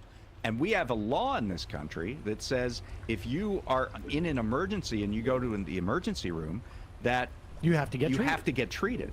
And that is called uncompensated care. So if that person can't afford it because, they don't poor have enough to be on insurance. Medicaid and they don't have health insurance, they're going to basically go and get treatment without getting paid. And that's a burden on the hospitals. And then it ends up being a cost that is picked up by private insurance and by essentially the public dole. More by the hospitals, right? Because the hospitals are the one giving the treatment and not getting paid for it. But they passed that well, they asked for higher payments, but they might not be able to wrangle higher payments out of the insurance companies. And the other part of this is that more people are going to be coming in, whether they're insured or uninsured. They're going to be coming into that hospital. Hospitals are already understaffed. They already need more physicians. They already need more nurses. If you had a week wait time to see a doctor before, maybe it's 2 weeks now. And the healthcare system is very interdependent. If you have something go down in one side of it, the other side's going to be affected. COVID. I mean, we saw how supplies had to be moved within the hospital system. If you had shut down a bunch of public hospitals, like Andrew Cuomo happened to have in the run-up before COVID, there are hospitals that get overrun in terms of the burden and in cost and whatnot. And so this is going to have, and we should say that as little attention as it has gotten relative to the implications of this, look at the polling on this. Let's play this clip from Harry on CNN. He's never seen polling on legislation look worse. But it's a soft intensity, though, right? Because people don't really know about it. People don't know about it. It's clip number. We have this. The simulation aura is now ready. And now, of course, there's other elements of this bill, and but this is like sort of where the biggest chunk of money in terms of cuts are coming from. Where is support for this mega bill? I'm really surprised when I look at polling data. I look at it every day. But the amount of disapproval for this bill, holy cow, my goodness gracious. And, you know, you mentioned the KFF poll. We're talking about 29 points underwater on the net favorable rating. But that matches the Quinnipiac University poll from last week when it was 26 points underwater. Oh, my God, you need Reggie Gaines to get that far underwater. And, I mean, we're talking about a negative 41 net favorability rating among independents in the center of the electorate. You rarely ever see pieces of legislation or proposed pieces of legislation as unpopular as this. But here you see it in two polls, 26 points underwater and 29 points underwater. No good. Extra, read all about it, mister. I know. It's 26 points underwater. I mean, did this guy fight in World War II? I don't know. He's one of the doughboys. But, I mean, this is pretty stunning, but also does not seem to have, I mean, what are the prospects? Well, let's first talk about the bird bath stuff, because there's a lot of stuff in this bill that came from the House that goes into Senate. It's a reconciliation process, which means they only need 50+1 to pass it. It is not subject to a filibuster. However, there's a set of rules named after Robert Byrd, a now long deceased former Democratic and former Dixiecratic senator. Tell people about those Byrd rules and the process in which you get those people Republicans. So this is a budget reconciliation, right? So in order to qualify for that special status where it can be passed by Congress, everything has to have a primary budgetary purpose. And it's not just that it has to have a budgetary purpose, because if you cut $10 here, then that has a budgetary purpose. That has to be the primary reason why it's in the bill. It cannot be a policy that is sort of masquerading as a budget item. And because, you know, once this rule was established, senators got more clever about trying to reach their policy goals through budgetary means. And so the Senate sort of arbiter, the parliamentarian, the famed parliamentarian, is the one who decides, nope, that actually you're trying to do policy there, and that doesn't qualify under the 50-vote standard, so we're going to kick that part out. And the parties, the two different parties, basically go to the parliamentarian, file almost like what would be functionally like briefs. They should put these on television. The Democrats, in this case, the Democrats, say, I raise a point of order about this part of the bill. And I say that this actually has a policy purpose and not a budgetary purpose. And then there's a debate between the Democratic staff and the Republican staff with the parliamentarian present.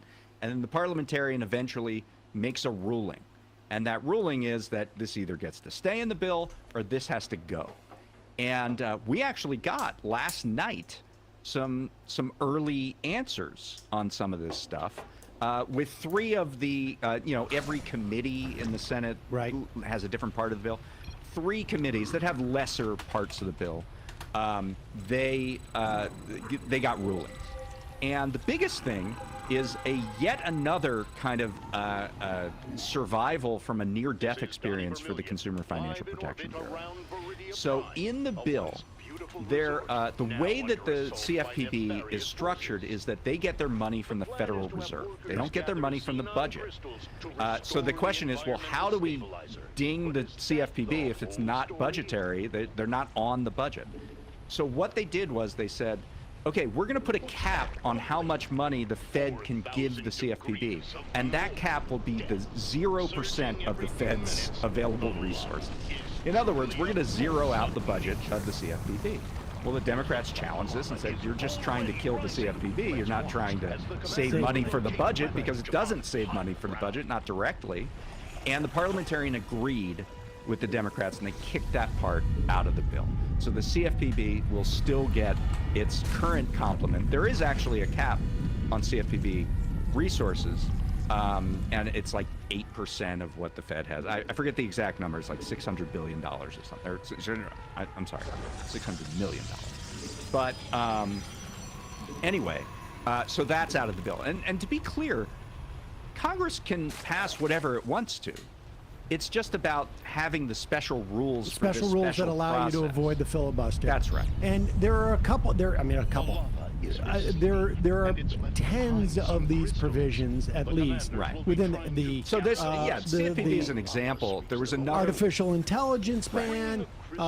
There's a whole array of. There's another one that got thrown out last night, which was the Republicans tried to repeal the CAFE standards for cars, which is an emissions standard, tailpipe emissions for cars, and say, cars have to have an average miles per gallon of 35 by X year.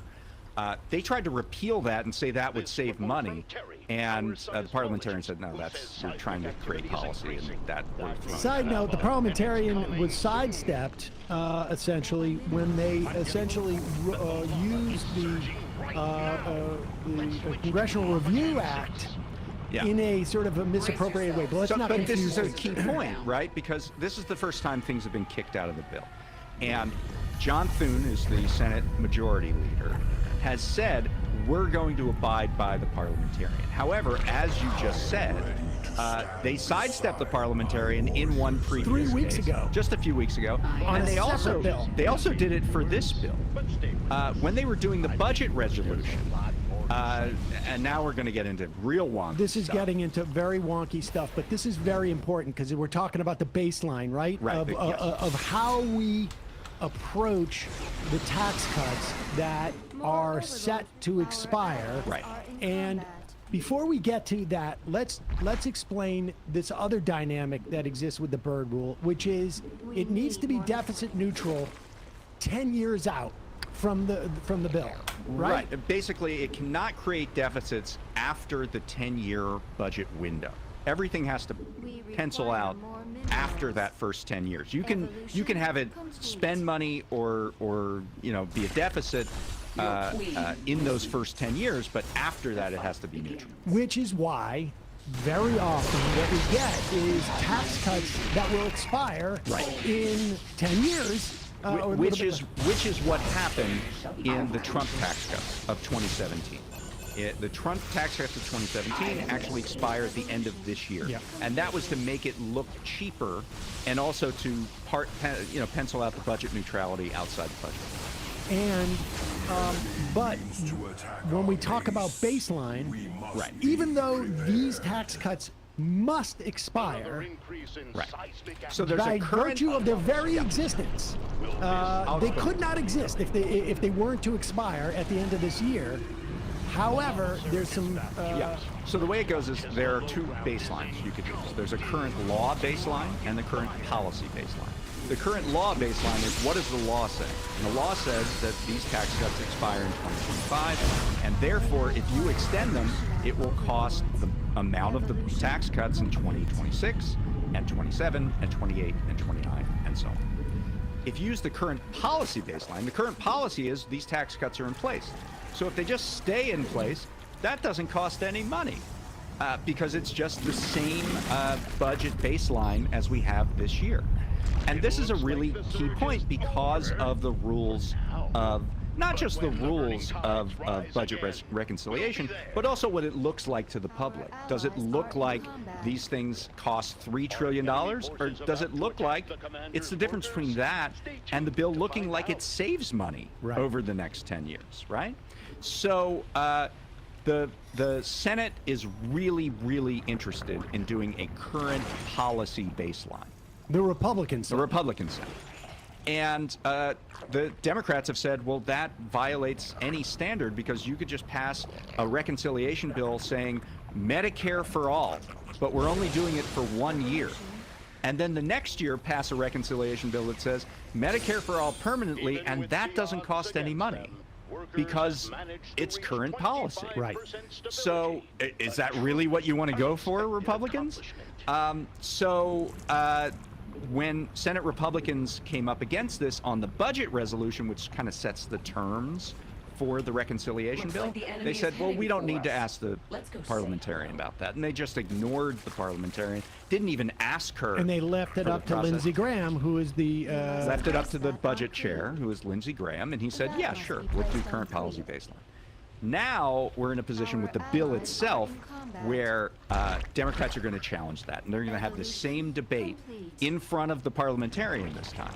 And I think, I think some of these other things like CFPB or cafe rules, Senate Republicans will probably not pick a fight over that.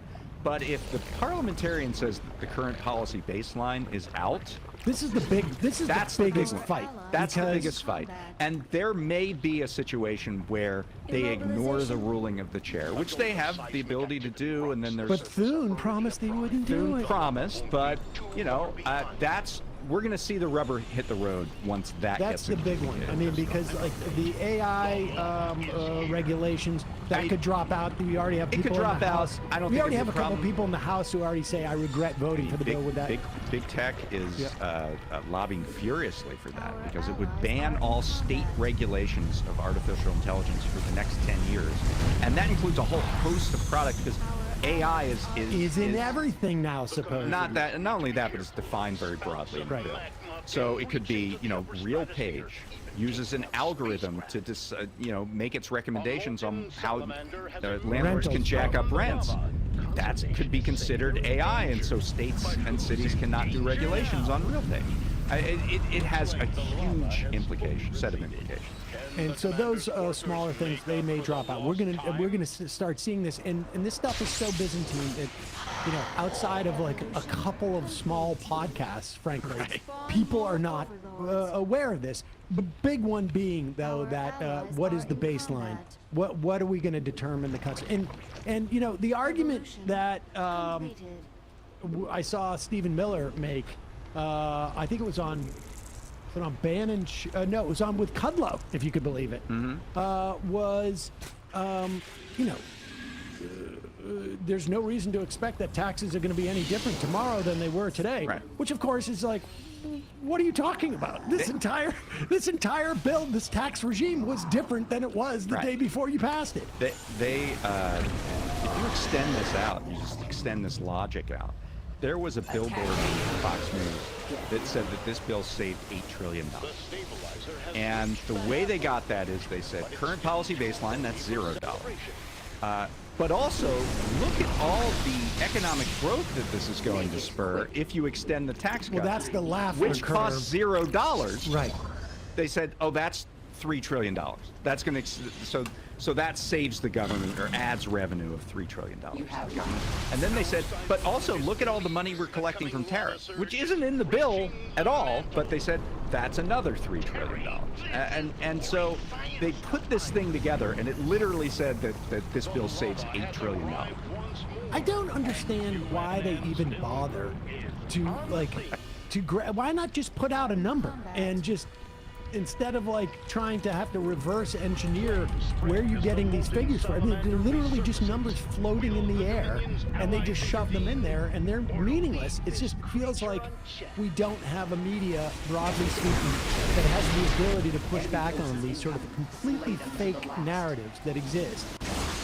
Hey folks, don't forget to hit the subscribe button and check out our daily show. We do it every day at 12 p.m. Eastern for about 2.5 hours. We even take phone calls. You should check that out.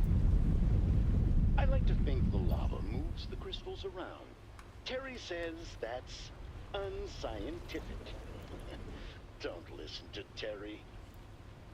Assimilation aura is ready, my queen. I want to put up Stephen Miller's response to Mamdani's victory. Do we have Charlie Kirk's tweets too? Like we said, the CNBC crowd got freaked out by Mamdani's win because they're afraid of more taxes. They don't want to pay more in taxes. And their threat is that they're going to cut off their nose to spite their face. Enjoy Florida. Exactly. I think they got a Joe's Stone Crab down there, and I think that's the only. Everybody enjoy that. Here is Stephen Miller, the what do they call him? Like young Goebbels, or what? What is the? Don't they have like some hipster Goebbels or something like? Sort of Nazis are. The commentary about NYC Democrats, pop this up, nominating an anarchist socialist from that is interesting. It doesn't make sense. You can be an anarcho-communist. Yeah, but Mamdani is not. No, he's not. But it's fascinating. Like, they're worried. Yes. That Marxist socialist doesn't work. This is like when Biden or whatever says ultra mega Republican. Yes, they're fishing around. What's going to trigger people? How about anarchist socialist? Because I think maybe they're settling on like the Bane thing. And they want to emphasize the defund thing, which, yeah. Nominating an anarchist socialist for mayor omits one point, he says about the commentary. How unchecked migration fundamentally remade the New York City electorate. Democrats change politics by changing voters. That's how you turn a city that defined U.S. dominance into what it is now.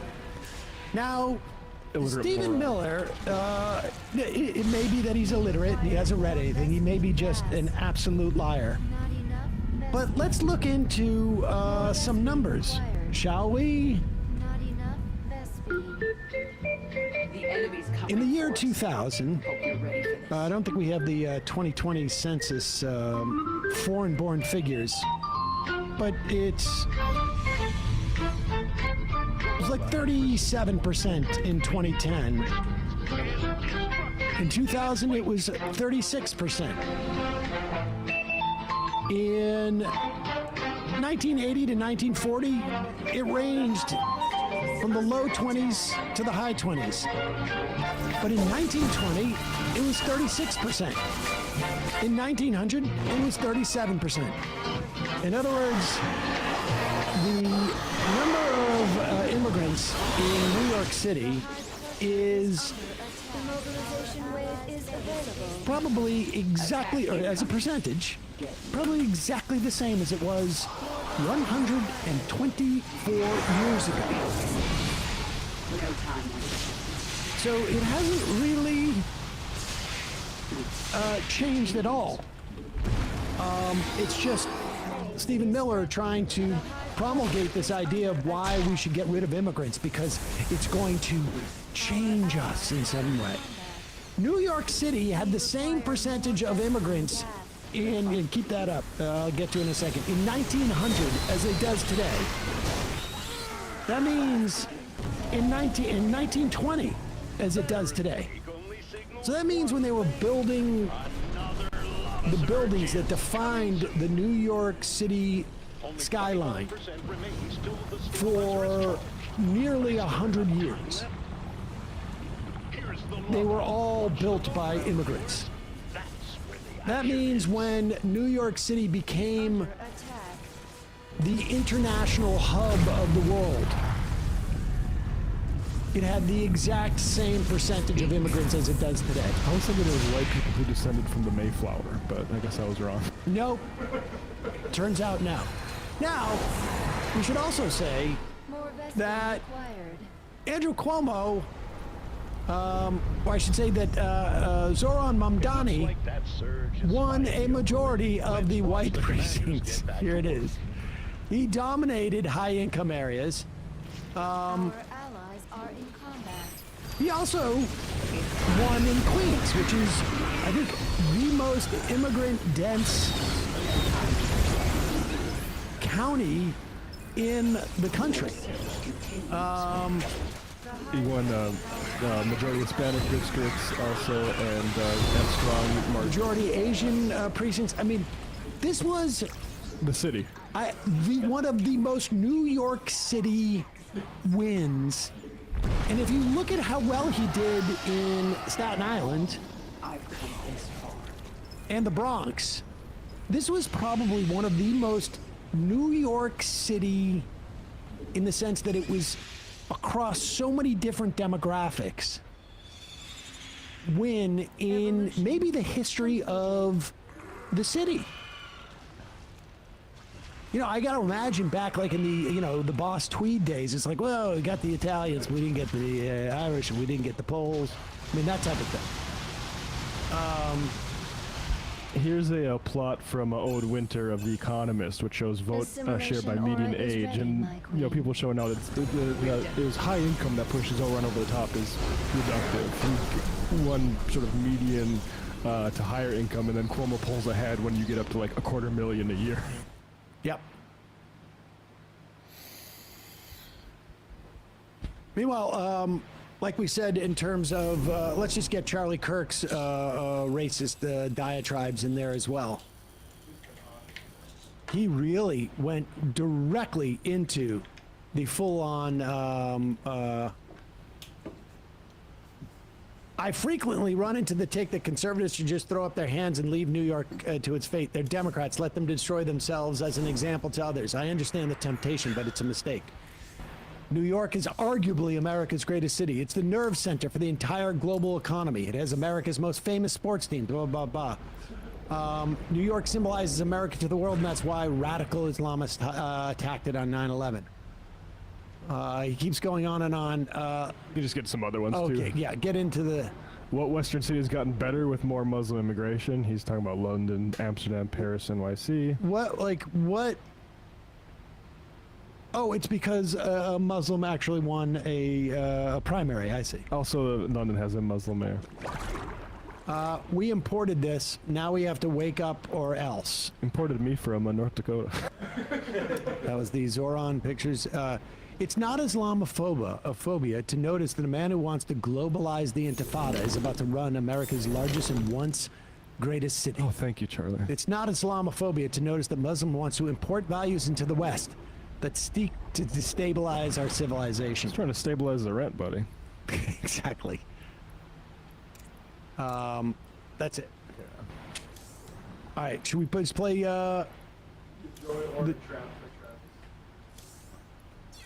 we'll do Joy tomorrow. Let's do this, Travis. This guy, what's his name? Travis Clay? Clay Travis. He's a right-wing radio guy? He's sort of a right-wing sports guy that's increasingly doing politics, because I don't think people care about his sports takes.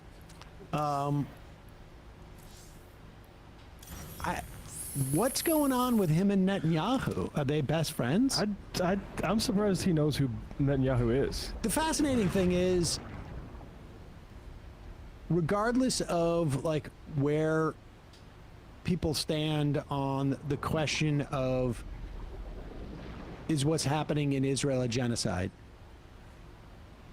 the vast majority of people in New York City, and this is the thing that I wonder if it's going to translate nationally.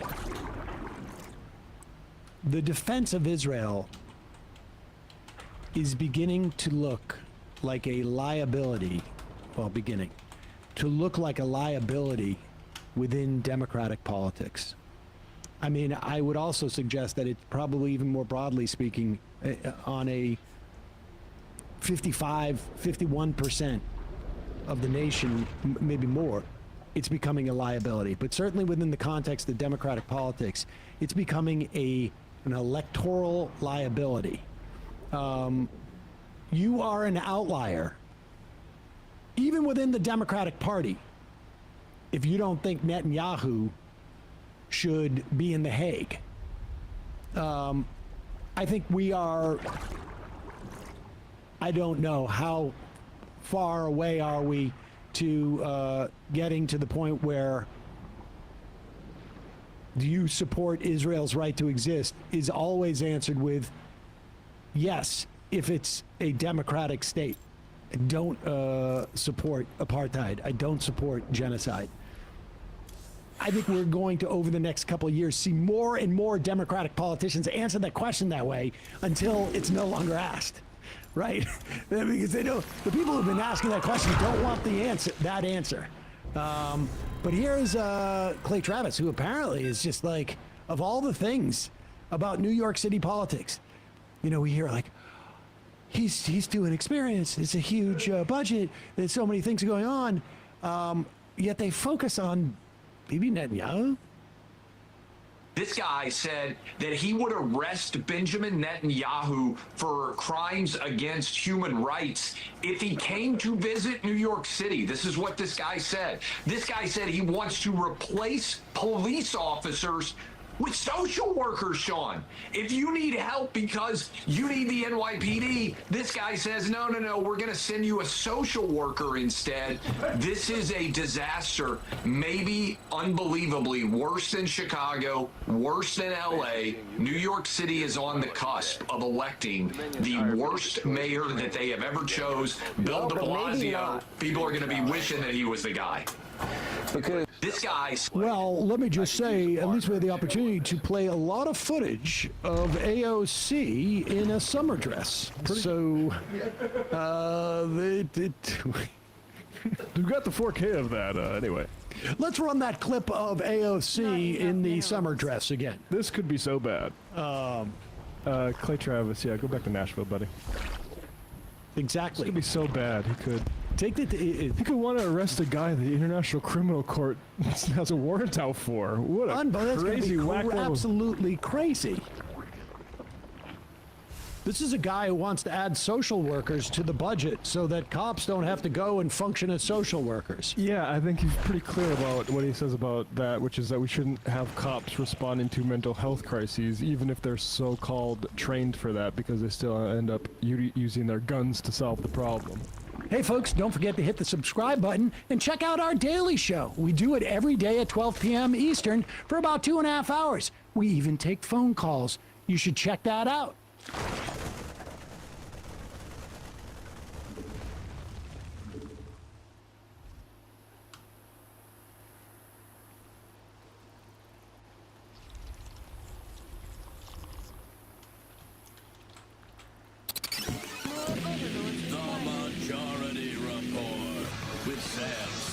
The destiny of America is always safer.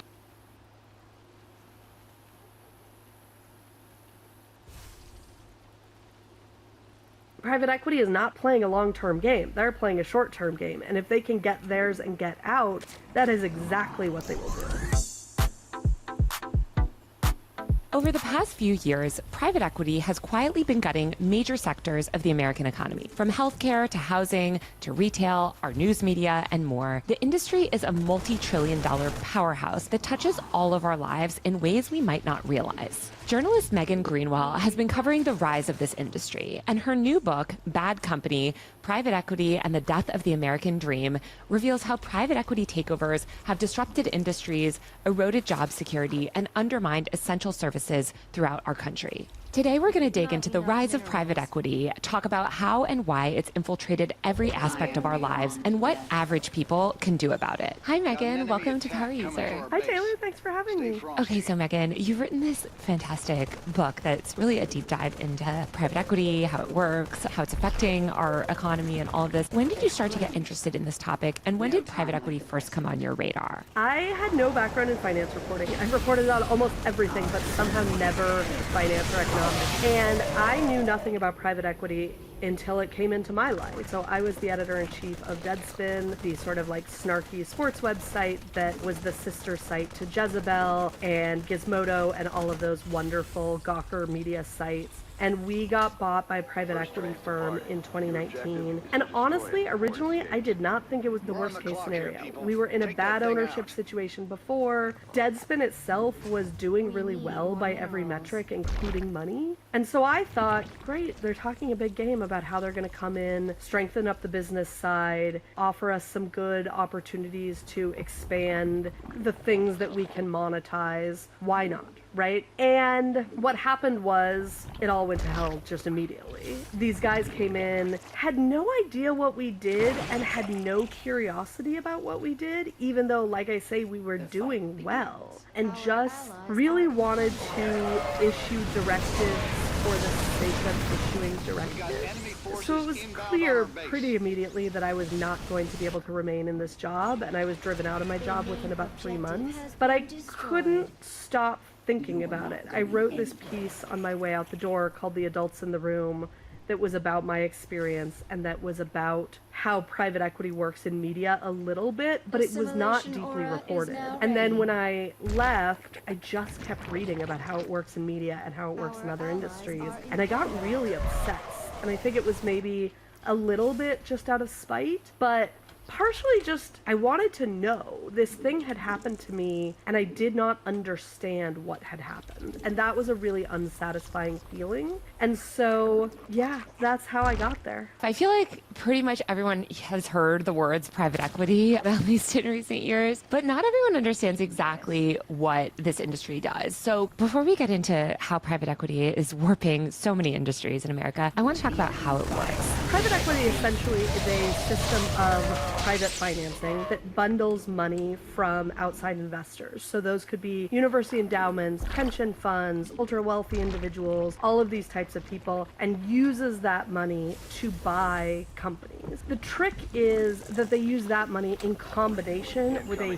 huge amount of loans. And so if I want to buy the Power User podcast, I'm going to take out probably 80% of what I'll pay you will be loans. And the weird part about private equity that is unlike other types of financing is that those loans will not be taken out in my name as the private equity firm, but they'll be taken out in the name of the Power User podcast. So if I drive your podcast into the ground with my bad management as the private equity firm, I'm not responsible for paying any of those loans back. Only your company is responsible for paying them back.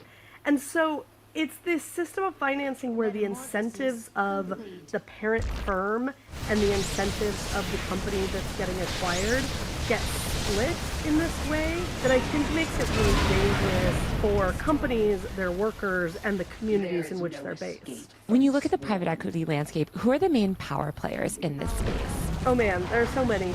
So some of the big ones in the US are Blackstone. Blackstone is by far the biggest. Carlyle is a big one. KKR is huge. Bain and Company, founded famously by Mitt Romney. And one thing that is really interesting is, aside from the firms, a lot of their CEOs and founders are real power players in their own right. So I live in New York. You can look at the board of any major hospital, cultural institution, whatever it is, and it's just this long list of private equity names, right? So these are people with a huge amount of power, not just through their formal roles, but also in terms of like how intertwined they are with our cultural institutions and our society. And I think that is a major hurdle toward getting significant regulation, because they're rubbing elbows with all the right people and funding all the right children's hospitals and whatever it is. Right. These are big, powerful people, even if their companies are a little bit more behind the scenes. Yeah, exactly. How is this so profitable? Because it seems like, based on that business model, as you said, the incentives would be kind of messed up, and yet these people are taking home millions and millions of dollars a year. So the nice thing, if you're a private equity firm, is that you don't need the company that you own to make money for you to make money, right? So the incentives really do get dissociated in that way. There are a bunch of reasons for that. One is the tax breaks are extremely favorable. So you're very rarely paying significant taxes on bonuses, even straight profits, which they call carry interest, all of this stuff. Another is that I, as the private equity firm, if I'm buying your company, I make my management fee no matter what. I could be making catastrophic business decisions for your company, but I'm still going to get paid 2% of the deal every single year. There are performance bonuses on top of that, so I will make more money if your company does well. But there are so many other ways I, as the private equity firm, can make money too, that I almost don't need that. So for example, in real estate intensive industries like retail, like hospitals, like local newspapers, the private equity firm will very often sell off the land that those companies used to own and then start charging the company rent. So that is something where the incentives are exactly opposite, right? The private equity firm is now getting the profits of those real estate deals, whereas the company, many of them, take local newspapers for example, they had owned those grand old buildings in downtown of whatever city it is for decades, so they weren't paying mortgage payments, right? They just owned them outright. Now they're paying rent payments, So now they're deeper and deeper in the hole, but the private equity firm is literally profiting off of that. So there are so many ways for a private equity firm to make money through these fees, through the tax breaks, through bonuses, through all these like financialization tricks like selling off the real estate, that it's very hard for them to lose money on a given deal, even if the company goes into bankruptcy and liquidates, which a fairly stunning number of them do. What did you find when you looked into what private equity was doing sort of more broadly in media?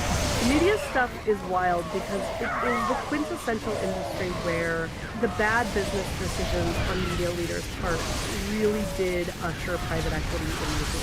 I started in media shortly before the 2008 recession, when every newspaper in America had these exciting, still relatively new websites, and they thought nothing of dumping all of their content on their website for free and still expecting people to pay for a print subscription. That was not a private equity problem. That was just a problem created by bad leaders.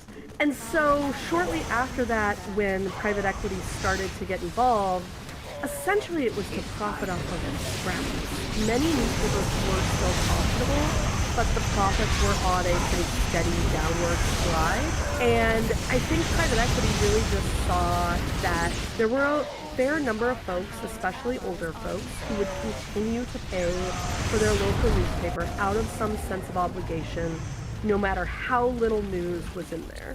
So there's this whole class of what researchers call ghost newspapers, which are papers where the product exists. You can subscribe to the print newspaper, but there is literally zero local news in it. There are no reporters. There is nothing that is specific to that community. So everything in the print newspaper is wire copy coming from somewhere else. And so then you have no staff costs, functionally. You have very small costs to put out the paper and to subscribe to the wire services that get you your content. But it's a really easy way to just keep making some money. It will run out for sure, because that generation of folks who will always subscribe to their print newspaper is dying out. But private equity is not playing a long-term game. They're playing a short-term game. And if they can get theirs and get out, that is exactly what they will do. It seems like it's been most devastating for local news, as you mentioned, where it's just like gutted the last sort of breath of the local news industry, where it's just like every single bit is chopped up for profit. And I was looking on Fiverr the other day because I needed help with something, and I was like, maybe I'll try to use Fiverr for the first time. And I was looking at these people's profiles that do like content marketing or whatever, and a lot of them have local news experience. And I was clicking into their profiles. These are people in Bangalore and all that, just very far. They're writing very kind of, I don't want to say low quality, but it seems kind of just like very generic content for these weird conglomerates that just sort of publish content across lots of local media outlets. It reminded me of what you said, because I was like, God, if you subscribe to this stuff, you're literally just getting sort of generic copy. And I'm sure a lot of that also will be outsourced to AI even soon. It's just sort of content for content's sake, and there's no real journalism or investigative reporting or accountability focused stuff that's happening in these local areas. Yeah, no, there's nothing. I mean, I talked about those ghost newspapers that are in small towns and rural areas, but even in pretty major cities, the staff has just been cut to the bone. So I write a bunch in the book about the Austin American Statesman, which for generations was a major daily, multiple award-winning, a big deal paper owned by Gannett, and now they're down to, I think it's 9 journalists on staff. It's just, you can't cover a city the size and the importance of Austin, Texas with 9 reporters. It's just not possible. And so one of the things that I think is really important to remember about private equity firms is they have zero investment in the places where they own homes, right? So they're buying chains. But if you're buying a chain of newspapers and you end up with the one in Austin, Texas, you don't live in Austin, Texas. You may never have been to Austin, Texas. And that's Austin, right? Set aside the rural communities where there might have only been 3 reporters on staff originally, and now it's down to 0. They don't care about those places. Why would they care about those? And so it is very easy, I think, without that investment, to forget about community news. and to just say, great, we can cut and we can cut and we can cut, and that will give us some profits, and then we'll get out.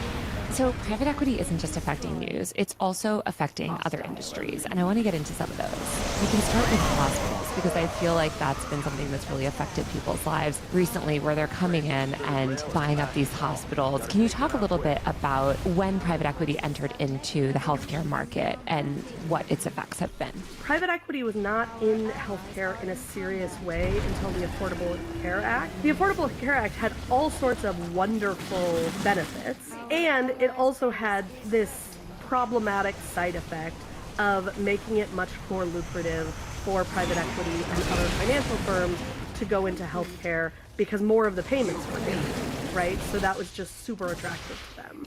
And so that was really when private equity started to explode in the healthcare market.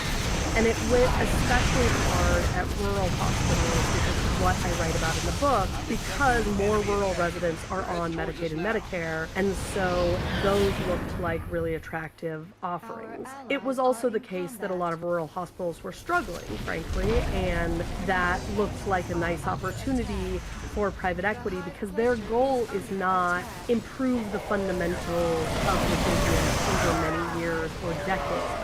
Their business model is pull out as much money as you can up front, and then whatever happens to the business happens. So rural hospitals paradoxically were struggling, which is exactly what made them attractive to private equity.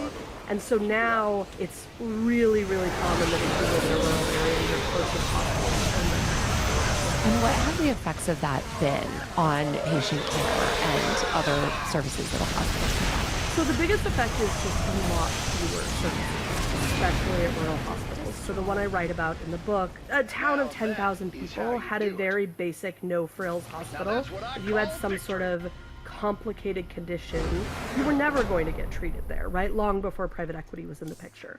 But basic surgery, right? Getting your appendix out, delivering a baby, getting your kid's head stitched up when he fell off the coffee table and split open his forehead. Those were all things that every rural hospital could provide. And what happened was when private equity came in, they just started getting more and more and more of those services stripped. That's a super common story. It turned into what the locals now call a Band-Aid station rather than a true hospital. The other factor, and there is less data on this, although there was a landmark study at the end of 2023, is that patient care does get worse. There are all of these factors that are the classic preventable complications in hospitals. One of the biggest ones is what they call central line infections. So if they need to put an IV like straight into your central system as opposed to in a vein in your arm, those are an incredibly preventable complication. They usually result from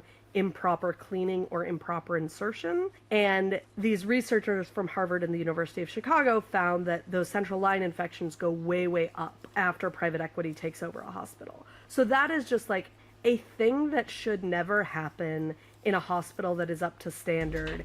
And you see this dramatic increase because there is less staff, there is less money for additional equipment. All of these cutbacks have real effects on patients.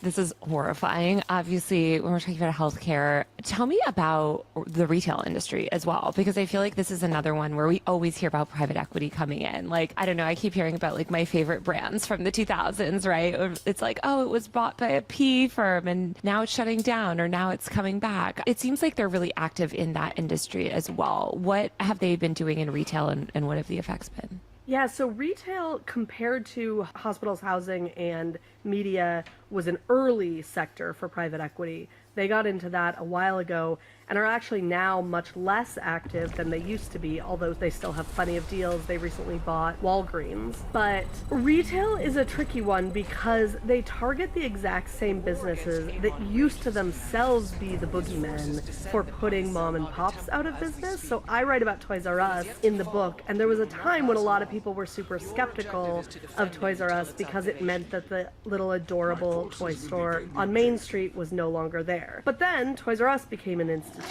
This term was actually invented to describe Toys R Us called Category Killer, which is essentially one business that is so big that it shuts off any opportunities for any competitor to exist. And that's how big Toys R Us was. And private equity got involved because retail looked super exciting. There was a moment where brick and mortar retail was a very hot commodity. It feels long ago now, but it wasn't. The Toys R Us deal, which was an absolutely massive deal, was in 2005. And KKR and Bain Capital and Vornado Realty Trust said, look, sure, Amazon is coming, that's a problem, but we can save this company. We can return this company to its glory days. And that wasn't what happened, in large part because, again, the loans were so crippling that there was no money to try to compete with Amazon. There was no money to improve the in-store experience, to bulk up their website, any of these things that have been successful for a huge number of brick and mortar stores, right? We talk about the dominance of Amazon, but there's still plenty of big box chains that are doing great. And the ones that aren't are very often private equity owned. The most common type of tag I get from strangers online is, did you see such and such company retail chain just went out of business because of private equity? Joann Fabrics was one of the most recent ones. And everybody freaked out because if you're in the crafting world, I'm not, but if you are in the crafting world, everybody loves Joann Fabrics, right? It feels like something you have an emotional investment in the way that a lot of big box stores are not. And I think for people who are interested in drawing attention to the problem of private equity, that's actually been a big benefit, because when people love these chains, they feel invested. And so that was what happened with Toys R Us, was that people were so outraged because it was a store they genuinely loved. And that led to a lot of outrage in a way that actually helped generate some meaningful pushback against private equity in the retail space. I feel like, yeah, people start to care when you mess with their favorite brands. I saw a bunch of the Joann's backlash too on TikTok, and people just being like, God, they're ruining another company. I guess another more high stakes industry similar to healthcare is housing. And it seems like private equity is also eating up an increasing share of our housing market. I know this was a big topic of conversation maybe a year or two ago when there was some stat that came out that said that PE firms were like buying up all of these houses from boomers and we're never going to be able to afford housing. So how did they enter into the real estate market, and what is private equity doing in that area? Yeah, this is something I was really curious about, because for a long time, private equity was in commercial real estate, but not housing. And I couldn't quite figure out why housing was so attractive. Because on one level, it's a hard business, right? You have to buy up individual parcels, individual apartment buildings, individual houses, whatever it is. And I think the real key to it is private equity figured out that they were eligible for low-interest loans from Fannie Mae and Freddie Mac. Those loans are designed to help ordinary Americans buy homes, right? That was the genesis of those two agencies back in the 1920s. But there's nothing stopping private equity from taking advantage of those low-interest loans, too. And the great thing about government loans is then you're only responsible for paying back that low interest rate. You don't have investors who are expecting a certain percentage of your profits, right? So it looks like this beautiful deal for private equity because the cost of getting in is so low. And so if you start snapping up thousands upon thousands of single-family homes, plus massive apartment complexes, plus mobile home parks, now all of a sudden your cost of acquisition is really low and your potential profits are really, really high. And so that's what started driving that interest. And they really are in every sector of the housing market. It started really with mobile homes, but now it's very big in both single-family homes and in huge apartment complexes, which is what I focus on in the book. And it's what you would expect, right? They buy an apartment complex, they jack up the rents, they make the kind of millennial gray improvements that don't improve the fundamentals of the building, but help you rent to a different category of people who are likely to pay more money. The apartment complex I write about in the book is in Alexandria, Virginia, where Amazon's big new corporate headquarters is going to be opening. And so this is an apartment complex that catered largely to fairly recent African immigrants. And all of a sudden they're jacking up the rents because, of course, all of these like well-paid Amazon engineers are going to be moving into Alexandria. And if you can capture a share of that market, like, your profits go through the roof, right? So it really has been a very attractive market for the most simple reason, which is just that it's a good way to goose profits. I feel like another area that it's infiltrating and affecting a lot of people on sort of like a personal, visceral level is childcare and all of these like daycare centers. Why would a private equity firm be buying into these random businesses? Like daycare just doesn't seem like super high profit, or even like dentist office, or I know private equity is also taking over like veterinary clinics and stuff. So how do they decide like what industries to enter, and why do they seem to enter all of these like weird sectors of our economy? I think it's a lot of sectors where there is a captive audience, right? So I am a childless dog owner, which means that I will spend whatever it takes on my dog. You know, exactly that philosophy has driven private equity into veterinary care, because they know that people like me will pay whatever they need to for their dog. The other thing is they go into a lot of industries where the American social safety net has failed us in one way or another, right? So preschool is a great example of this, where you have to pay something to get your kid into daycare if they are too young for kindergarten. That is a societal failing, but that is absolutely the world in which we live. So the potential profits there are actually crazily high, because you have all of these people who literally just need somewhere to stash their kid so they can work. And so that's one where a couple of the like biggest daycare chains in America, including one all over Brooklyn where I live, are owned by private equity. And I'm not sure how many of the parents whose kids attend daycare there even know. I've had multiple friends text me, you know, months after their kids started going to a certain daycare saying, hey, did you know? And I was like, yeah, unfortunately I did. Dentistry too, like so few people have comprehensive dental insurance. And so if you have an emergency situation with a tooth, you're just going to have to pay no matter what that takes, because you can't just remain in the agonizing pain that this tooth problem is causing you. And so again, it's like this weird combination of desperation, no functioning social safety net, and that combines to make a really nice chance for profits. It's so depressing. It's like they're kind of like vultures feeding off this economy. I hate to put it that way, but as you said, they're really profiting off this lack of a safety net. Are there any safeguards in place to protect people who are actually like the patrons of these businesses, or people, for instance, that are, you know, having to rely on private equity driven services now? Because it feels like no matter where you go, you're sort of encountering these decaying businesses that where like the services are just depreciating. Honestly, there are not a lot of legal protections right now, and the reason there are not a lot of legal protections is because the private equity lobby is big and powerful and has done a really good job sort of keeping elected congresspeople and senators under their thumb. In the 2020 election cycle, only 12% of people who ended up winning election to Capitol Hill did not take any private equity money. So 88% of people on both sides of the aisle did. That's just hard to combat, right? There have been super interesting ideas for legislation, some industry specific and some more general. So Elizabeth Warren has proposed what she calls the Stop Wall Street Looting Act 3, 4, 5 times since she originally proposed it in 2018. Without a pretty dramatic change in the composition of Congress, that's never going to get through, right? But the idea is out there. She's ready.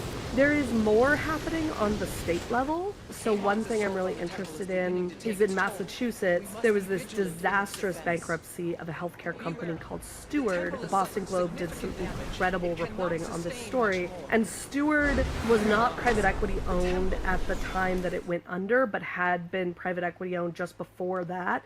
And then they sold it to their CEO. And it became clear that they sold it to their CEO because they had driven it so far into the ground that they just wanted out, right? The company goes under, dozens of hospitals across several states close, and the legislature of Massachusetts, where the company was based, said, look, we have to do something about this. And they passed a pretty revolutionary bill to regulate private equity in healthcare in that state. Now, Massachusetts is a blue state, right? So that is not the type of regulation that can happen everywhere and would never happen on the federal level. But there are things happening. And one thing I wanted to make sure to do with this book is shine a little light on the things that are happening, because it is a topic where it's very easy to feel defeated and feel like, well, everything sucks, bye, you know?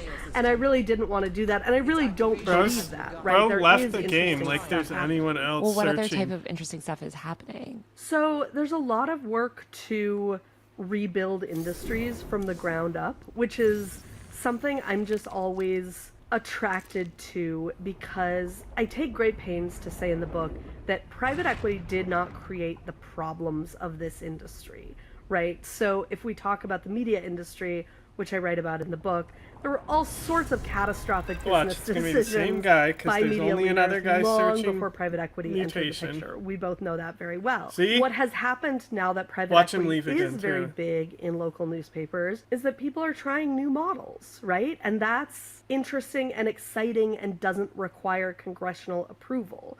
So the biggest one I write about in the book is the wave of nonprofit startup local newsrooms. That is just like a genuinely exciting thing that is happening. The Baltimore Banner, which is part of this group, just won a Pulitzer in their 3rd year of existence, right? And is by all accounts doing well financially. He did it again. So I am really interested in regulatory efforts and court cases and all of those things.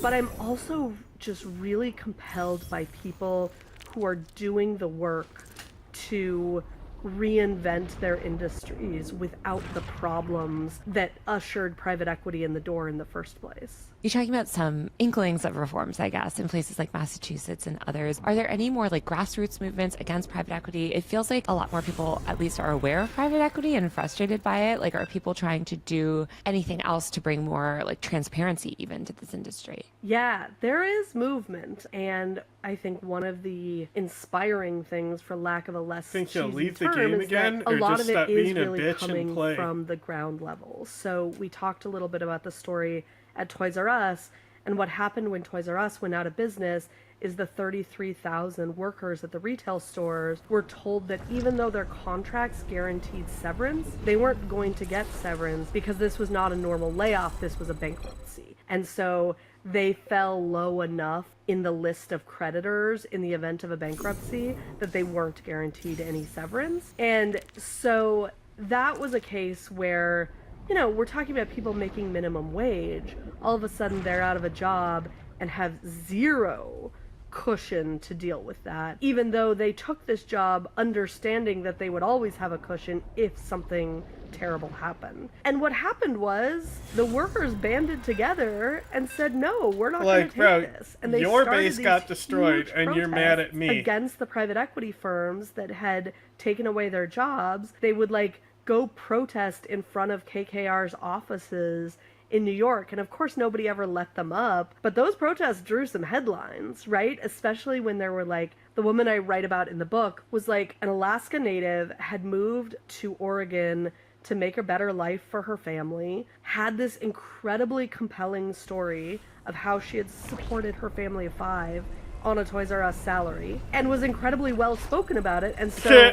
when she started talking, the media paid attention. They also started appearing in front of pension boards. So public pension funds have worker representatives. See, now it's just funny So if you're a pension fund and you pay out the retirements of teachers and firefighters and nurses and whoever, there are people from those groups on your board. And those people are much more likely to be sympathetic to rank and file workers than other billionaires are, right? So the Toys R Us workers did this incredibly smart thing where they started showing up at meetings of public pension boards, registering to speak during the public comment portion, and just giving these incredibly powerful testimonies. So at one point, the pension fund in Minnesota actually temporarily stopped any investments into KKR, one of the firms that had owned Toys R Us, precisely because the workers had convinced them that KKR screwed them, essentially. And the result was they refused to call it a severance fund. They called it a hardship fund. But the workers got money. And that does not happen unless this group of rank and file retail workers stand up and say, this is not something that we're going to take. We should not have to put up with this.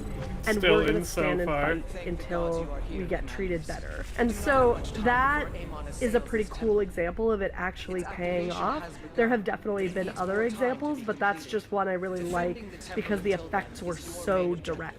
Yeah, that's amazing and good for those workers. It is such a villainized industry because it is doing such awful stuff, but is it helpful in any way? I mean, is there anything good? I'm picturing like some private equity executive, not that they probably listen to my podcast, but what would they say? Like, are there any sort of benefits where they've come in and actually helped things? No, there are. The private equity's chief lobbying group loves to say that we are fundamentally an industry about helping small businesses. And they have these statistics about how the majority of all private equity deals are actually at small businesses, not at giant companies like a hospital chain or Toys R Us or whatever it is. That is absolutely true. And it does seem true that in small businesses, private equity can be helpful because if you run a business that would benefit from expansion, but you don't have the capital to do it, a private equity firm coming in and saying, great, here's some capital, let's improve it, is helpful.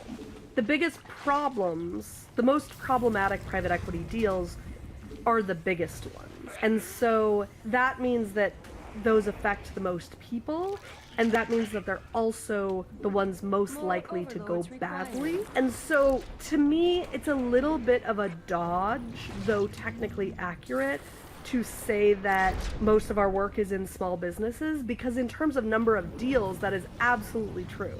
But in terms of amount of money, that is certainly not true. And so private equity started in the 60s with what they called bootstrap deals, which was essentially investing in small family-run companies that would benefit from expansion.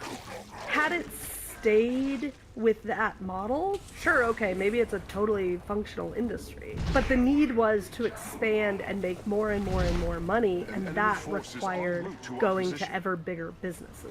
Right, so it sort of built upon itself, and now we've created a monster. Was there anything that wrote this book that really surprised you? I mean, obviously you said you didn't follow as much about private equity before writing it, but is there anything that, I guess, really changed your beliefs on something or was really unexpected? I think one thing that really surprised me was actually how many reasons for hope there were.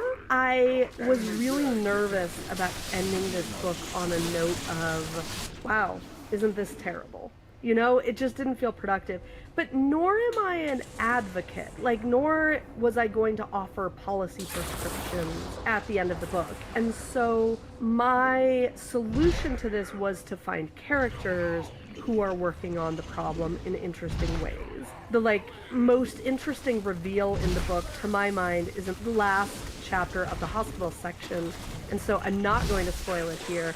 But this small town in Wyoming, the neighbors banded together and did something pretty radical that paid off in major ways. And I just think it's cool. And I think if you hear about that or read about that or talk to the people involved, it's hard not to get kind of excited about the fact that there are people putting themselves on the line to tackle this in a real way. And these were not people with any real power, right? These were middle and lower middle class folks in small town Wyoming. And they pulled off something pretty close to a miracle. He did leave the game. And so I think that the big thing I wanted to do with the book is make people aware both of what the problem is, but also what their potential options are. And private equity wants to stay private, right? They do not want people to understand how they work. Not that this is some big, investigative book. It's much more narrative than investigative, but I'm hoping that it gives people sort of the tools to start to understand, here's where private equity is in my life, and here's what I could potentially do about it. And that seemed hard at the beginning of my reporting process, and then it ended up feeling totally natural because there really is a lot out there. Yeah, and it seems like there's just a lot more power than people think in collective action when you're fighting against these big corporations and them coming in. Oh, absolutely, which is cool. I mean, in the media stuff, I focus mostly on nonprofit local newsrooms, but I also talk a little bit about worker-owned collectives, right? Which is a thing that did not exist until a few years ago. And can that model fundamentally transform the broken media business model? No, probably not. But as an ingredient to a more healthy media ecosystem, yeah, it's great. And that's just collectives of people saying we're going to do the work together. All right, Megan. Well, thank you so much for joining me today. Thanks so much for having me. It was a fun conversation. All right, that's it for this week's episode. You can watch full episodes of Power User on my YouTube channel at Taylor Lorenz. And don't forget to subscribe to my tech and online culture newsletter, User. This is what total air supremacy looks like. Here we've got Israeli F-15 fighter jets flying during daylight hours to strike targets inside of Iran. And when you look at their payload, or what they're carrying, it's just extra fuel tanks for added distance and guided bombs. No missiles. As in, these aircraft aren't worried at all about the Iranian Air Force or the Iranian surface-to-air missile threat, which is a wild place to be at baseline, let alone 24 to 48 hours from the start of this conflict, at which point Israel achieved air superiority and air supremacy in parts of the country, which, as you can imagine, led to some pretty significant Iranian losses. So today we're going to get into that, the overall battle damage assessment of this 12-day conflict, not just the Iranian losses, but the damage inflicted inside of Israel as well. Now, this overall roll-up that I'm going off of was put together by Manny Fabian of the Times of Israel, their military reporter over there. Excellent resource, great follow. I'll link all of his work in the description below.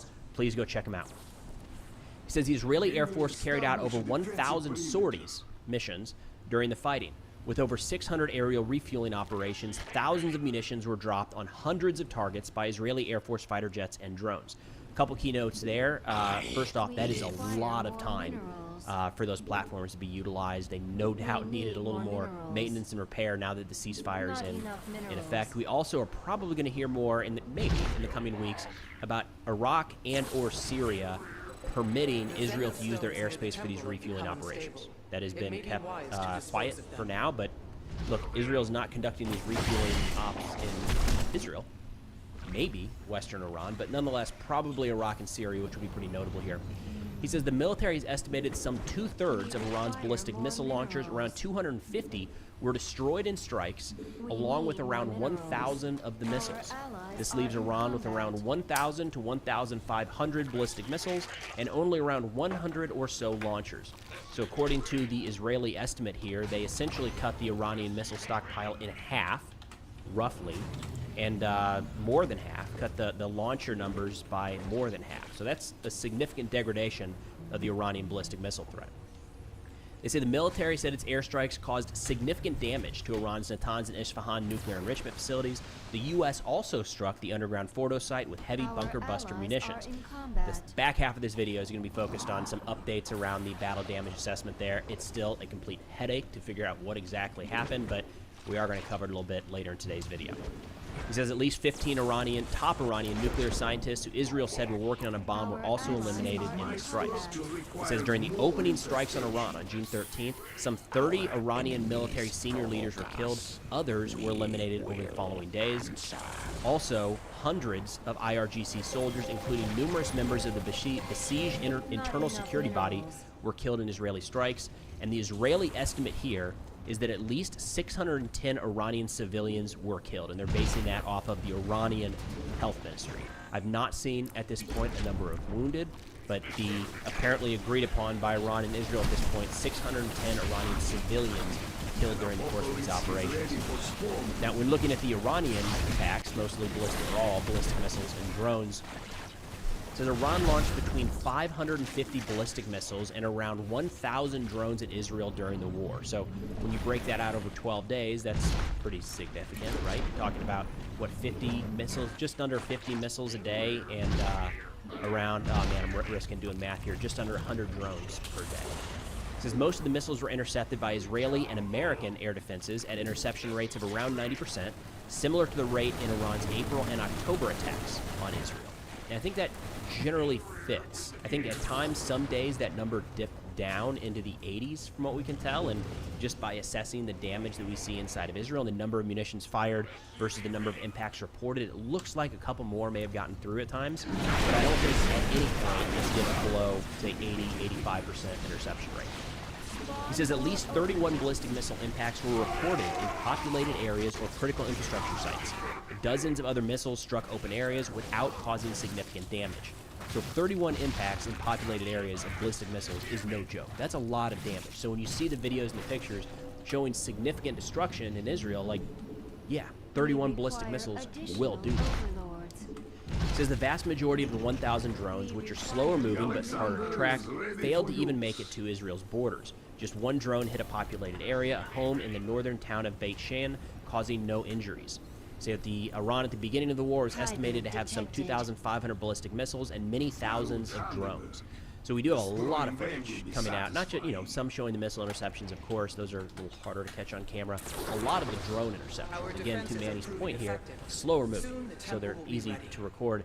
And we saw a lot of use by Israeli Apache helicopters, which has turned out to be a pretty effective means of defending against these drones. Low cost, and again, necessary to track these things.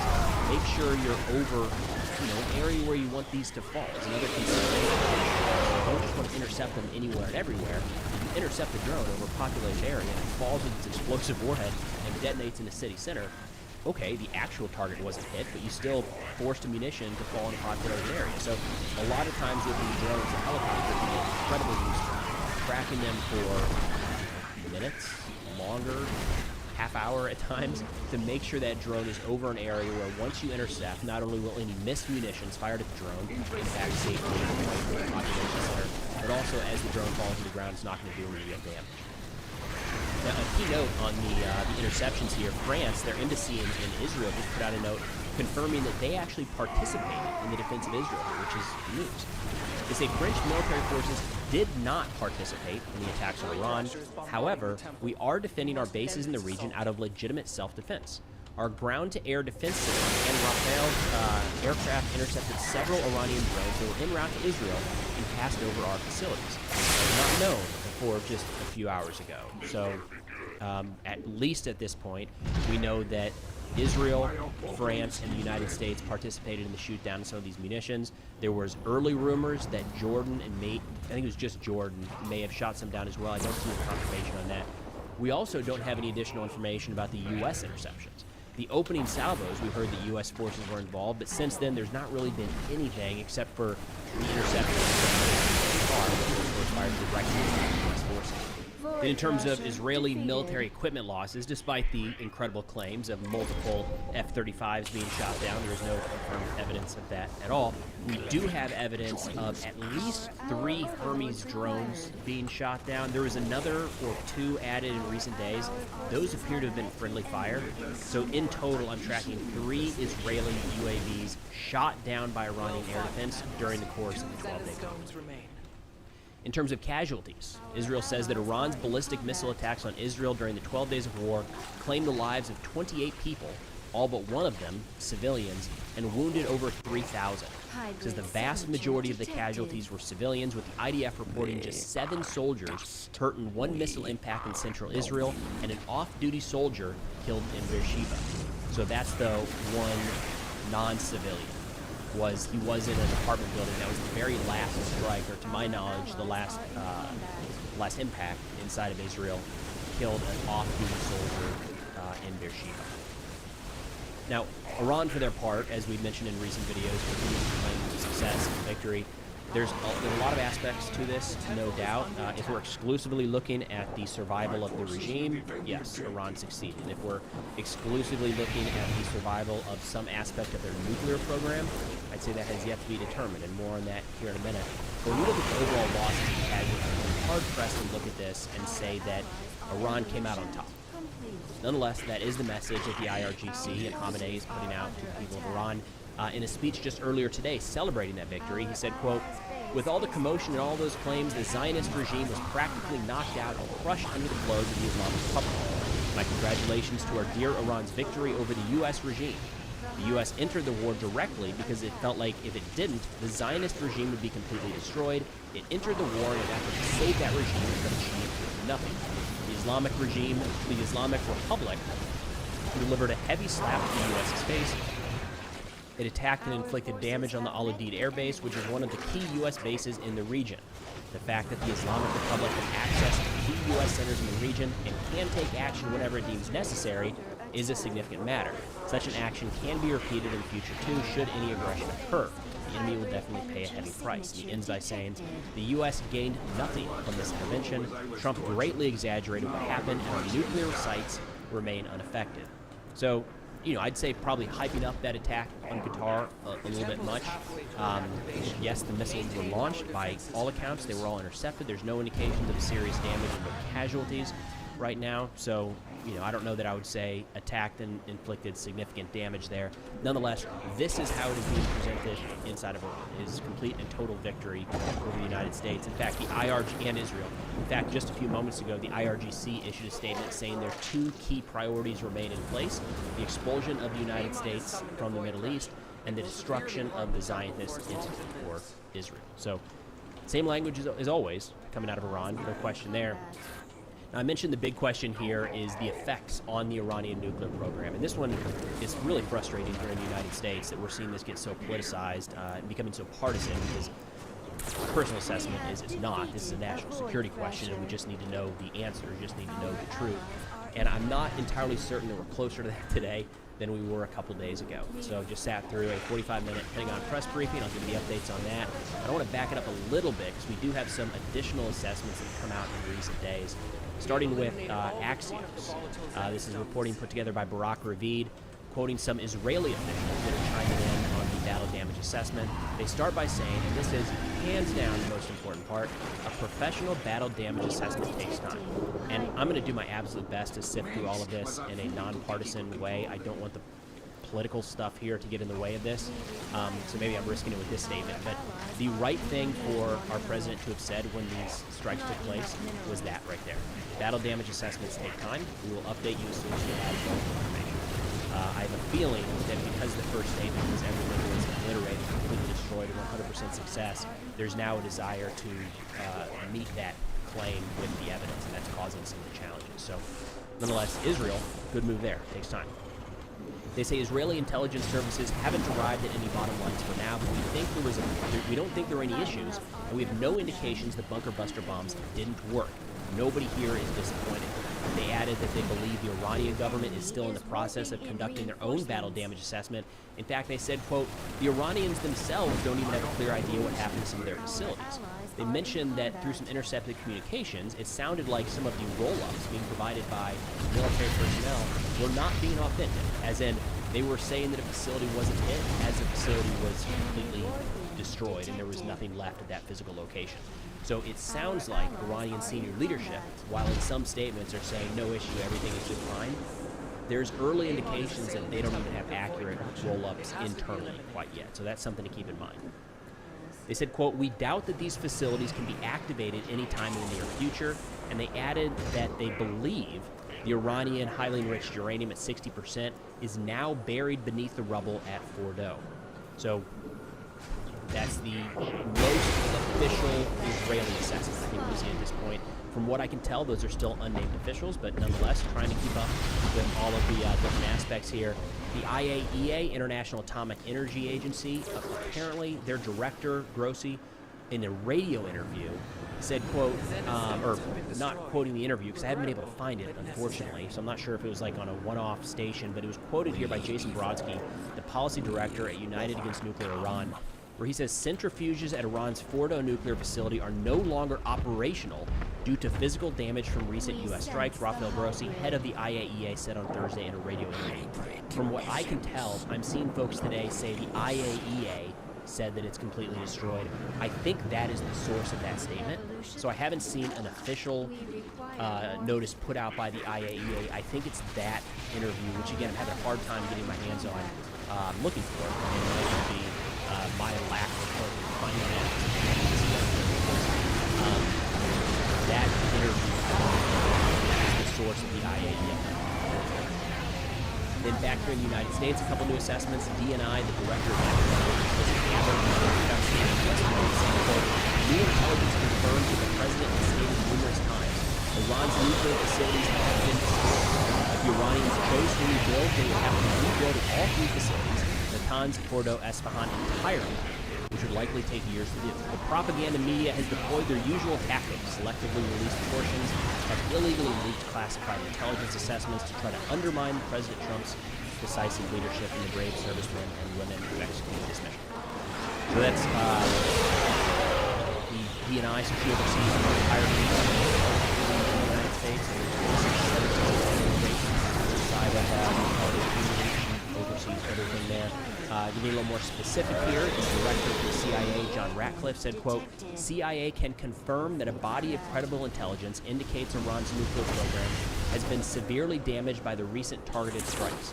This includes new intelligence from a historically reliable and accurate source method that several key Iranian nuclear facilities were destroyed and would have to be rebuilt over the course of years. Now, we are going to get into the DoD briefing here in a moment, but a question was asked about that because Secretary Hegseth cited this CIA statement, and one of the reporters in the room said, what changed? Like, can you share anything about that with us? You say that this is a historically reliable and accurate source, and the Secretary's comment was that that would require a top-secret clearance for the reporter to have access to that information.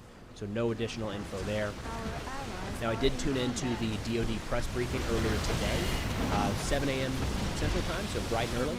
And the president said that this was taking place to defend the honor of the brave men and women that flew the B-2 bombers to carry out the strikes.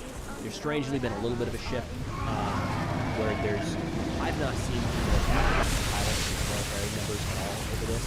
In some cases, it seems growing skepticism as to the effects of the strike are somehow questioning the patriotism or bravery of our service members. I haven't really seen that, but nonetheless, that's how this press briefing was presented. I did watch the entirety of it to include the question and answers. It ended up being about 30 minutes with about 10 minutes of Q&A. Overall, the first 10 minutes were really just kind of hammering the media. The next 10 minutes was talking about the soldiers that were involved in the operation, air defenders at Al Udeid. They say there were only 2 Patriot batteries there, 44 soldiers remained. Everyone else was moved off site. So the oldest there was a 28-year-old captain. It's awesome. That's our military. Young folks out there getting after it. They did mention that the strike against Qatar and the use of the Patriot missiles was the largest Patriot engagement in history. A lot of that, they said, it was 10 minutes on the media, 10 minutes on our soldiers, incredible work from our service members, and then 10 minutes or so on research and development of the DB-57, the Buster Export Administrator, and then the targeting process before there was not, unfortunately,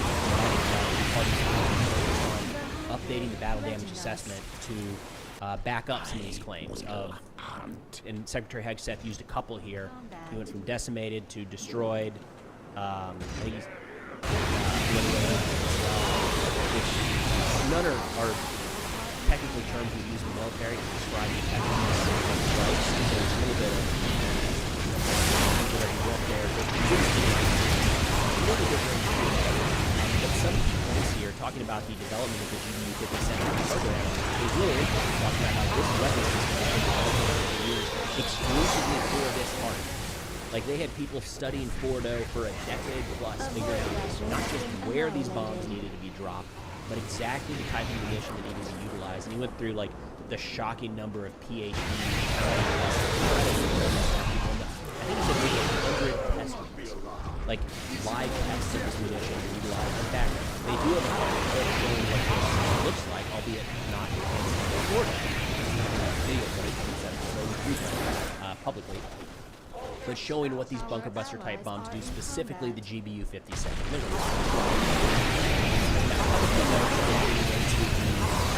The actual plan of the strike here that we're learning for the first time.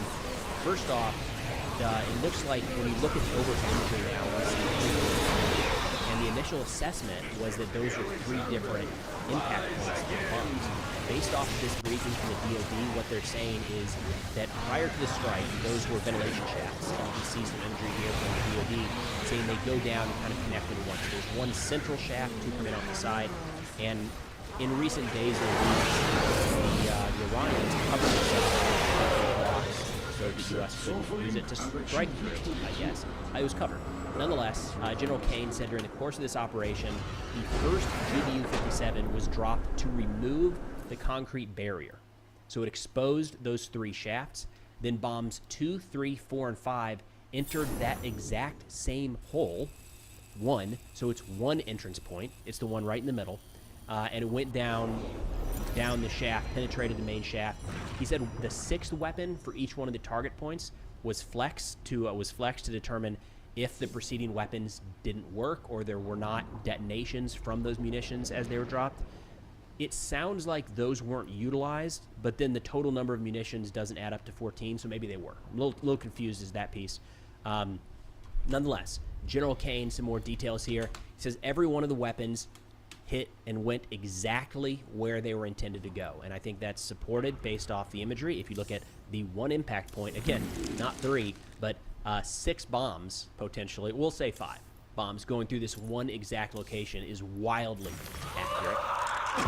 He was pressed on the battle damage assessments. And again, I stand by what I said a few weeks ago. General Kane, incredibly professional. Really like this guy. Sticking to the facts. He's not speculating. He's not. I'm not seeing him do anything that could even be slightly perceived as political, and I love that from our military. But he said, hey, look, the Joint Force doesn't do battle damage assessments. We leave that to the intelligence community. I'm not entirely convinced on that. However, like we always did battle damage assessments to a degree in the military. We couldn't outsource the entirety of it to the IC, so maybe there's just some component here that is not done within the military. But General Kane, when pushed on battle damage assessments, this is what he went with. He said there's 5 things I can say. 1, the weapons were built, tested, and loaded properly. 2, all weapons were released on speed and on parameter. 3, all weapons were guided to their intended aim point and intended target. 4, all weapons functioned as designed. 5, trail pilots stated that this was the brightest explosion I've ever seen. Again, we kind of have to parse the words here. He was pressed on whether or not by a reporter, would you say that the site was obliterated? And he right out the gate said, look, we don't get into battle damage assessment. I'll have to refer that to the intelligence community. And Secretary Hegseth kind of came over the top to start dueling, I guess, with the reporter is probably the best way to put it. General Kane is not using those terms. They're also not correct military terms to be using in this capacity. What General Kane is getting at here is what I think is important, and I don't know that was really being speculated against. At least on this channel, we've talked about how, by all accounts, everything the General says here was accurate, where the weapons were built correctly, they were tested correctly, they were designed for this use, they were loaded correctly, they were dropped in the right place, and from what we can tell from the overhead imagery, they impacted where they were supposed to impact. So that's the first part of the equation, which is important information, good to know. And again, I don't think I at least was not doubting any portions of that. The big question that remains still unanswered, beyond just statements that we've read through today, is once those munitions went down in the facility, what degree of damage was caused? Now, again, you're dropping 5, if let's say all 5 of them went all the way down that shaft, you can expect some pretty significant damage. Unfortunately, it doesn't seem like we have much to go off of at this point, other than, quite frankly, officials saying it did its work. I don't know that we're going to get much more than that, so kind of brace yourself. Now, another big question here was around the enriched uranium, the location of it, something we've talked about in recent videos.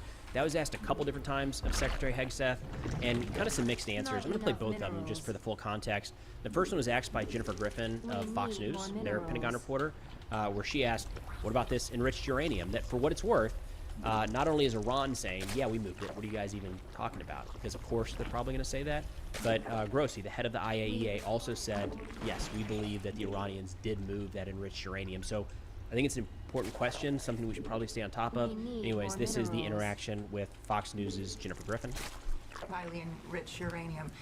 Do you have certainty that all the highly enriched uranium was inside the Fordo Mountain, or some of it, because there were satellite photos that showed more than a dozen trucks there 2 days in advance? Are you certain none of that highly enriched uranium was moved? Of course, we're watching every single aspect, but Jennifer, you've been about the worst. The one who misrepresents the most intentionally. Whether you're there or not. What the president says. This is so funny because it was his old co-worker. Ventilation shafts on Saturday night. Your And in efforts are fact, I was futile. the first to describe the B-2 bombers, the refueling, the entire mission with great accuracy. So I take issue with that. I appreciate you acknowledging the most successful mission based on operational security that this department has done since you've been here. I appreciate that. So we're looking at all aspects of intelligence and making sure we have a sense of what was where. So unfortunately, not a lot of answers on that, but it's a big enough question that another reporter did bring it up as well, saying, hey, The ship's come on. trying to launch A lot of people want to know They about can't this. get off the And ground before the the secretary hit infested arrive. more on it here. We'll go ahead and play that. Yes, You right know there. for certain that the uranium was removed from the facility before the B-2 struck. So I'm not aware of any intelligence that I've reviewed that says things were not where they were supposed to be, moved or otherwise. All right, so that's essentially where everything sits right now. I'm sorry, I wish there was more concrete data coming one way or another. I feel like right now it's a lot of things that you said, and it's quite frankly a matter of trust. Like, who do you trust more than others? And I don't like that. I don't like that that's something that we're forced to rely on.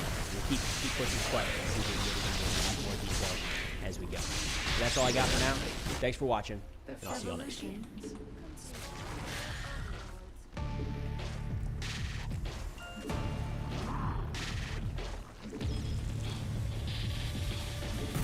We require more. The fight begins.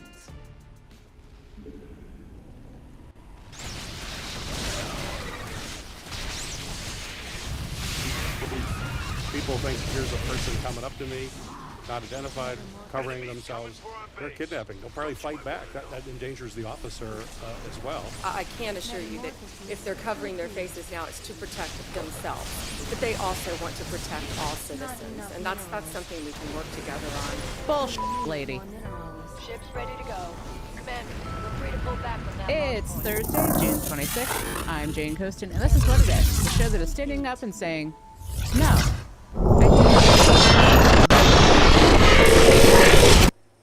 On today's show, Ukraine's President Volodymyr Zelensky signs an agreement with the Council of Europe to create a special tribunal to try Russian officials for crimes against Ukraine. And Attorney General Pam Bondi tells lawmakers she had absolutely no idea federal agents were wearing masks during immigration raids. None whatsoever. She is shocked to hear it, folks. But let's start with Iran, Israel, and the United States. As of our recording on Wednesday evening, Pacific time, the ceasefire between Iran and Israel is holding. At a NATO conference in the Netherlands, President Donald Trump said that the United States would be holding talks with Iran sometime next week, though he added that he didn't think an agreement was actually necessary. The way I look at it, they fought, the war's done, and, you know, I could get a statement that they're not going to go nuclear. We're probably going to ask for that. But they're not going to be doing it. But they're not going to be doing it anyway. They've had it. They've had it. And besides, as Defense Secretary Pete Hegseth argued like the Fox News host he was 10 minutes ago, the Iranian nuclear program has been, quote, obliterated. So if you want to make an assessment of what happened at Fordo, you better get a big shovel and go really deep, because Iran's nuclear program is obliterated. And somebody somewhere is trying to leak something to say, oh, with low confidence, we think maybe it's moderate. Those that dropped the bombs precisely in the right place know exactly what happened when that exploded. And you know who else knows? Iran. Now, despite Hegseth's sudden enthusiasm for shovels, it is not clear that the Iranian nuclear program has been, quote, obliterated. As we mentioned on the show Wednesday, multiple outlets have reported on a preliminary analysis from the Defense Intelligence Agency. It showed Iran's nuclear capacity may not have been hit as hard as the Trump administration keeps saying, and that it's only been set back a few months. Of course, the administration responded to this claim in the calm, measured style we have all come to expect from White House Press Secretary Caroline Leavitt. No other president in history could have ever dreamed of such a success, and that's exactly why the fake news media is now trying to demean and undermine the president. And we've seen this playbook be run before. You have hostile actors within the intelligence community who illegally leak bits and pieces of an intelligence assessment to push a fake news narrative. And that's what the CNN story was yesterday. And it's not a coincidence that it was written by the exact same CNN reporter who wrote the original story, falsely alleging that the Hunter Biden laptop was Russian disinformation. All right, Caroline, stop yelling. The administration says it's going to investigate the leak, and Axios reports it also plans to stop sharing information with Congress to avoid more leaks, which doesn't make me feel more inclined to believe the Trump administration. Kind of the opposite? Anyway, what's more interesting to me than the Trump administration's efforts to scream their way into higher approval ratings has been the response from the broader MAGA sphere. Before the June 21st strikes, there were a number of right-wing voices speaking out against strikes on Iran. They echoed a broader sentiment that I've been hearing for about a decade now, that Donald Trump is an anti-war isolationist. Remember his insistence that he opposed the Iraq War? He didn't, but it was notable that being against a war that had 93% support from Republicans in 2003 proved to be actually pretty effective. And yet, now both the Trump administration and most of his biggest and loudest supporters are cheerleading his intervention in yet another conflict in the Middle East. So I wanted to talk to a conservative who's been outspoken in his opposition to war with Iran. Saurabh Amari is the U.S. editor for Unheard, a British news and opinion outlet. We talked on Wednesday afternoon. Saurabh, welcome to What A Day. Jane, thanks for having me. What's your impression of the right's reaction in the last few days to Trump's decision to strike Iran? Because to me, it felt real 2003, like invasion of Iraq. And now, I wouldn't say the Trump administration has quite rolled out the proverbial mission accomplished banner like the Bush administration literally did a few weeks after the invasion, but it certainly feels like they were trying to. What's your take? Yeah, I think there are some big differences with 2003. In 2003, for the most part, the entire media establishment, left and right, was more or less on board with the invasion of Iran. What's remarkable about this time around in 2005 is that you have a kind of rebellion of the MAGA sphere or MAGA world against the United States directly getting involved. And for the most part, the dissidents, not just like the kind of foreign policy writers and intellectual people like myself, but you know, the MAGA celebrities, Steve Bannon, Tucker Carlson, Senator Hawley, Representative Marjorie Taylor Greene, the magazine The Federalist, were very vocal, and as time went on, they became more so. They became more strident in opposing the march to a direct U.S. entry. Ultimately, I think they failed to win the factional battle within the right over that, but it still was quite remarkable. It revealed real fissures on the right that I don't think will soon be paperable. But, you know, at the end of the day, the boomer media power won out.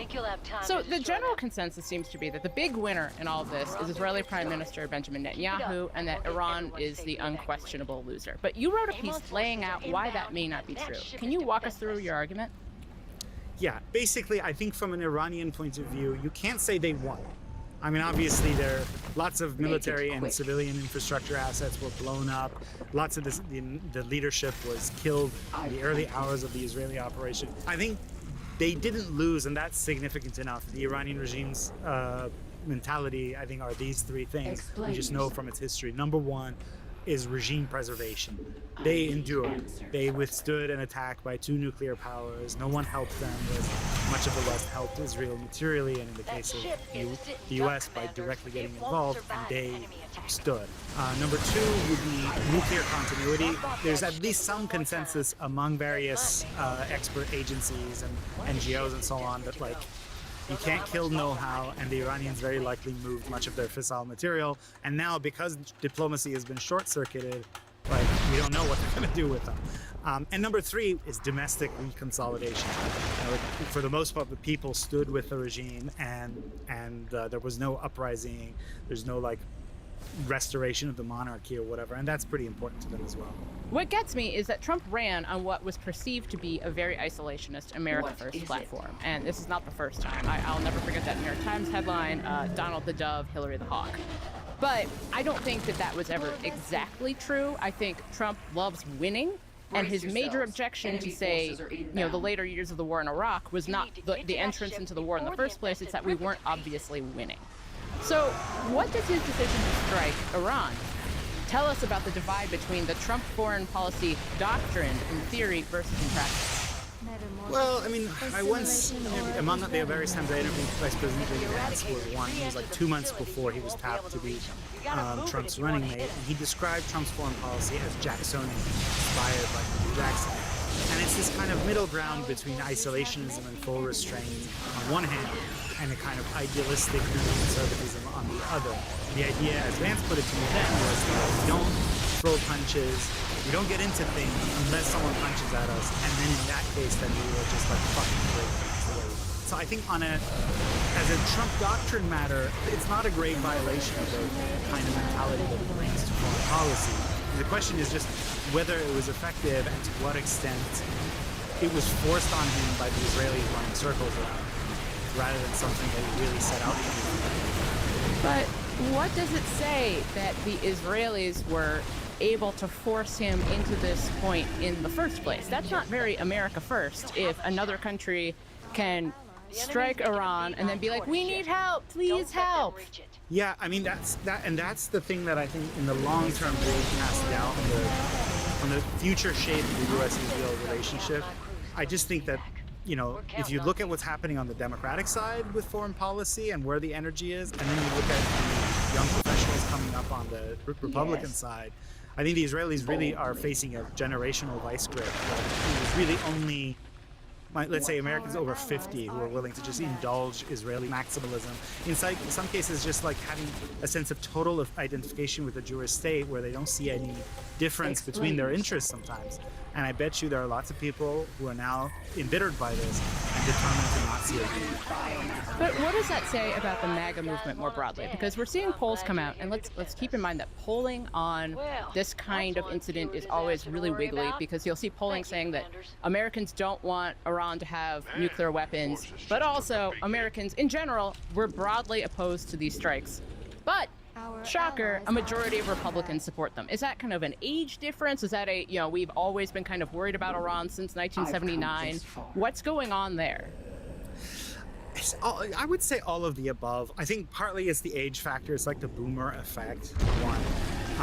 It is partly that, like, look, a lot, especially older people will remember the fact that the Iranian regime was like founded in anti-Americanism. And then another one, which is kind of painful, is just this question of like, what is America first, or what is MAGA? And it seems to me what the deep MAGA voters are signaling is that there really is no principled answer to that it's a floating signifier, and basically Trump gets to define and redefine it at will, and the voters would be like, yeah, of course, that was always America first. You know? And then he might shift gears and they'll just kind of go along with him. That's his magnetic effect. I don't think his would-be successors like JD or others have the ability to like treat MAGA in such a free-floating way. Trump sometimes seems almost immune to consequences, or feeling the weight of what might be consequences. And the potential consequences of this intervention in Iran are enormous, as you and I both know. In your mind, what are the odds that his intervention here does play out exactly the way he wanted it? Because right now, that doesn't seem totally out of the question. You know, it might, but first of all, that goes back to the question you raised earlier about those reports that are coming out saying that, like, and I had heard, like I said, from Iranian state TV, I was watching the whole time, where they said we had emptied out Fordo, we removed all the fissile material, and so you have a lot of enriched uranium, not all of it maybe, but part of it, part of the stockpile, that's like now been spirited away somewhere else in Iran, and is maybe going to be much harder to inspect and enforce than it would have been if we'd stuck to the diplomatic track, where you have, for example, U.S. inspectors being involved. That's one. The second one that I think is very disturbing for me is the fact that the U.S. gave the impression that it uses diplomacy. It's not even bad faith diplomacy or tough diplomacy. It's the use of diplomacy as a kinetic ploy. Like, we're going to pretend like we're going to talk to you, we're going to give you 2 weeks, and then we're going to surprise you with various attacks, whether it's Israeli or U.S. Well, America first, or lots of Americans want to make peace in other areas, or at least we try to make deals like Russia, Ukraine, and other interlocutors of the United States, other adversaries or rivals, get this message that the U.S. uses diplomacy as just like another military ploy to trick you. That's a big problem. And then lastly, I think the one that's really also, again, disturbing is if I were like Turkey and any number of other like middle powers, so-called, I watch that and I think, well, there's no way to be really sovereign unless I have nuclear weapons. So I'm going to race to do it, but I'm going to be smarter than the Iranian mullahs. I'm not going to chant death to this and death to that. I'm just going to quietly do it. And that's really bad for the non-proliferation regime. Saurabh, thank you so much for taking the time to join me. My pleasure. Following the news cycle during this Flood the Zone era can feel like the longest, worst workout ever that you're doing for no reason. But people like you tuning out is what the Trump media machine is counting on. And what a day, we take this dumpster fire of a timeline and compress it into something irreverent, engaging, and very fast. Subscribe to our channel. It means you won't miss an episode, and it helps us out a lot. What a Day is brought to you by Delete Me. Delete Me makes it easy, quick, and safe to remove your personal data online at a time when surveillance and data breaches are common enough to make everyone vulnerable. Delete Me does all the hard work of wiping you and your family's personal information from data broker websites. Delete Me knows your privacy is worth protecting. Sign up and provide Delete Me with exactly what information you want deleted, and their experts take it from there. And Delete Me isn't just a one-time service. Delete Me is always working for you, constantly monitoring and removing the personal information you don't want on the internet. As someone with a very active online presence, privacy really matters to me. That's why I'm so glad Delete Me exists. Take control of your data and keep your private life private by signing up for Delete Me, now at a special discount for our listeners. Get 20% off your Delete Me plan when you go to joindeleteme.com/WAD and use promo code WAD at checkout. The only way to get 20% off is to go to joindeleteme.com/WAD and enter code WAD at checkout. That's joindeleteme.com/WAD, code WAD. We cannot afford internecine wars amongst Democrats where we're fighting each other. It's great to have experiments, to run primaries, to see what excites people and push forward.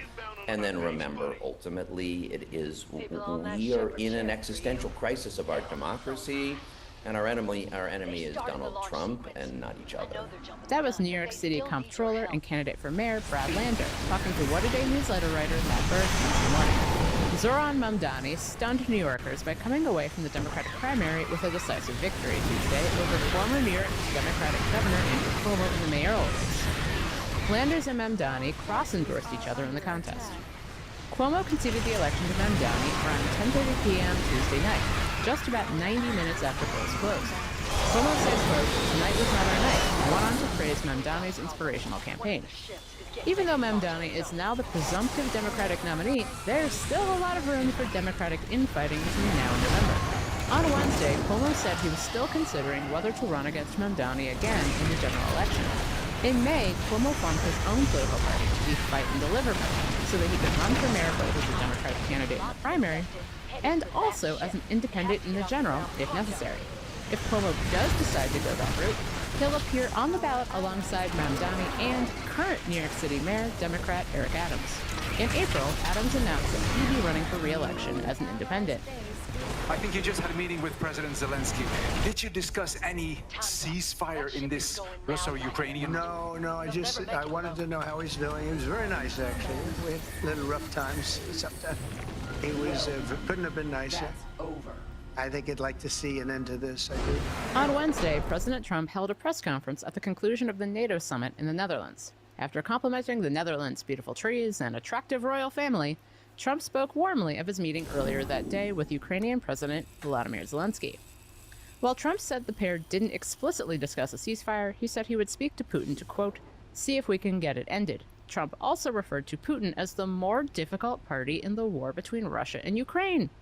Wild! In a post to Twitter after the meeting, Zelensky thanked Trump, but contradicted him slightly by saying they had discussed a ceasefire during their conversation. Zelensky also delivered a speech before the Council of Europe for the first time Wednesday.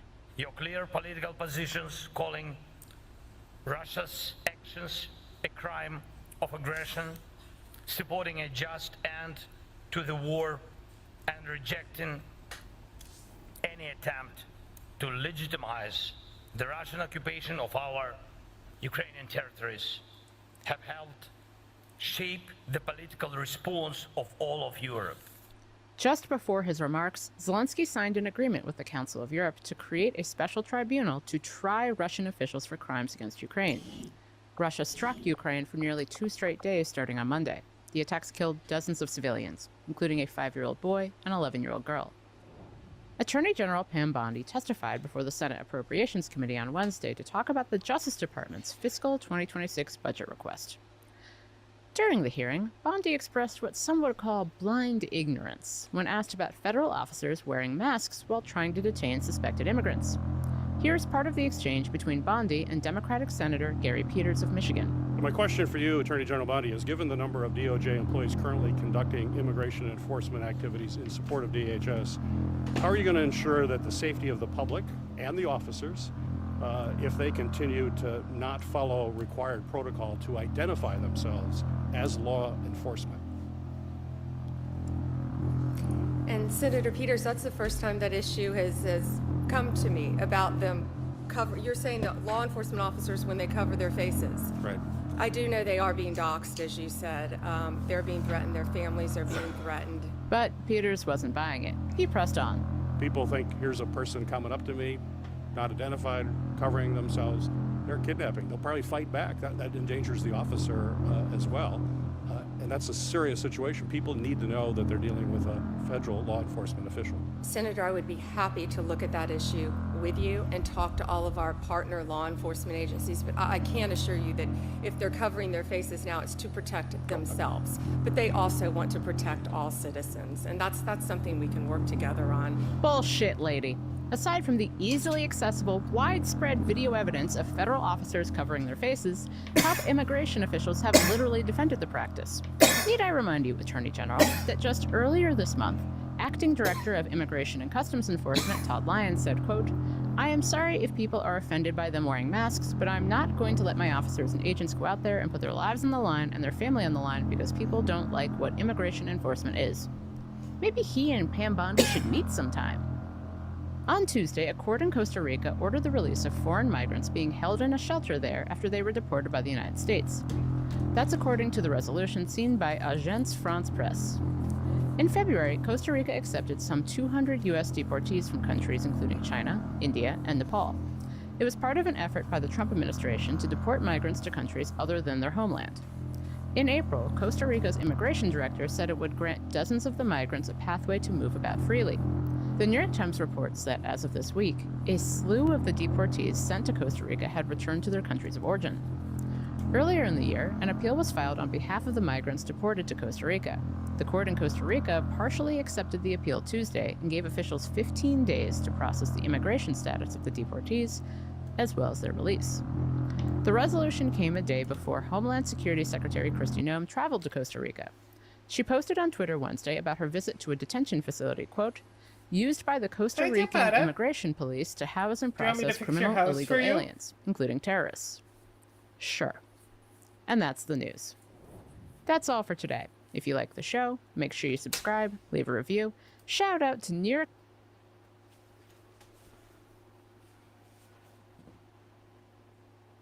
At the end of a truly remarkable week. And yesterday we got incredible detail on Operation Midnight Hammer with General Kane during his press briefing. Listen to a portion of what he had to say here. Operation Midnight Hammer was the culmination of those 15 years of incredible work. We believe that this is the largest single Patriot engagement in U.S. military history. Weapons 2, 3, 4, 5 were tasked to enter the main shaft, move down into the complex at greater than 1,000 feet per second, and explode in the mission space. Here's what we know following the attacks and the strikes on Fordo. First, that the weapons were built, tested, and loaded properly. 2, the weapons were released on speed and on parameters. 3, the weapons all guided to their intended targets and to their intended aim points. 4, the weapons functioned as designed, meaning they exploded. What stood out to you with the information he provided? Well, I think the transparency is to be recognized and to be applauded. You know, first of all, I fully support the strike.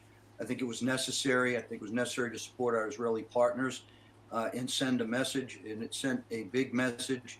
These GBU 57s, deep penetration, delayed detonation, high explosive payload, precision guided, and as the chairman pointed out, global positioning system and inertial navigation systems allowed it to come in on position, on velocity, and on orientation and destroy those targets. They used them against the optimal target set, hardened facilities, and the desire is to disable the enemy infrastructure and reduce its ability to wage war. I think we accomplished that mission, and I think that we need to, really look forward to positive ceasefire, and the entire world needs to get around it.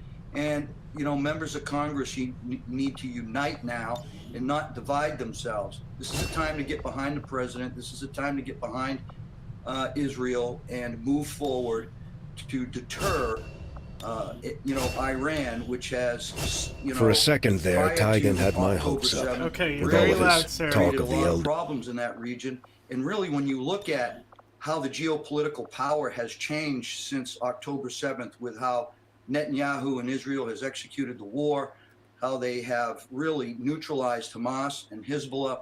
As far as I can tell. Iran is now isolated. These are all things that play into our favor going into any kind of negotiation. Yeah, in general, leading up to U.S. involvement, there were 8 days of airstrikes by Israel inside Iran. And the Wall Street Journal has just a fantastic article about all of that and the planning that transpired leading up to these operations. It's called Inside Operation Narnia, the daring attack Israel feared it couldn't pull off. At midnight on June 13th, Israel's generals gathered in a bunker beneath Israeli Air Force headquarters and watched as jets descended on Tehran in an operation they called Red Wedding. Hours later, Cringe, and cringe, 1,000 cringe, miles cringe, away, cringe, Iran's cringe. top Don't military call it commanders were that. dead. That's very A mass cringe. killing much like the famous wedding scene from the show Game of Thrones. They would also detail the simultaneous Cringe. killing of Iran's top nuclear scientists, and they called it Operation Narnia because even they Cringe. thought it was so fantastical. They weren't sure that they could pull this off. So how different is the region now than it was a week ago? And how does President Trump make sure it stays this way? Well, I think it's very different, and I think the balance of power has shifted to Israel. That helps America support Israel and support the region in negotiations with Iran, who is, clearly a country that is an existential threat to Israel and also a threat to the United States. So what the president needs to do is, continue to do exactly what he is doing, support Israel, bring Iran to the table. They are primed for that now. They are isolated. Their proxies have been neutralized, so they can't bring a ground fight to Israel. Gaza is the next question. We need strong diplomacy. We need to unite the Western world around this effort. And we need to re-energize the Abraham Accords. I've always been in favor of a regional solution, and I always thought that the Abraham Accords were an excellent way to bring that region together to develop stability and peace, and to marginalize actors like Iran who just want to disrupt things and become the regional power and have everybody kowtow to them. I think that's over. I think we have the momentum. We just need to pressure and pursue and stay on that momentum and don't let it up. Keep on working towards it. And you're right, that's the hope, that more nations will sign on to the Abraham Accords. And all of this could be leading up to that. Yesterday, we learned that the U.S. and Iran, there's no date for us to meet with them to continue negotiations, but that effort is also ongoing. General Bulldog, thank you so much for joining us this morning. I'm Steve Doocy. I'm Brian Kilmeade. And I'm Ainsley Earhart. And click here to subscribe to the Fox News YouTube page to catch our hottest interviews and most compelling analysis. I'm just going to let it play, see where it goes from here.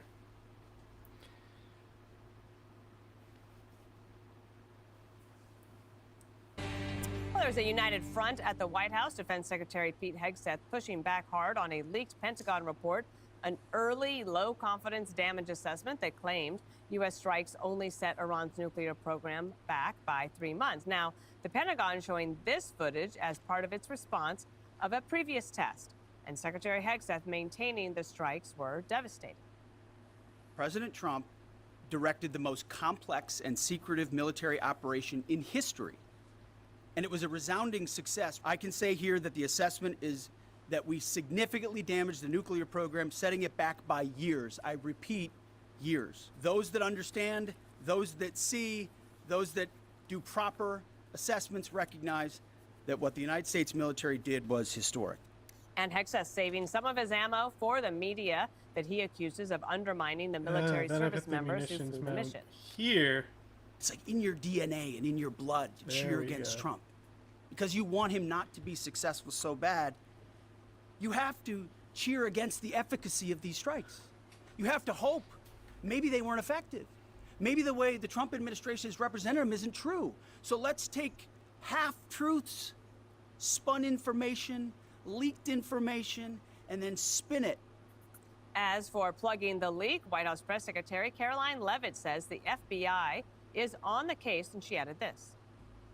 It's illegal, and they should be held accountable for that. Leaked bits and pieces of an intel assessment to push a false narrative. Someone who had their hands on this, and it was a very few people, few number of people in our government who saw this report, that person was irresponsible with it, and we need to get to the bottom of it. President Trump warning of harsh consequences if that leaker is caught. He posted on Truth Social. The Democrats are the ones who leaked the information on the perfect flight to the nuclear sites in Iran. They should be prosecuted. All right, lots to get to. You know, I don't think, Jesse, that it's irresponsible of the media to say, well, what was the efficacy of and the results of the strike? But to go forward with the Defense Intelligence Agency low confidence report as if it was gospel, and then it was like a wildfire all across the media, does seem a little irresponsible. It is, and we were so proud to hear from this general about this mission. It makes you almost cry. Oh my God. Cry. But to hear that this guy studied Mr. this Don't mountain purse for your lips 15 or years else you're gay. and spoke to geologists and industry and explosive experts, and then 15 years later they get the go-ahead and these pilots go in, and it's like 37-hour flight, and they basically drop 6 bombs down this air shaft, swish, swish, swish, swish, swish, from 15,000 feet. The perfection and the precision, it's just incredible. And so it's obviously a successful hit.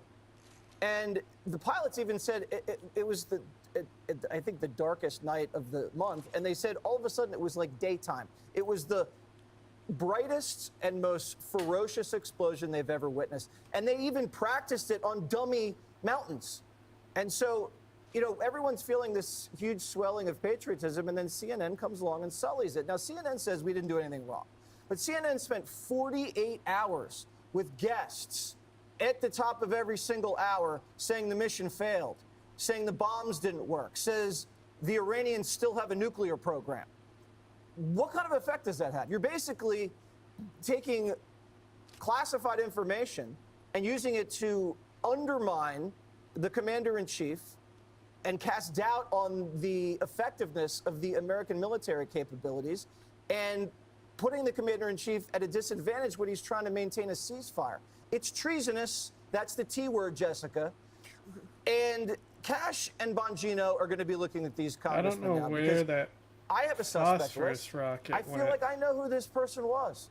And you can easily find them. There's a limited amount of people that access this intelligence. You go and see who got access to it, and then you narrow it down, and then you get a warrant for their phone. So they better lawyer up, because someone's going to go to prison for a very long time. I really think that when you add up the Israelis, even the Iranians, the CIA, the DNI, the Pentagon, they all say the same thing. They hit pay dirt. The only one saying it wasn't a righteous shot was the Ayatollah and CNN. And the only reason the Ayatollah is saying that is because he's bluffing. If he's really saying it at all himself. The Ayatollah. Exactly. I think, Charlie, one of the things about this is that because America and Israel did something remarkable and outstanding for the world in terms, I believe, in terms of the peaceful nature of the future of the world, there is the possibility of a regional transformation. You now know that because of this action, if Iran isn't a nuclear on the threshold of a nuclear weapon, they're basically like Oman. And so they don't have that. And now you have the possibility of expanding the Abraham Accords in a different Middle East. Yeah, and I think that President Trump will get the same credit that from these people that he got for the Abraham Accords, which were certainly among the one or two most significant things to happen in terms of world peace in the Middle East over the past several decades. A problem that is so intractable that every great statesman that's been produced in the past half century has basically lost in their efforts to try to bring peace there. And I'm hopeful. I was kind of amused listening to everybody talk about how the MAGA base was going to split in two over this. I always kind of find it funny when people suddenly become experts on Trump voters. They've been scornful of Trump voters forever, and then suddenly they're experts on it. I think that most Trump voters, they don't want to get into another war by any means. But if you had an option to either silence or put Iran out of commission, or at the very least take a nuclear weapon out of their hands, 90% of Trump voters would be like, yeah, that seems like a step in the right direction. And you're right. If this does happen, you're talking about an expansion of the Abraham Accords, a building on the Abraham Accords that we could have only dreamed of a couple of years ago. The people at CNN, these people, they're never going to give him credit for this. And in fact, I think that it actually is part of what drives them so insanely crazy, is that they see him bringing this level, actual common sense, a non-ideological approach to these problems with fresh thinking. And then he gets solutions and actually gets people talking to one another. And I think it worsens the Trump derangement syndrome. It's almost like it takes it to a whole new level of fevered pitch. They just freak out. I don't even know what these people be talking about. I'm sorry that these people are going to suffer so badly about this, but I would rather have a peaceful world and peaceful Middle East. Emily, I was thinking about you today because part of the briefing this morning was a real chance to honor, thank, and celebrate the men and women who worked on this mission and they've worked on it their entire lives. They've practiced, as Jesse was saying, they've practiced this, they knew the mission, and also for the young people that were there under attack in Qatar at our base there. You're closest, I think, to the military here. What do you think that meant for them, or to them? An exceptional message of gratitude and honor that they so richly deserve.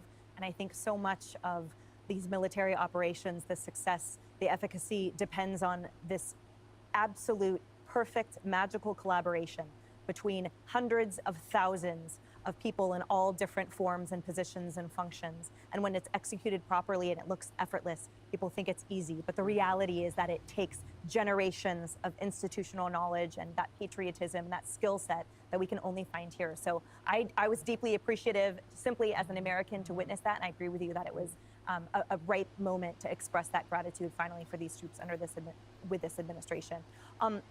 Part of the hypocrisy I find with the media in terms of the reliance on this outlier report is that it's the same members of the media that are saying, well, it's going to take some time for us to be sure. So if that were true, why then did they pounce so immediately on the low confidence outlier leaked report, premature and uncollaborated, to have that finding, right? And we understand, of course, that it's one of multiple, but I think the worst part about their deceit is maybe not even just the deceit, but the fact that they fail to celebrate an American success and the choose your own adventure, the option that sees the expansion of the Abraham Accords potential, peace, prosperity, and total liberation, and that somehow they cannot celebrate that because of who the commander-in-chief was. And we know that it's political because we saw this under the prior administration, right? There was a complete reliance, rightly so, on the presidency of the intelligence community, but the media ran with that. They had no problem waiting for consensus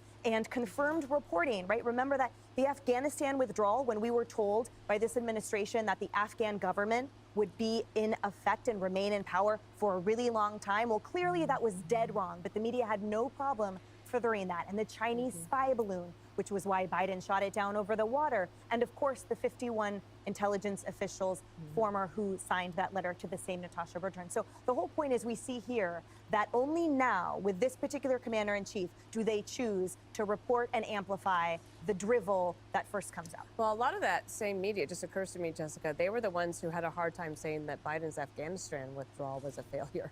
Really? Maybe it's just my lived experience, but I felt like everybody was talking about how terrible that was. And we had reports right away that there were people within the administration who told him, we don't think that you can move this quickly. We know that this is the right end result, but this process will not work. Folks who worked for him in the Pentagon. So I don't know. That's just my view on it. I also don't know how many reporters there would be who got the opportunity to report that early intelligence brief on what had happened and wouldn't have put it out there. And then after it came from CNN, it was confirmed by other outlets. Listen, Donald Trump hates the press. It's his number one witch hunt or whatever. And Secretary Hegseth knows how to please his boss. No, and that was a performance. The biased press. No, the biased press. They don't hate. But the they press. decide hate the who's bias. biased on a daily basis. He does it all the time. He goes, "Oh, you're not so bad today," and then tomorrow he says, "Oh, wait, I hate you again." So Secretary Hegseth was. That's fine, but it doesn't change the reality of it. That the way that he speaks to them, the way that he discredits genuine questions, and it happened today with Secretary Hegseth. And the questioning about, what changed over the last 3 days, right? That you are now willing to say this was total obliteration when you said the reports are going to come in over time. And I know that it went well because we got the review from Trump, one of the greatest, most professional, and most confirming news conferences I've ever seen. The fake news should have everyone involved we should fire everyone involved in the witch hunt and apologize to our great warriors.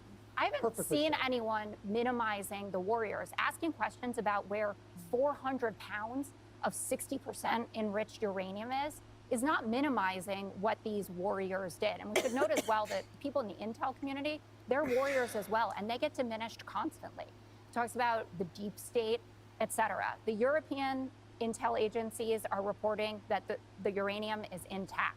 Senator Chris Murphy, a Democrat, Wait, Jessica, the Europeans. We were telling them Russia was going to invade Ukraine for a year, and they were like, "No, I don't see it." Listen, I think American and Israeli intelligence is much crisper. Well, the senators were briefed today. Tom Cotton comes out and he said it was not part of the mission to destroy the uranium.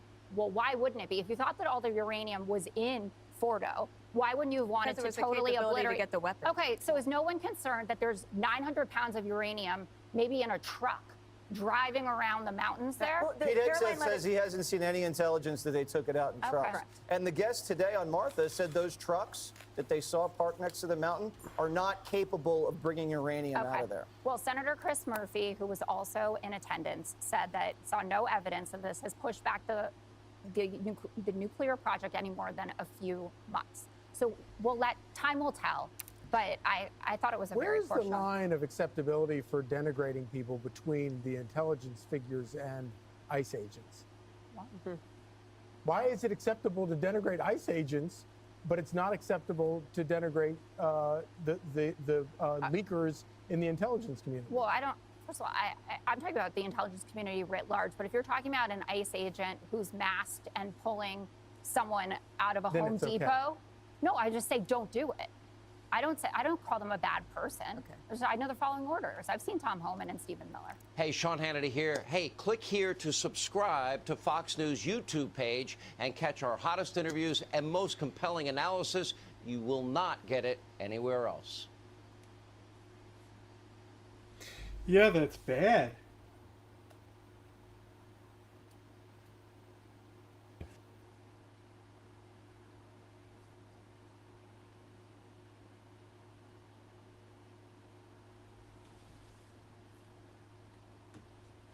Okay.